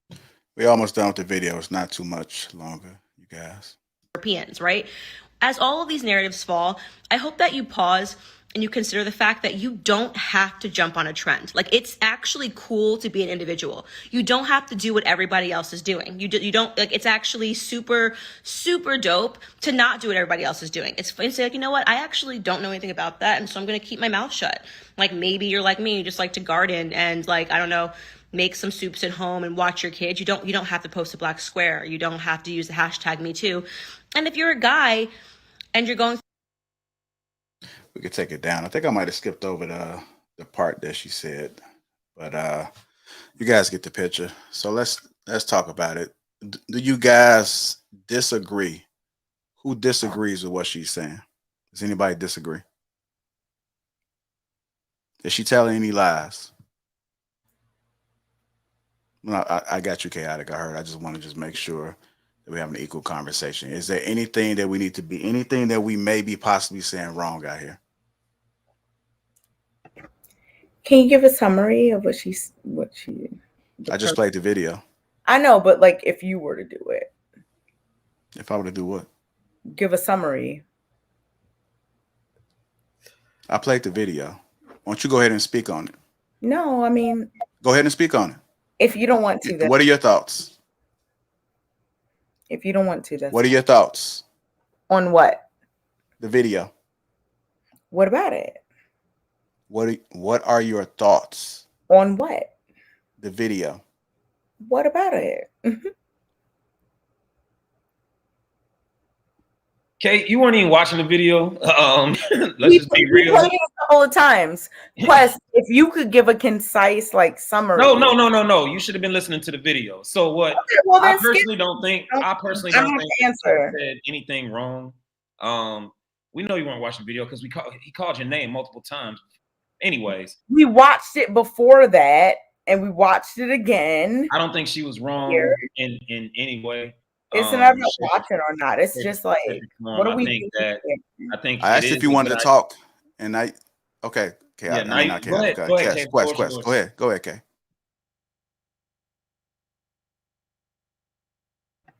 Quest or Kay? Kay. I was just asking, like, what was the thing that anyone was asking about? Did you hear the whole video? He was playing one video, but he was breaking the video down. So the part that he broke down, he was asking, did we all agree with her? About what? Like, what's the thing we want to agree with or not? What she was saying, Kay. What? Give it in a few sentences. Okay. What? You didn't? Did you not listen? Just. You don't have to. Go ahead. If you didn't listen, just say that so we can break it down. Or just say it if you listen. Just say it, girl. Maybe you listen better than me. Like, what was it? What? Hey, the teacher. Don't do that. Don't do that. If you didn't listen, just say that. Okay. Alrighty, Quest. Did anybody disagree? Chaotic, you know you have a lot to say. Chaotic done gave a whole monologue. We get you, Chaotic. A whole summary. Quest, anybody else? Yeah. Quest, So would you like to speak? Yeah. So I don't disagree with anything that she was saying. I think we do humans a disservice when we just immediately go to cancel without. I think we owe humans due diligence, right? And that's on anything, right? We have to assume that. Well, what does the court say? You're guilty until proven innocent. I think that's I don't know. I mean, it kind of holds true. Like, you kind of have to look at people as like prove whatever their thought is, whatever their accusation is. You have to prove it.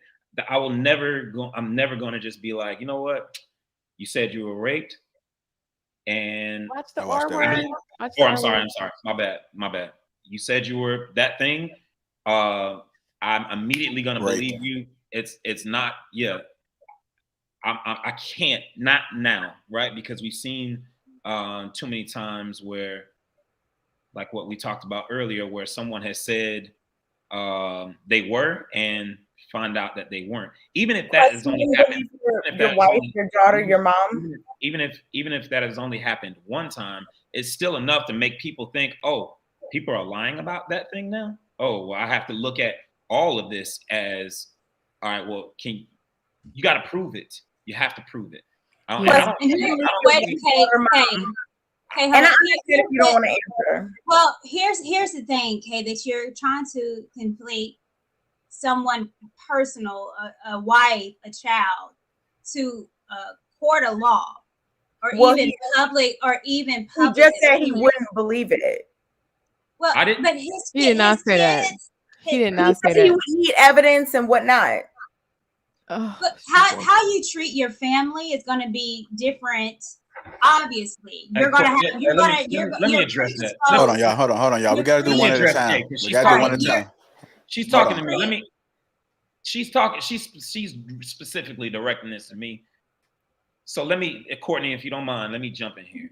Say what you said again, Kay. I said what now? Would you believe? I need evidence. Someone close to you. I understand what Courtney is saying. There is a difference here, right? I understand the character of the people that are close to me, my wife, my daughter, so on and so forth, my cousins or what have you. They won't come and just randomly come to me and just say some wild, create this wild accusation or what have you.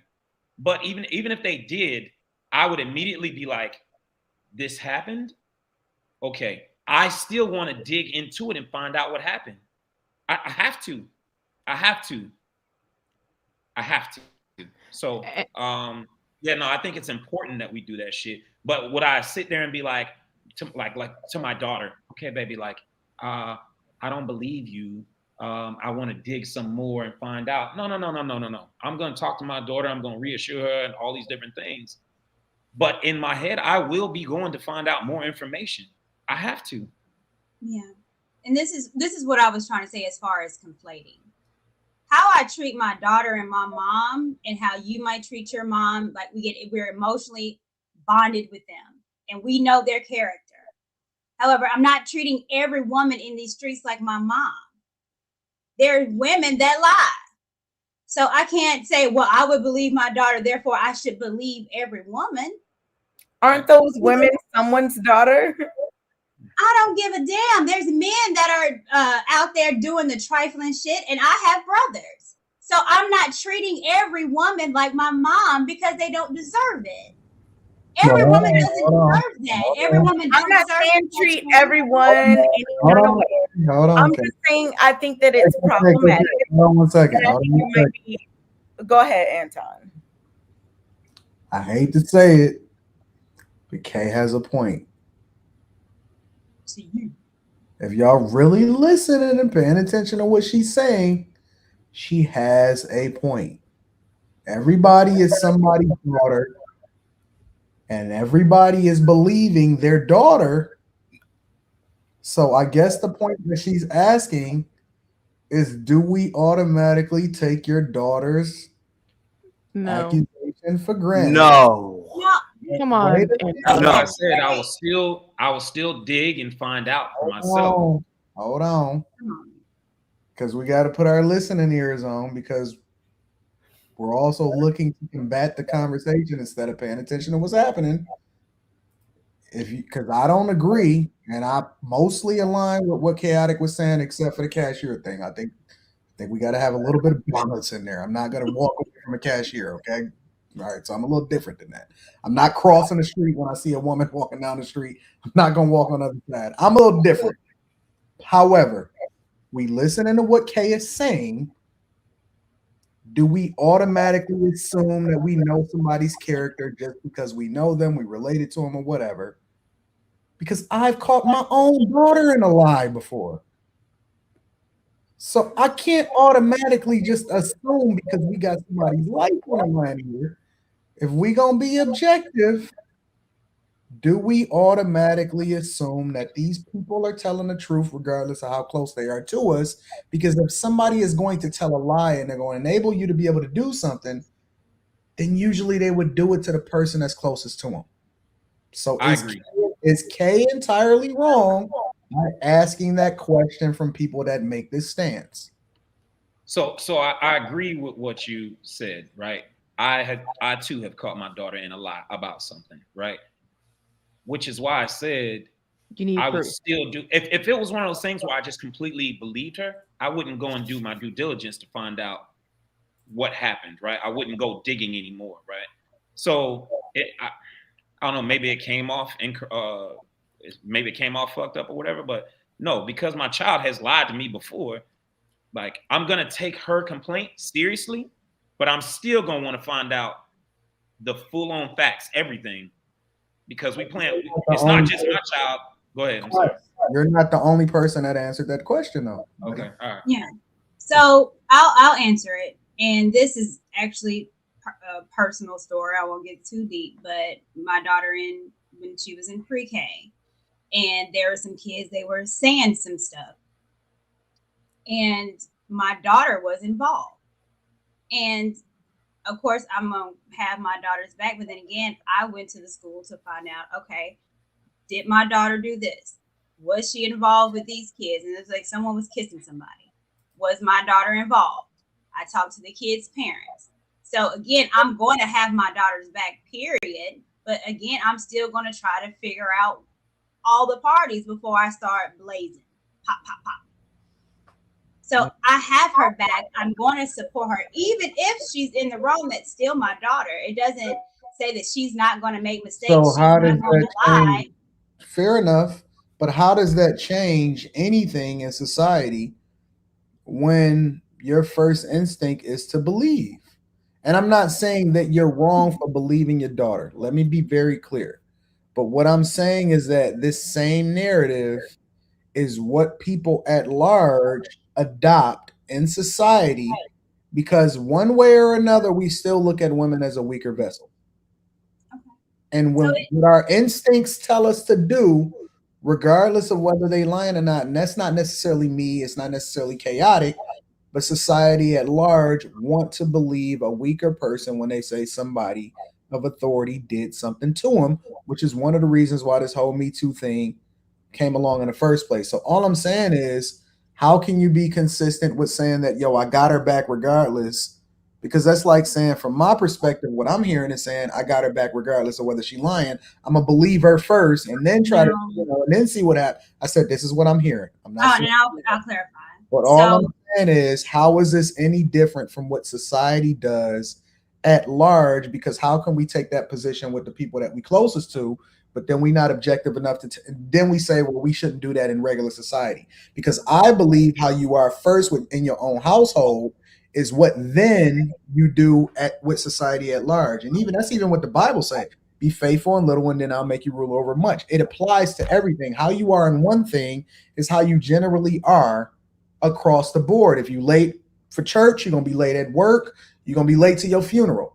If you're a person that's inconsistent and you can't manage money, why would I make you over the finance department? You know what I'm saying? Like, I'm just being objective. Right. And I've been watching, I've been observing, I just been listening. And Right. one thing I will say about Kay, and I don't necessarily agree with the entirety of her argument, but she's really just saying that how can we be inconsistent depending on the circumstance and situation that we place ourselves in. That's all I'm hearing. No, I agree. That's what I'm hearing too.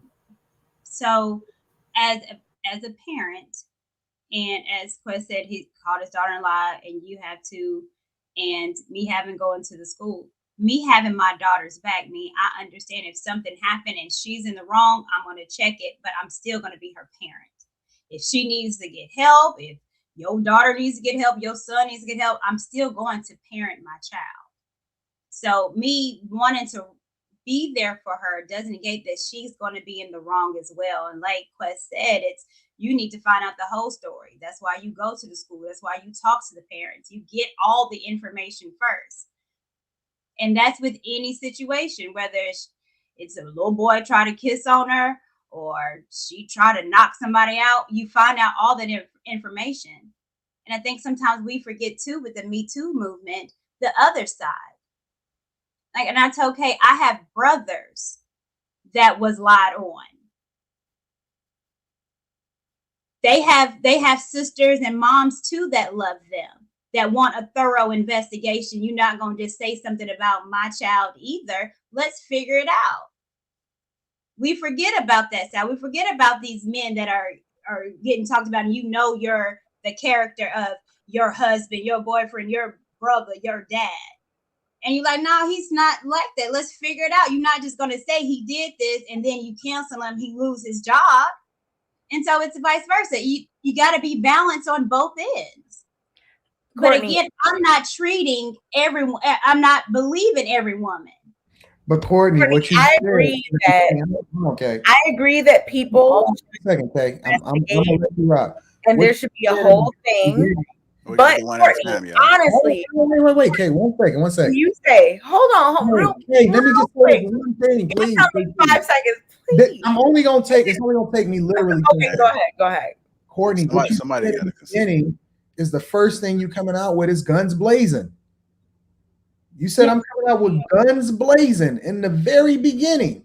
I did say that. So let me explain what that means, because I'm not bringing pistols to the school. But if I hear something about my child tells me something, of course, my first reaction, I'm going to be pissed.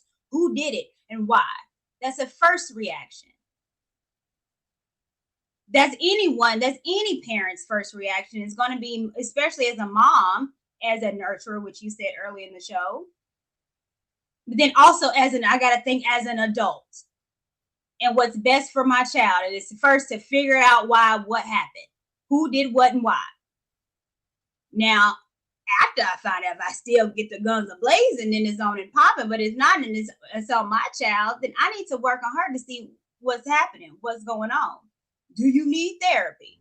Did something happen to you to make you act this way? But by the time that you figure that out, for the most part, you can't retract. You can't get that guy's reputation back. You can't undo what the authorities saying that they're gonna do, because you can't make them not prosecute this dude, because they're gonna do whatever it is that they feel like is needed to do. You can't undo a lot of that stuff, is what I'm saying. Like, it's already too late. The guns is blazed. Okay, maybe we're losing. I know Kay wanted to say something, so. Kay, you're on mute. Oh no! I know. So the thing that I was gonna say is, like, just anecdotally, like based on your experience, Courtney, Do you think you know more men who were falsely accused and suffered consequences, or do you know more women or girls who were no, y'all, everybody shaking, shaking their head. Finish the question. Finish the question. I'm just asking, do you think you know more men who were falsely accused and went to jail or got in trouble, canceled, whatever, or more women who never said anything, or girls who never said anything, grew up and, just suffered with whatever happened to them? I hear more stories of women getting sexually assaulted than men saying that they lied about it. However, the women that has said it has never gone to any police, hasn't filed anything, so they said it. Why do you think, Courtney, that a woman wouldn't go to the police? Well, I mean, it could be a whole lot of factors. What are some of them? So some could be they're scared of repercussions that might happen depending on the guy. The guy could be popular and then she could get shunned. So that could be one. And it could be another where she's lying. It could be that she's using that against him because maybe he didn't want her. Or she's embarrassed because she gave it up and everybody found out and then she's Me Tooing him. I don't know. So that's why you have to take things on an individual basis. Yeah, you said it, okay. But now that men are, and because it's in the out front, because now it's Me Too, and they thought it was going to be something to turn into something else. And now the world is seeing that women are actually saying this stuff and it's not true. Then now you got to take a step back and be like, where's the proof? I mean, you're saying it. Why didn't you say anything? Is it true? Did you talk to the guy? We never talked to him. Hey, I heard that you did this. We never talked to him. He never gets a voice. We just hear women saying that to us, but we never go and confront him. So, yeah. Okay. Go ahead. No, I have a question. Kay, if your brother's girlfriend came to you and said he RAP whatever to him, what would you do? What would you tell her to do? Go to the police and file a report. Would you believe her? It depends. I mean, depends on what? I don't know. I would have to hear the situation. Be more specific. Right. You would investigate more. Yeah, I would have to know more things. Like, for me, this is a very easy. Hold on. So I don't think that I don't think that people should just like, oh my goodness, this happened, throw him in jail. Quest said that you're gonna give him blowback though, so I'm confused.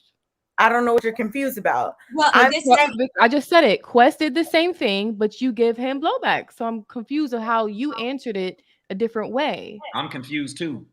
Wait, did that happen? Yeah, no, it sounds like yeah. Go ahead. Wait, what's the confusion? I'm not confused. She's answering and she's saying what's the confusion? It's situation. The confusion is Quest answered the same way you just did, but you gave him pushback.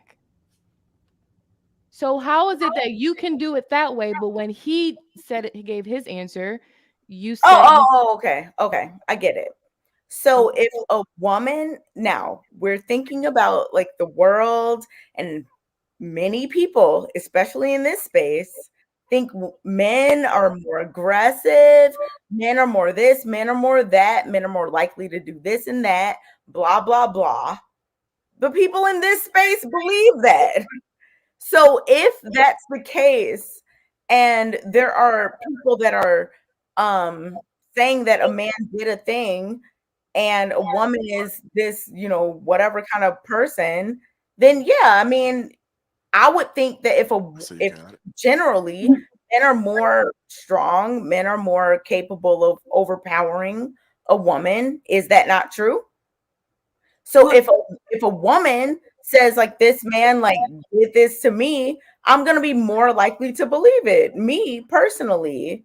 Now, if my brother, we're talking about personal relationships, I'm going to tell the woman, if she's like, your brother did this, I'm going to say, well, file a police report and see what happens.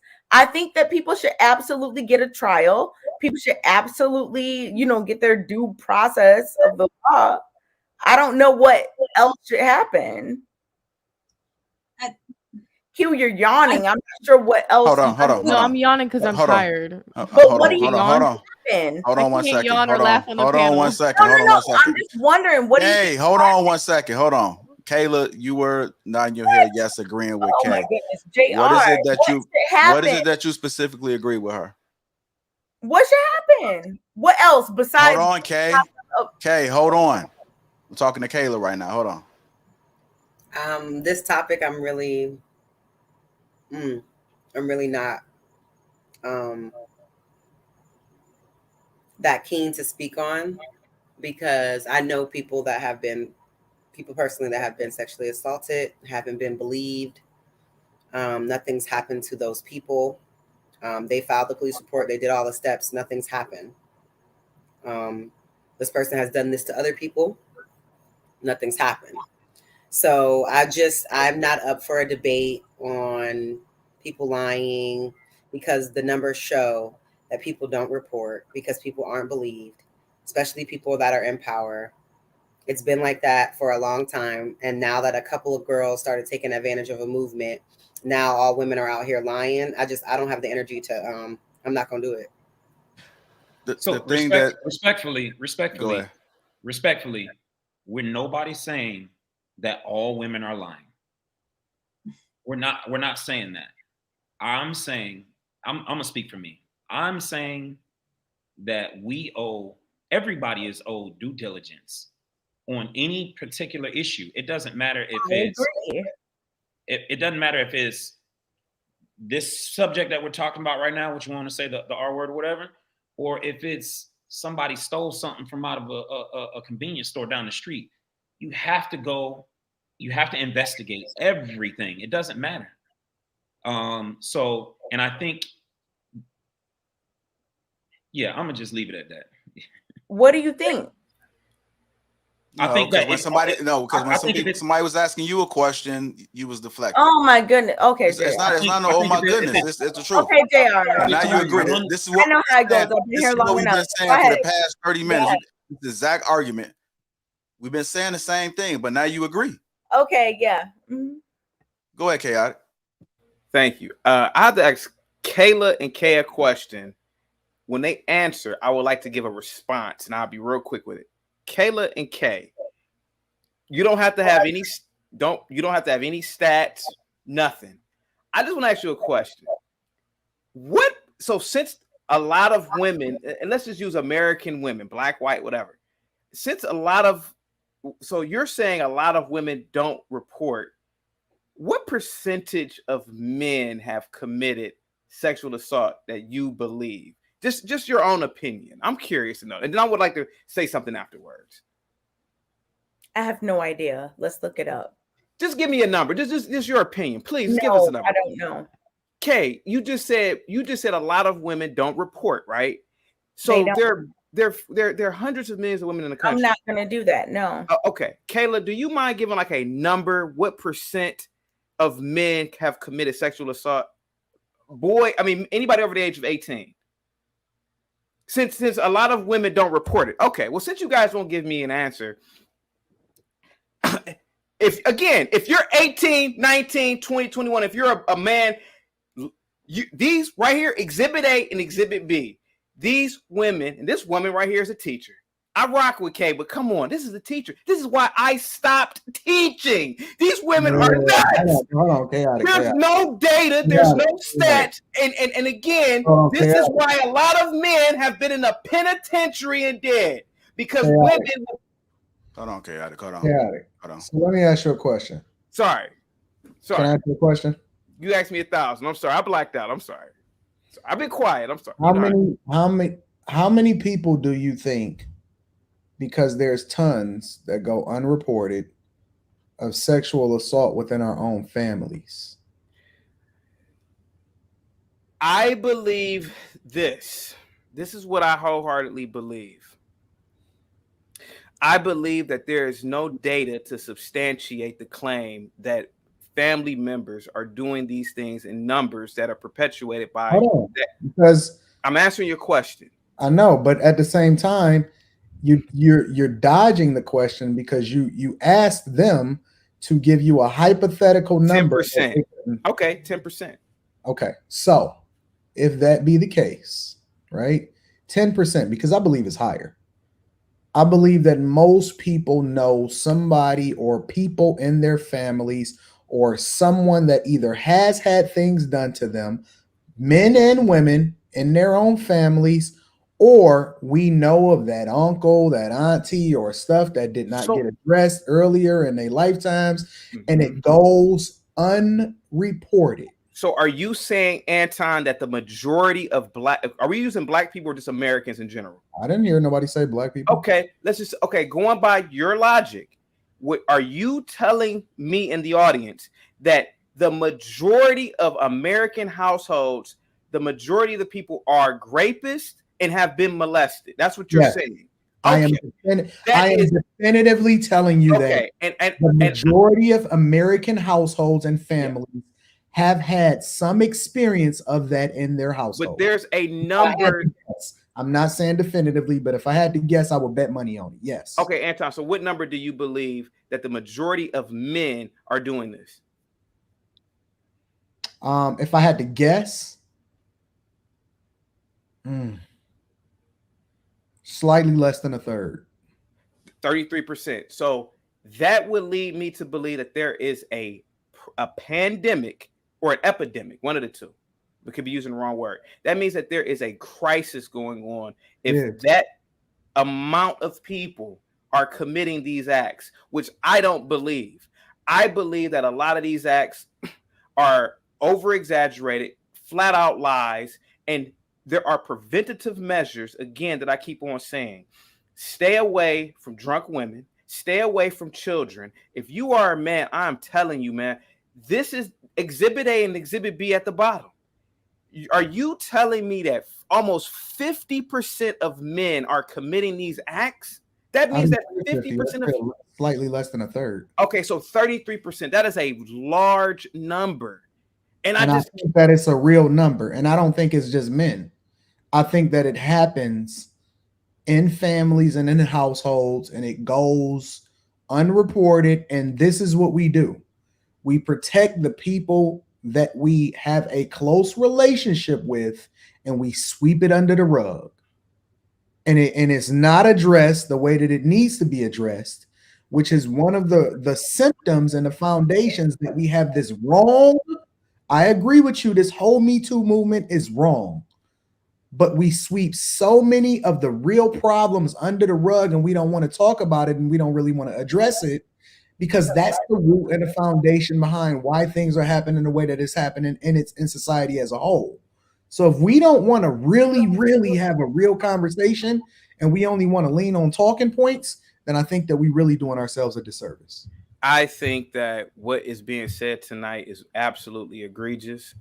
I believe that men are actually suffering because of this. And this is why I live by extremities, because I see this madness in this society, and it is absolutely appalling. Again, I wanted to answer the question about even if I don't have any children, but if I had a daughter, listen, I would tell her flat out, if you go to college and you hang out and you're drunk around the football team, shame on you. That's what but chaotic. You're not listening, because you talking about if you go to college. I'm telling you, before most kids get to college, they already done experienced it. So let me get this straight. So if 33% of men are doing this in the family, I'm not saying that that's accurate. You asked me to guess a number, and I guessed the number. So if you're saying this is true, man, you're telling me that large numbers of kids are suffering. Large numbers of kids, by the time that they already get to college, they already had this experience. Hey, and to back that, right? Like just being in the military alone, I've come across tons of women that have more or less said exactly what Anton is saying, as far as like being sexually assaulted or molested and things like that within their home before they came to the military. sometimes a lot of them are running away from their families off to the military to get away from that shit, which is bad too, because a lot of that shit happens right within the confines of the military. There's been huge problem. They actually just recently created new legislation because of the epidemic within the military of sexual assault and things like that. So, question. I do believe that a lot of kids are being assaulted and molested and things like that before they take off and go off to college and things like that. But here's the thing: you can be right and wrong at the same time. Basically, what Courtney said earlier, right? So I don't think. Oh, damn! I had a point I was gonna make. Well, Quest, how about this? Can I ask you a question, and you can think about your Quest. Let me ask you this. So let's just use a demographic here. Let's use a racial demographic. This is black, right? Let's use black. There's 40 million black people in the country. So I would assume that there's 20 million men, right? If 33%, let's just use that arbitrary number, right? I know it's not the number. I know Anton said both men and women. You mean to tell me 6 to 7 million black men are rapists? So I didn't say black. I thought you said that we wasn't. No, I'm just using a demographic. I'm just using a demographic. I don't think it's just men, chaotic. And then on top of that, I don't think we're only talking about the RAPE word either. We're talking about assaults. We're talking about How about this? Molestation. People think that harassment, those things. I'm sorry. I'm just trying to finish my point. Can I say something? Hold on, chaotic. I'm trying to finish up what I was saying. They're not all the R words. There are assaults, there's molestations, there's harassment, all those things. You said the number was 6 million. Do I think there's 6 million of them niggas? Sure. You know what I find fascinating? I can. Yeah. You know what I find absolutely fascinating? I could go on a panel. I could say claims like most black men are gangbangers. Oh, you can't say that just because that's the anecdotal experience. I can say, hold on a second. Give me a second here for a minute. Because I can go on panel after panel and say some things about black people or about groups of people. You can't make those claims. But when I say, I just find it hard to believe that 6 or 7 million people are in one demographic are doing it. Oh, that's not true. No. You're conflating arguments and you're moving the goalposts instead of staying right here. The thing about it, though, chaotic, that's interesting is that nobody is disagreeing with your general sentiment about Metoo. Nobody is disagreeing. Which is why I said you can be right and wrong at the same time. But nobody is disagreeing with your general sentiment. I think guys every single day, and I talk about this on my own platform, are being railroaded.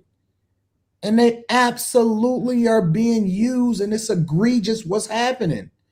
But two things can be true at the same time. And if you really want to deep dive into the discussion, right, if we really want to start talking about it, then there's a lot of unreported sexual assault that happens in our own households that we tend to ignore, which is the foundation and the root of the problem in itself. And I think that what happens in society is that we tend to then overcompensate, especially when it's not somebody that we're close to. And what we do is we tend to we're hypocritical as a society. We hold other people more accountable than we do the people that we truly already know is really happening in our own families. And that's why I thought that Kay made such a good point when she was saying be consistent across the board, because we're not. We're hypocritical.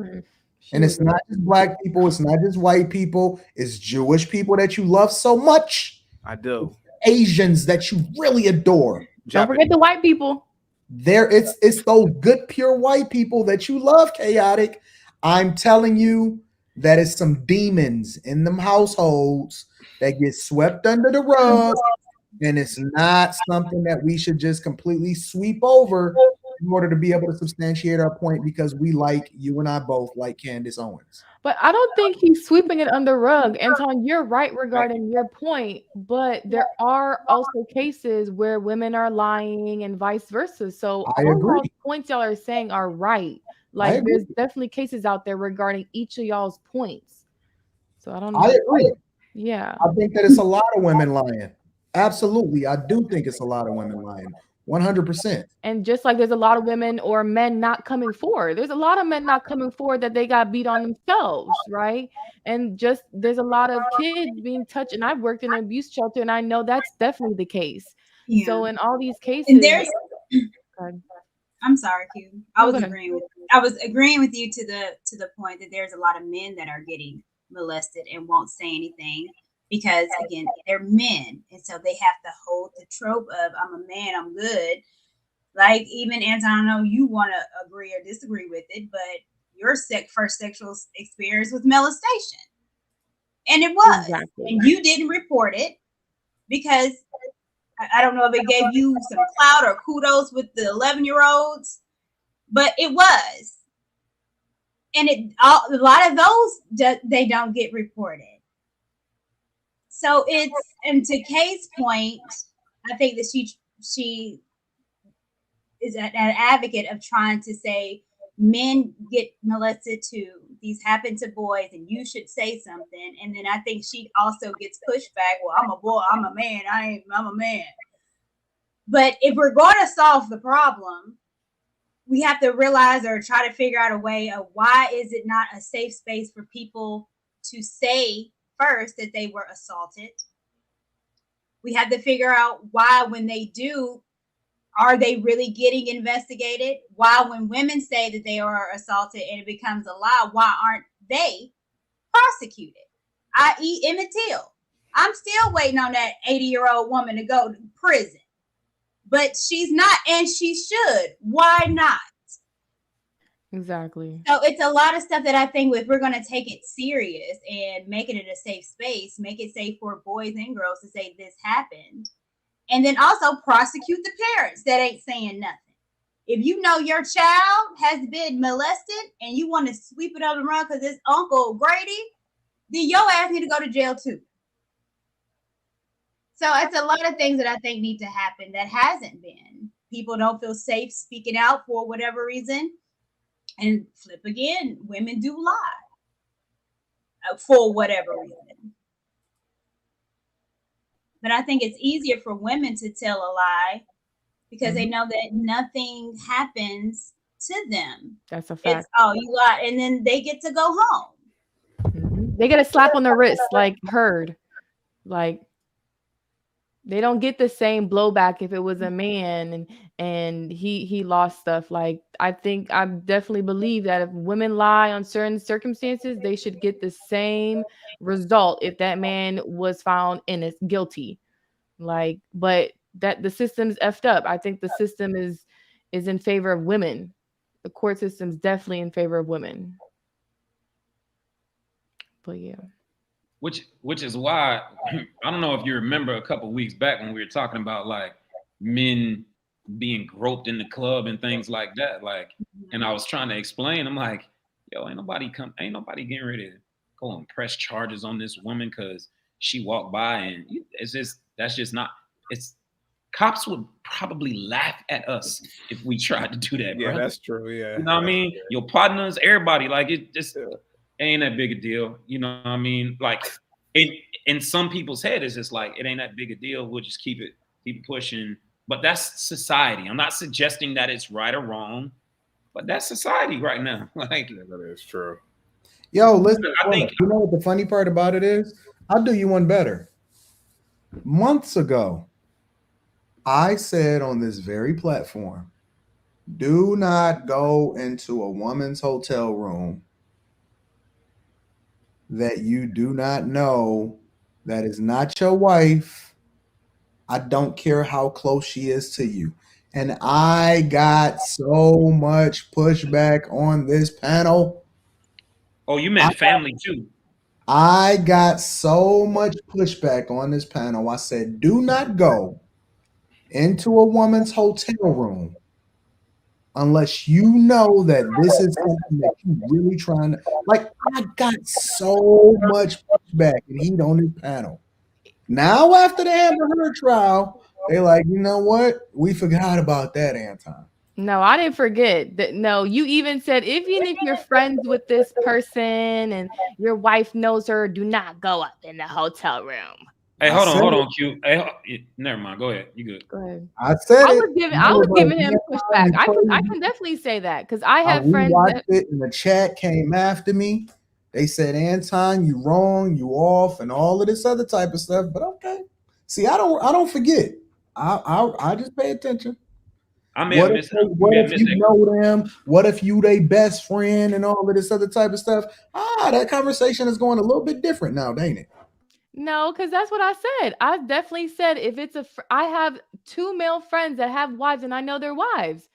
And you was like, you should never go to a couple's hotel room. What? I've done it before. I've hung out with them. Me and my friends that work with them, we've hung out with them. Yeah. Well, and it so was. Wait, hold on. What's the last thing, Courtney? Anton, if you read her in town in Houston and you say, hey, Q, I'm in town. Do not. I'm going to say the same thing I'm going to say that I said back then. Do not go to anybody's hotel room. Do not. I'm going to say it again for the people in the back. Let me call you out. Go to somebody's hotel room. But y'all go to women's houses. Well, Anton said that. Let's give the context because you said that men will be expecting something to pop off. So if you go to a hotel room, friend or not, cool associate, it's going to pop off. Now, in the context that we're talking about now in the Metoo, I would suggest you give that advice to the men because I think before you was giving it to the women. So to the men in the Metoo, if you don't know her, she ain't your boo thing, wife thing, whatever thing, then going to a woman's hotel room can get you Metoo. Yeah, like I'm sitting here thinking about like even before I was married, like, yeah, I wasn't really going to chicks' hotel rooms or going to their houses unless I had plans on clapping cheeks. Like this was understood before I even got in the car to drive myself over there. You know what I'm saying? And if there was a woman that like I had to go and see at a hotel, we mean in the lobby. If I know I'm not clapping cheeks or this is not that type of relationship or whatever, got a whole lobby sitting right here. Why would I even put myself out there, right? Like I also move with the mindset, like protect yourself at all times, right? On all kinds of levels. I think like that. Like I don't know, I'm vigilant like that. So like kind of to the point of what Chaotic was talking about before, where he was like, you know, don't get onto the elevator and da da da da. I'm not thinking more like that. I'm thinking more like where are there cameras around? That way I can always make sure I have something to back me up. You know what I'm saying? Because I know shit is possible. I'm not going to the point where I'm completely changing my whole life because I don't want to be me too, but I'm very vigilant. I'm very cautious. All right, there's cameras there. Like she can say whatever she want, and I know damn well these cameras. You got evidence. Yeah. I think Chaotic be doing the extreme because when he said men shouldn't be teachers, there needs to be more men. Is the whole principle. So now men can't teach. No, it's you take precautions. But men need to be we need more men teaching. No, but not only that, Chaotic. There's a lot of women teachers doing stuff with kids. I see no. It's women teachers doing stuff with kids than men teachers being found out. So can I address that for a minute, Courtney? Courtney, your brother may be an excellent principal, and Island Gal Q, you are correct in what you said. But that's because the teaching field is dominated by women. It's like 85%. But what I am seeing in this society now is that you as a man, they will build a prison for you if a kid makes a false allegation or something happens. And what I'm saying is that take the precautionary measures. If you are a boy out there listening to me, 18, 19, 20, 21, see, this isn't for old people like us. See, we're already set in our ways. We're old dogs on this panel. I'm talking about you young kids. If you are a boy listening to me, do not go into education. There's no divine duty for you to help anybody other than yourself. Go into trucking, go into a space where there's no women because of what is happening now.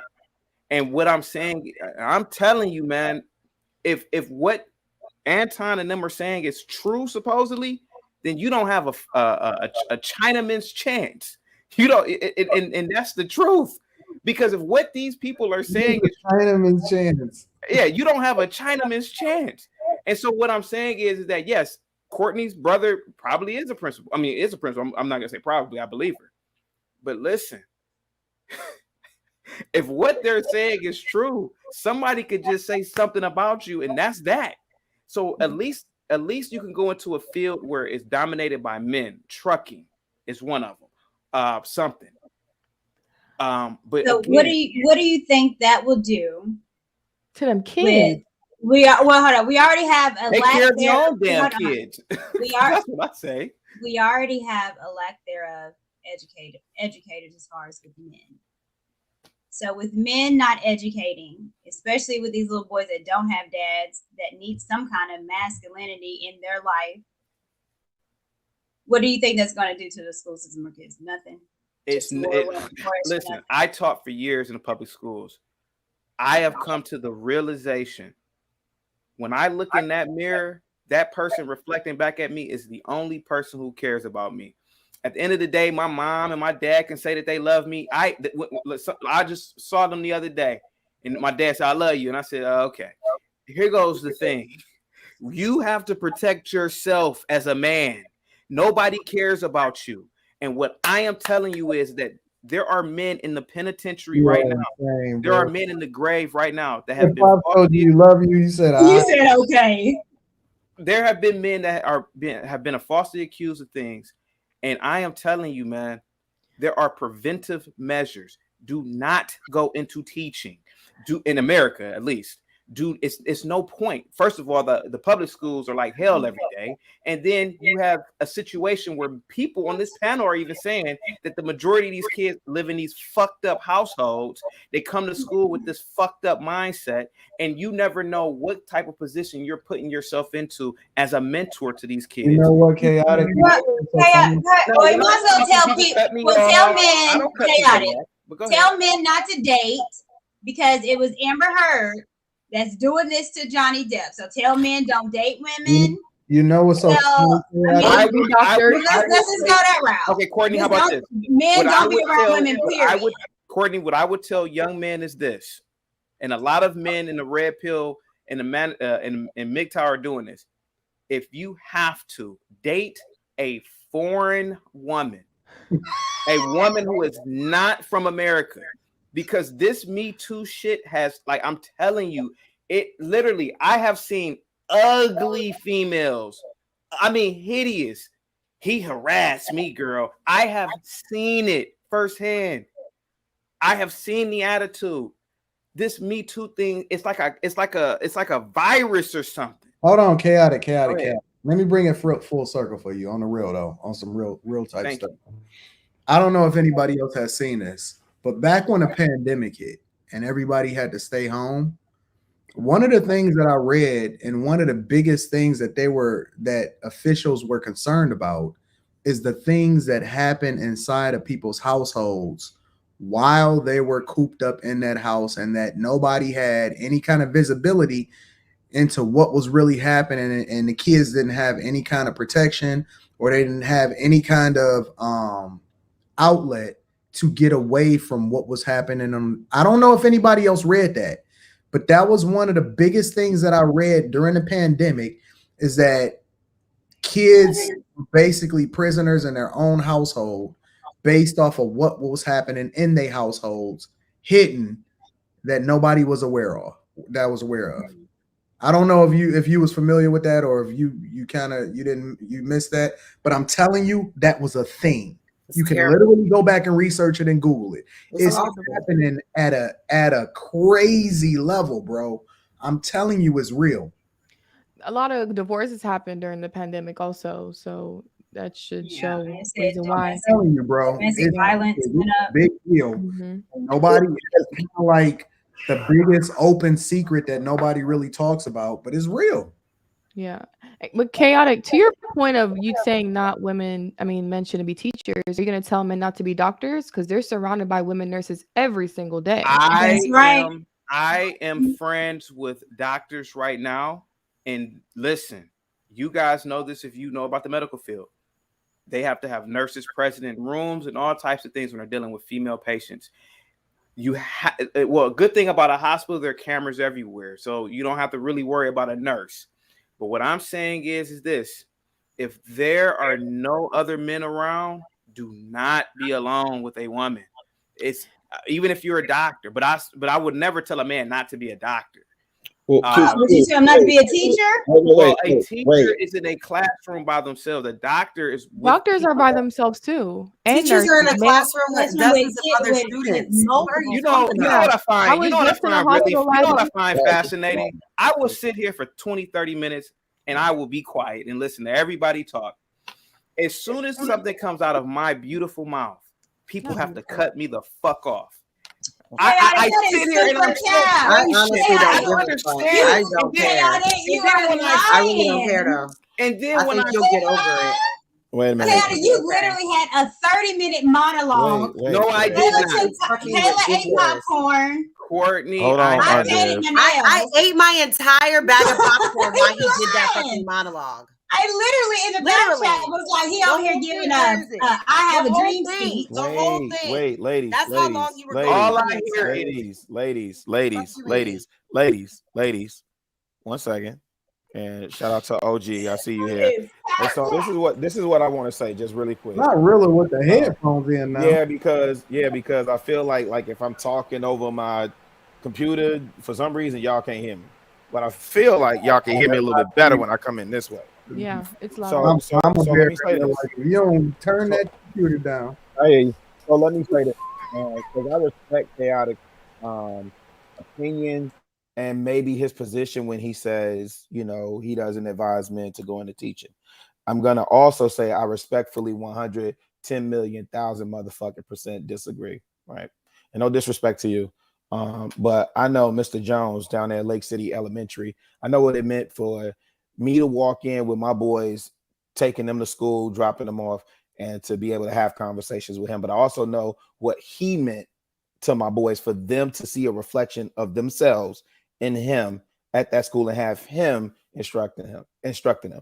I also know what it means to this day. My grammar school gym teacher, Mr. Stubbs, right? We got stories, but I know what these male teachers in the schools mean to black boys. Mr. McGee at VV. I know what it meant for us to see a black man carry himself a certain way in a suit, clean to the nines, driving a Benzo. How a teacher in Chicago public schools could afford a Benzo, I never asked that question, but we respected the hustle, right? And so I understand what you're saying in part, and I do get your frustration, but I also think that's an extreme. And I'm very, very, very protective of the messaging that we give to our audience over here. And so I would say, not to discredit anything that you said, but I would say for the audience that part of your message resonated with them, I would highly encourage them to, follow your page and your show for more content. For me, over here, I'm going to advocate of us all, men, women, everybody got to assume responsibility. Everybody is a part of this unwritten, unspoken social contract. And so everybody has an equal investment in this community in order for us to get out of this rut that we in order for us to become more successful and more better so that we can compete and build our own Montessori's and Jesuit Jesuit schools and so on and so forth, right? Like, that's an option. There, we could do it like chaotic. Would you be opposed to men teaching in an all-boys school? I will say this and I will say it again, and I have made videos about it on my channel, man. Mm-hmm. I'll go watch them. In this day and age, a black man especially, should worry about himself and himself alone and his future. If you are around kids, you are putting yourself in absolute danger. because from out the very words of Anton, his mouth said, he said 33% of adults. I guess. Okay, but 33%. So I would assume that hell, that 33% could be teachers and other people alike. So what I'm saying, as a man who has been in schools, who have seen the undermining and the degradation of male teachers by female teachers, administrators, etc. The first way that you can fix the problem first in the Black community is start telling Black men, take care of your own damn kids and teach your own damn kids. That's what you have to do, instead of building these programs and, oh yeah, Mr. Curtis, he has a binge, and I'm not saying you talk like that, Rilla, but oh yeah, he has a binge and he wears a suit. No, his father should wear a suit. His father should drive a Benz. His father should teach him, preferably homeschool.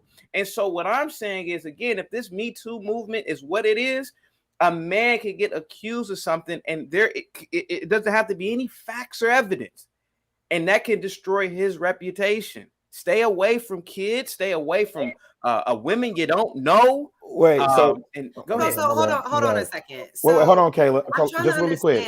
Just really quick. I want you to get that HU in there. I do want you to get that HU perspective in there. I apologize. Please forgive me. Give me grace, Kayla. Listen. So you saying, again, and I'm gonna use Anton's word. So these communities that you adore that have these schools that are all male, are you saying all males or just Black male in particular should not pursue teaching? Because here's the other challenge that you run into. Mm-hmm. The conversation that we have in the spaces is around the female influence. Now, if kids spend like 8 hours a day, 9 hours a day in school being influenced by women, then does that not contribute to, if not exacerbates, the problem that we continue to rail against? Rilla, when America embraces the patriarchy again, when the rule of Christian law is brought back, then yes, I would suggest that men teach.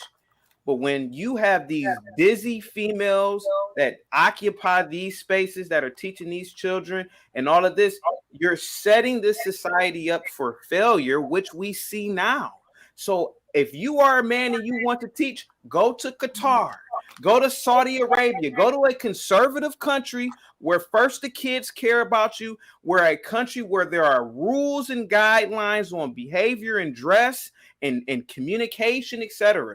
But if you are a man in this society in America now, just in my opinion, and this may be a bit of an extreme. If you are a single man, and this is why I say for 18, 19, 21-year-old boys, go MGTOW, ghost, do whatever you have to do to build yourself up. Don't go on dates by yourself with these chicks and these American chicks. Get you a foreign chick or something. Are you done yet?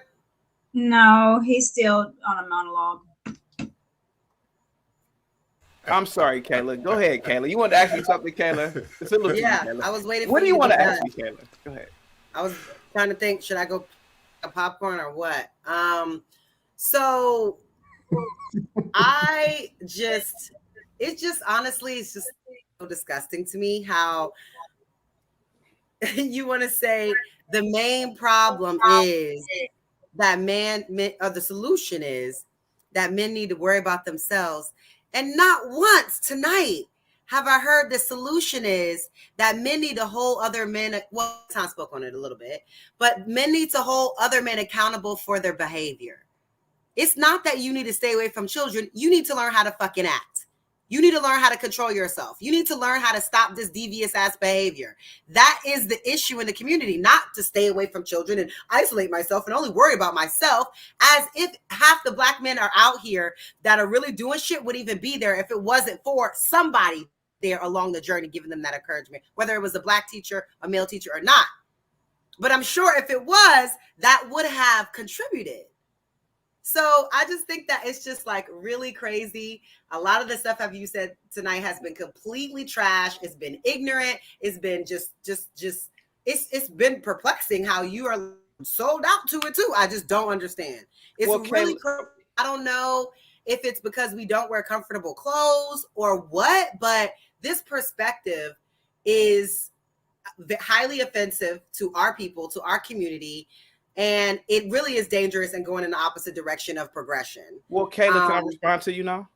I don't know if I'm interested. Your Jezebel nature is the reason. We're not going to do that, chaotic. That's no, what we're because not going to do. no, if you you're can't, if you can't learn to actually and respond I'm gonna with call actual you what points, you are. You don't have actual points. The first thing that you go to is name calling because you're weak as fuck. Jezebel, and weak people and need to go I for find name it calling instead of having an actual argument. No, it's not name calling you. I'm calling that's you weak. what you are. You're a Jezebel. That's what you that is. Embrace, it's really weak. It's really weak because literally the first thing you say is a name call. Are you 15? Okay. Are you a conservative so much better than the woman? lady, the ghetto video that we watched earlier? You're no better with your cleavage out right now. You're honestly no better. It's really people. Are you a conservative woman? You're a Jezebel, and that's not name calling you. I rock. Are you? You are honestly. You. You are really ridiculous as fuck right now. Kayla, no, I'm not about to let you talk. No, you're you're not about to do any more talking. Kayla, no, I don't. You out of Kayla, out of your own mouth. Absolutely you just not. said men need to control themselves. I don't give a fuck. I don't give two fucks. Actually. Guys in the chat, guys on the panel. You really are. Am I not mistaken? Did this argument? As I've made one with supporting facts, this woman not just say men need to control themselves. She's accusing men right off the bat. Am I not hearing her? Sad. You're literally like a child. Kayla, you look like a kid and an adult all in one. You have literally, it's really sad. Kayla, out of your own mouth, you literally just said, when you get in the car? Kayla, I don't know if they do. Kayla, are they touching the ground now? Out of your Can own, they reach? Kayla, out of your own mouth. I just want to know. Kayla, out of your own mouth. Are you going to answer the question? Hey, let me jump in. Hey, I'm gonna just jump in real quick because y'all gonna go back and forth. And so what Kayla is saying is true, because if we're going off of the numbers, what we just talked about with Anton, and like I said, this was Anton's, he just guessed that number, right? He said a third, right? We said 33%. Right. And then you broke that all the way down to like 6 million men, or 6 million black men. Right.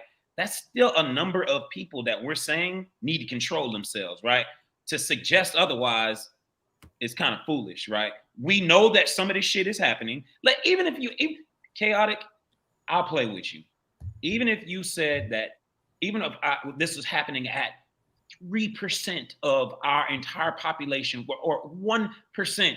Whoever that 1% is, they need to control themselves, right? And I think that's all what she's saying. That's what we should be promoting, not just staying away from kids. No, I'm promoting not teaching and not. You are not a man, Kate, because of proximity to women and children. It's really ridiculous. Like, are you an animal? Yeah, are you an animal that can't? For someone that's so plight on dressing the part and blah blah blah blah, I'm trying to understand how you cannot learn and teach and promote people conducting themselves as such versus savaging and taking advantage, touching people without their consent, and acting like they're an animal that can't literally be around other people without doing something salacious. Kayla, men are being falsely accused, so that's men why are not being falsely accused in any amount of a rate that's worth this. Kayla, you've never been a teacher like the me. The numbers don't support it. Kayla, it's not the majority, it's the minority. Kayla, and it's really not. It's really not as severe as the real issues that are your mouth here. is the reason why I tell 18, 19, and 20-year-old boys to divest of foreign women and kidnap into trafficking. You want to combat with me like a Jezebel. You don't want to listen to male authority. You don't have Christian values. To make my point. So whether you are talking or not, I don't care. Chaotic. No, chaotic. Go ahead, Courtney. Go ahead. Chaotic. Go ahead. Let me hear from the lighter, complex woman who's more obedient. Stop. I have a couple questions for you. So, and I think what Kayla is saying is that you're not addressing the problem, because they are men that sexually assault women. It's a sickness. There are sick men. But what you're saying is the solution is for men to run away so they don't get falsely accused, instead of fixing the issue of what we need to do with these sick men. So if you're going to say that, would you also say that the women that have been literally sexually assaulted, it's been real, that those women should now stay away from men? because they had that situation. They should run from men, shouldn't be working with men because they might get sexually assaulted again. They shouldn't work in a male-dominated field. If you're saying that for men, are you also saying that for women? Am I speaking Mandarin or something? No, I just want you to answer that. You just answer this. I am strong saying aroma of bullshit. Savory too. I am saying that we live in a climate, clearly, where men can be accused of anything. Literally on this panel, the women, not all of them, are saying that men are committing these acts, which I don't agree with at the percentage level. So what I am saying is take the precautions. Don't be around drunk women. Don't be around Jezebels. Don't be around women when they are acting a certain way. Don't be around children. Don't be in any position where somebody can falsely accuse you of something, because men have been falsely accused. Maybe I have to talk like I'm talking to a first grader. Basically, you're saying don't leave your house. You sound fucking ridiculous. I am saying, there's nowhere that you can go. You can't even go to the grocery store, Kayla, without being around women. I am adamant, men can't Kayla, go and because shop. now let me not go down the aisle where there's a woman to get my damn bread because there's a woman on that aisle. Like, get the fuck out. This dumb shit. Do not go to a cashier. It's ridiculous. Why does that bother you that I'm telling men? It's ridiculous. Kayla, you're not a man. It's Why ridiculous. does that bother you? I said what I said. Men None of that has not nothing to do with what I go said. down an aisle with a woman cashier because there might be a potential. You sound idiotic and ignorant. Kayla, let me get OJ. Oh, let's see. Wait, can I say something first?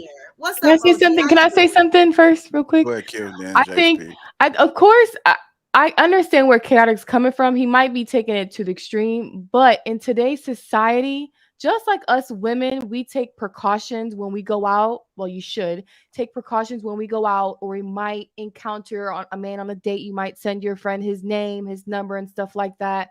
And you're not supposed to go to strangers' places by yourself.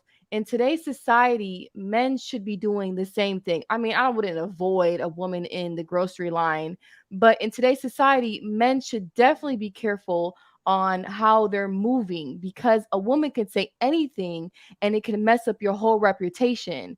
So of course he's taken to the far extreme, but on that point, he's right. I would want my brother to be very careful on what he's doing or who he's around, because we see these women that can lie or just say something and it messes up the whole man's reputation. Yeah. So Chaotic is not saying that there are women, all women are lying. He's not saying that women need to do this. He's saying that today he's taking extreme, but men do need to check themselves and be like, hey, you know, I'm going out with this woman, you know, homeboy, I'm going out with this woman. We're going here, because anything could happen. I was reading a story where a woman set up a man in Houston off a dating website and got him robbed. So he is definitely right regarding men. And I know women that have gone on dates. Kayla, it's not about women. Dating listen, websites Linda, their drink, their Kayla, food. listen, So Kayla, you everything always you want to say, I can say. Kayla, but of course we always do that shit. But Why do women do that? Chaotic. Wait, hold on a second, Quest. Hold on a second. Why do women do that? I always know women and do. Okay, we're not talking about women right now. As I just said, if you were listening, there are women that do that. That we're more precautious when we're going out with men.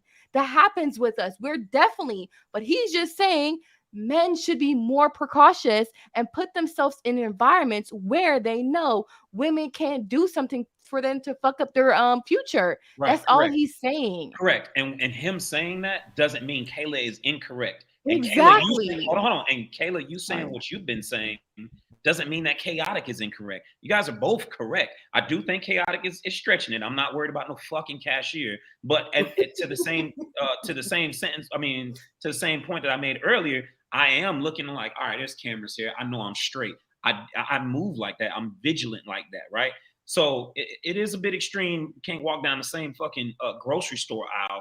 But am I still vigilant though? Where I'm like, all right, I'm always aware about shit like that. So he's not wrong, and that also doesn't mean that.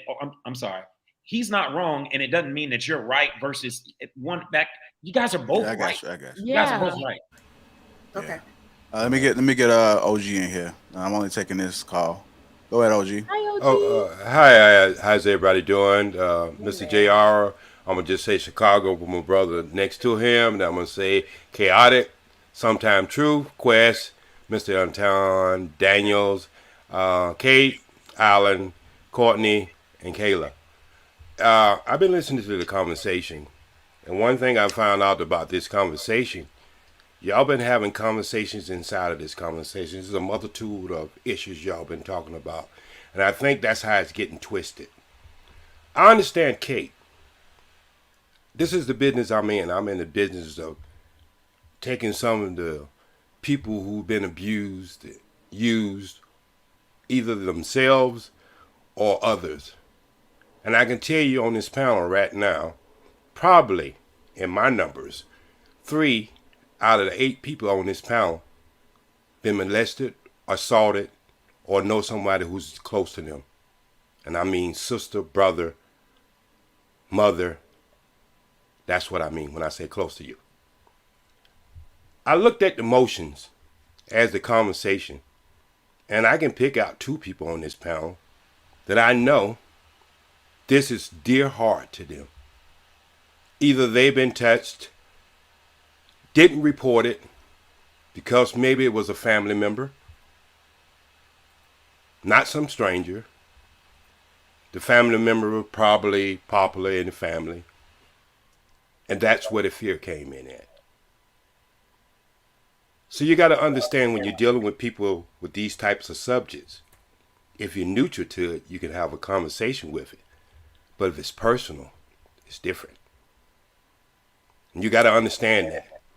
Even with the shout outs or not paying attention, you got to look at the body language. I deal with this every day. And then chaotic, it's not just men. I got women in my house right now who've been touched by women. Some of the hardest thing for them to even discuss more than a man. I guess you could do the reverse thing. If a man been touched by another man, he don't want to discuss that, but he'll say he been touched by a woman. So that just shows the psyche, how the mind works. So when you start having these kind of conversations, sometimes the outbursts and sometimes the not listening or paying attention, sometimes that could be because of the hurt, man. They have to get quiet in silence. And I probably don't have probably about close to 200 people in the last year and a half in and out of my house. And this is an issue in our community, man. It's been a condition in our community, been going a long time. And I can tell you personally, 2 people in my family been touched, one by a man and one by a woman. So I take this very serious, these conversations. I don't even try to joke with this type of conversation in no kind of way. Because I know it ruins life, ruins family. And when you come to the part of campus on colleges and stuff like that, that's the other part of this conversation. That's the part of the conversation that you got adults should be accountable for their action. I worked in the movie industry, man. We have roles for nuns and women come there. They dress so short, you can count their pubic hairs. So what I'm trying to say, man, when you start talking about that level of assault, that's a different conversation versus a kid. Sometimes kids are real scared to report stuff. I had codes with my daughter, and I had codes with my nieces. But one niece just didn't report it because even though she had a code, she was scared. She wasn't even scared that nobody was going to believe her. She was scared of the person who did it to her, who was a family member. So I just wanted to say that. I hope I ain't suck out the air in the room. But I thought something serious needs to be said about this. Thank you. Thank you, OG. We appreciate that. Thank you, OG. I'm telling you, chaotic is more prevalent than you believe than you think, bro. I'm telling you, it's real. Again, I'm not arguing its prevalence. What I'm arguing is what the beautiful, lovely Candace Owens said. This Me Too movement has created a climate where every man is guilty. And what I am saying is, if that is going to be the case, then men should take preventative measures. I'm not arguing with you guys about whether these things happen on a personal basis inside the home. I agree with you, mate. But see, what you're missing in the conversation. But see, we brought children into it. With Candace Owens and these talking points with Me Too, and nobody is disputing that. That's not the issue. What I'm saying is that if you really want to do a deeper dive to solve for the problem, it's not whether or not you can walk down the aisle with a cashier. The deeper problem and the foundation of how we got here is not just based off of women empowerment, is all I'm saying. But that's not a quick, even though that's a big issue to fix. What you can do is for a man to take precautions. That's something that a man can control. Two things can be true at the same time. True. No, you're right too. But I keep saying that. Yeah, we've been saying that. And we all know that, right? We know that. But at the same time, nobody want to talk about that other thing. That's that monster. That's Monsters Inc. right there. That's literally the thing that's in the closet. Nobody ever want to talk about it. Nobody want to deep dive into it. It's a sensitive subject. Don't nobody want to talk about that. That's what I'm saying. We willing to talk. Listen, we gonna deep dive over Amber Heard and Johnny Depp for the next 2 weeks, and then it's gonna go away. And it's gonna be somebody else. And then we're gonna talk about it again, and it's gonna be a good talking point. Then conservatives gonna be against liberals and so on and so forth. Don't nobody want to talk about that monster though. That monster, we gonna sweep that under the rug, and we never gonna talk about it again. It's gonna go away. That's all I'm saying. I mean, we could talk about it, but I like how Chaotic is giving solutions to where women or anybody, women, men, whatever race you are, granny, grandpa, you can take these solutions so you won't get these same results that other men or women are getting. Yeah, no one is pushing back on chaotic, saying that men should take precautions. The pushback is some of his precautions is telling men to run. Don't be a teacher. Don't be around women. And it's the precautions is not being scared. It's facing head on, taking precautions, understanding the society that you live in, but refusing to be a teacher when we need men teachers. And they're creating the society that Chaotic has a problem with. It's going to get worse if we don't have men leadership leading these children. That's not, you don't resolve that by eliminating what we need the most. That's not a resolve. That's being a coward. No, I actually agree on that point. I said that earlier. In these schools, there definitely need to be more teachers. Maybe because I've been in the schools with teachers and I've seen how these kids are, and there definitely has to be more masculine men in these teachers today, due to the fact that some of them are not having that masculine energy in the household. Yeah, so I definitely agree on that point. So I'm gonna say this. Fellas, be vigilant. Take necessary precautions, but at the same time, if you know of a friend, a family member, or whoever that you know that is sexually assaulting, molesting, the R word, sexually harassing, then you need to hold these niggas accountable. Period. Right? Like, there is no room for otherwise, right? Take your precautions, right? Because I do think chaotic is correct, but I also think Kayla is right as well, right? If you hear this, you need to be checking that shit straight up, because I think personally, your silence equals what they're doing, right? So you got to speak the fuck up. You got to say something. To be honest, I think that there's a lot of distrust that happens with Black men and Black women based off the things that the OG was talking about, the things that happen within the home, right? Before these young ladies get to college age and things like that, right? They already have ideas about Black men in their fucking head because of some of the things that happen within inside their own homes, right? So, yeah, no, it's a serious issue. I think it should be talked about more. I don't think we should sweep that shit under the rug, like what Anton was saying. Is not saying that he was saying that we should sweep it under the rug, but he's saying that like we don't want to talk about that monster. I think we should. Yeah, and I think that shit's necessary for us to progress, but I yield. And also to that quest, statistics show that most of the times when domestic, when kids are whatever and stuff like that, the statistics show it's usually a family member, someone close to the family, or a sibling or a parent. So that's something a lot of people don't know. So that's why I said when someone says, should you trust your siblings, your aunts, your uncles, your blood?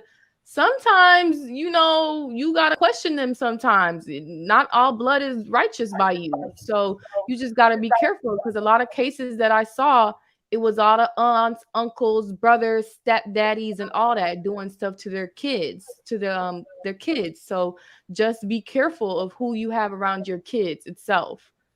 But that's all. All right, y'all. We're going to go ahead and conclude this show. If you guys haven't already, make sure you hit the like button. Also, make sure you subscribe to the channel. Appreciate all the support.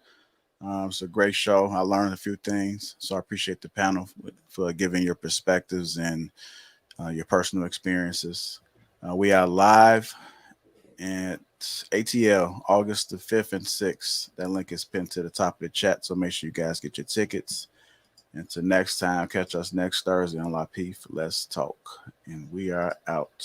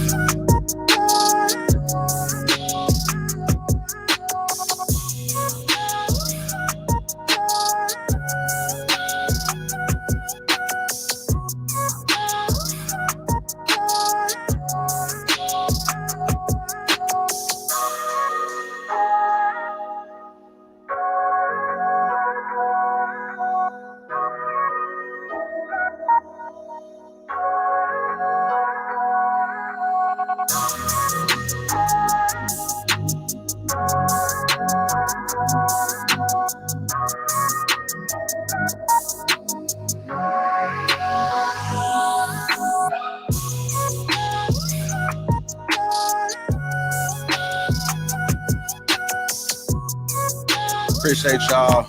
We out of here. Make sure you hit that like button. Also subscribe to the channel. Thank you guys for your constant support. Again, catch us in ATL. The Lapeef Experience takes over Atlanta, August the 5th and 6th. Get your tickets right now.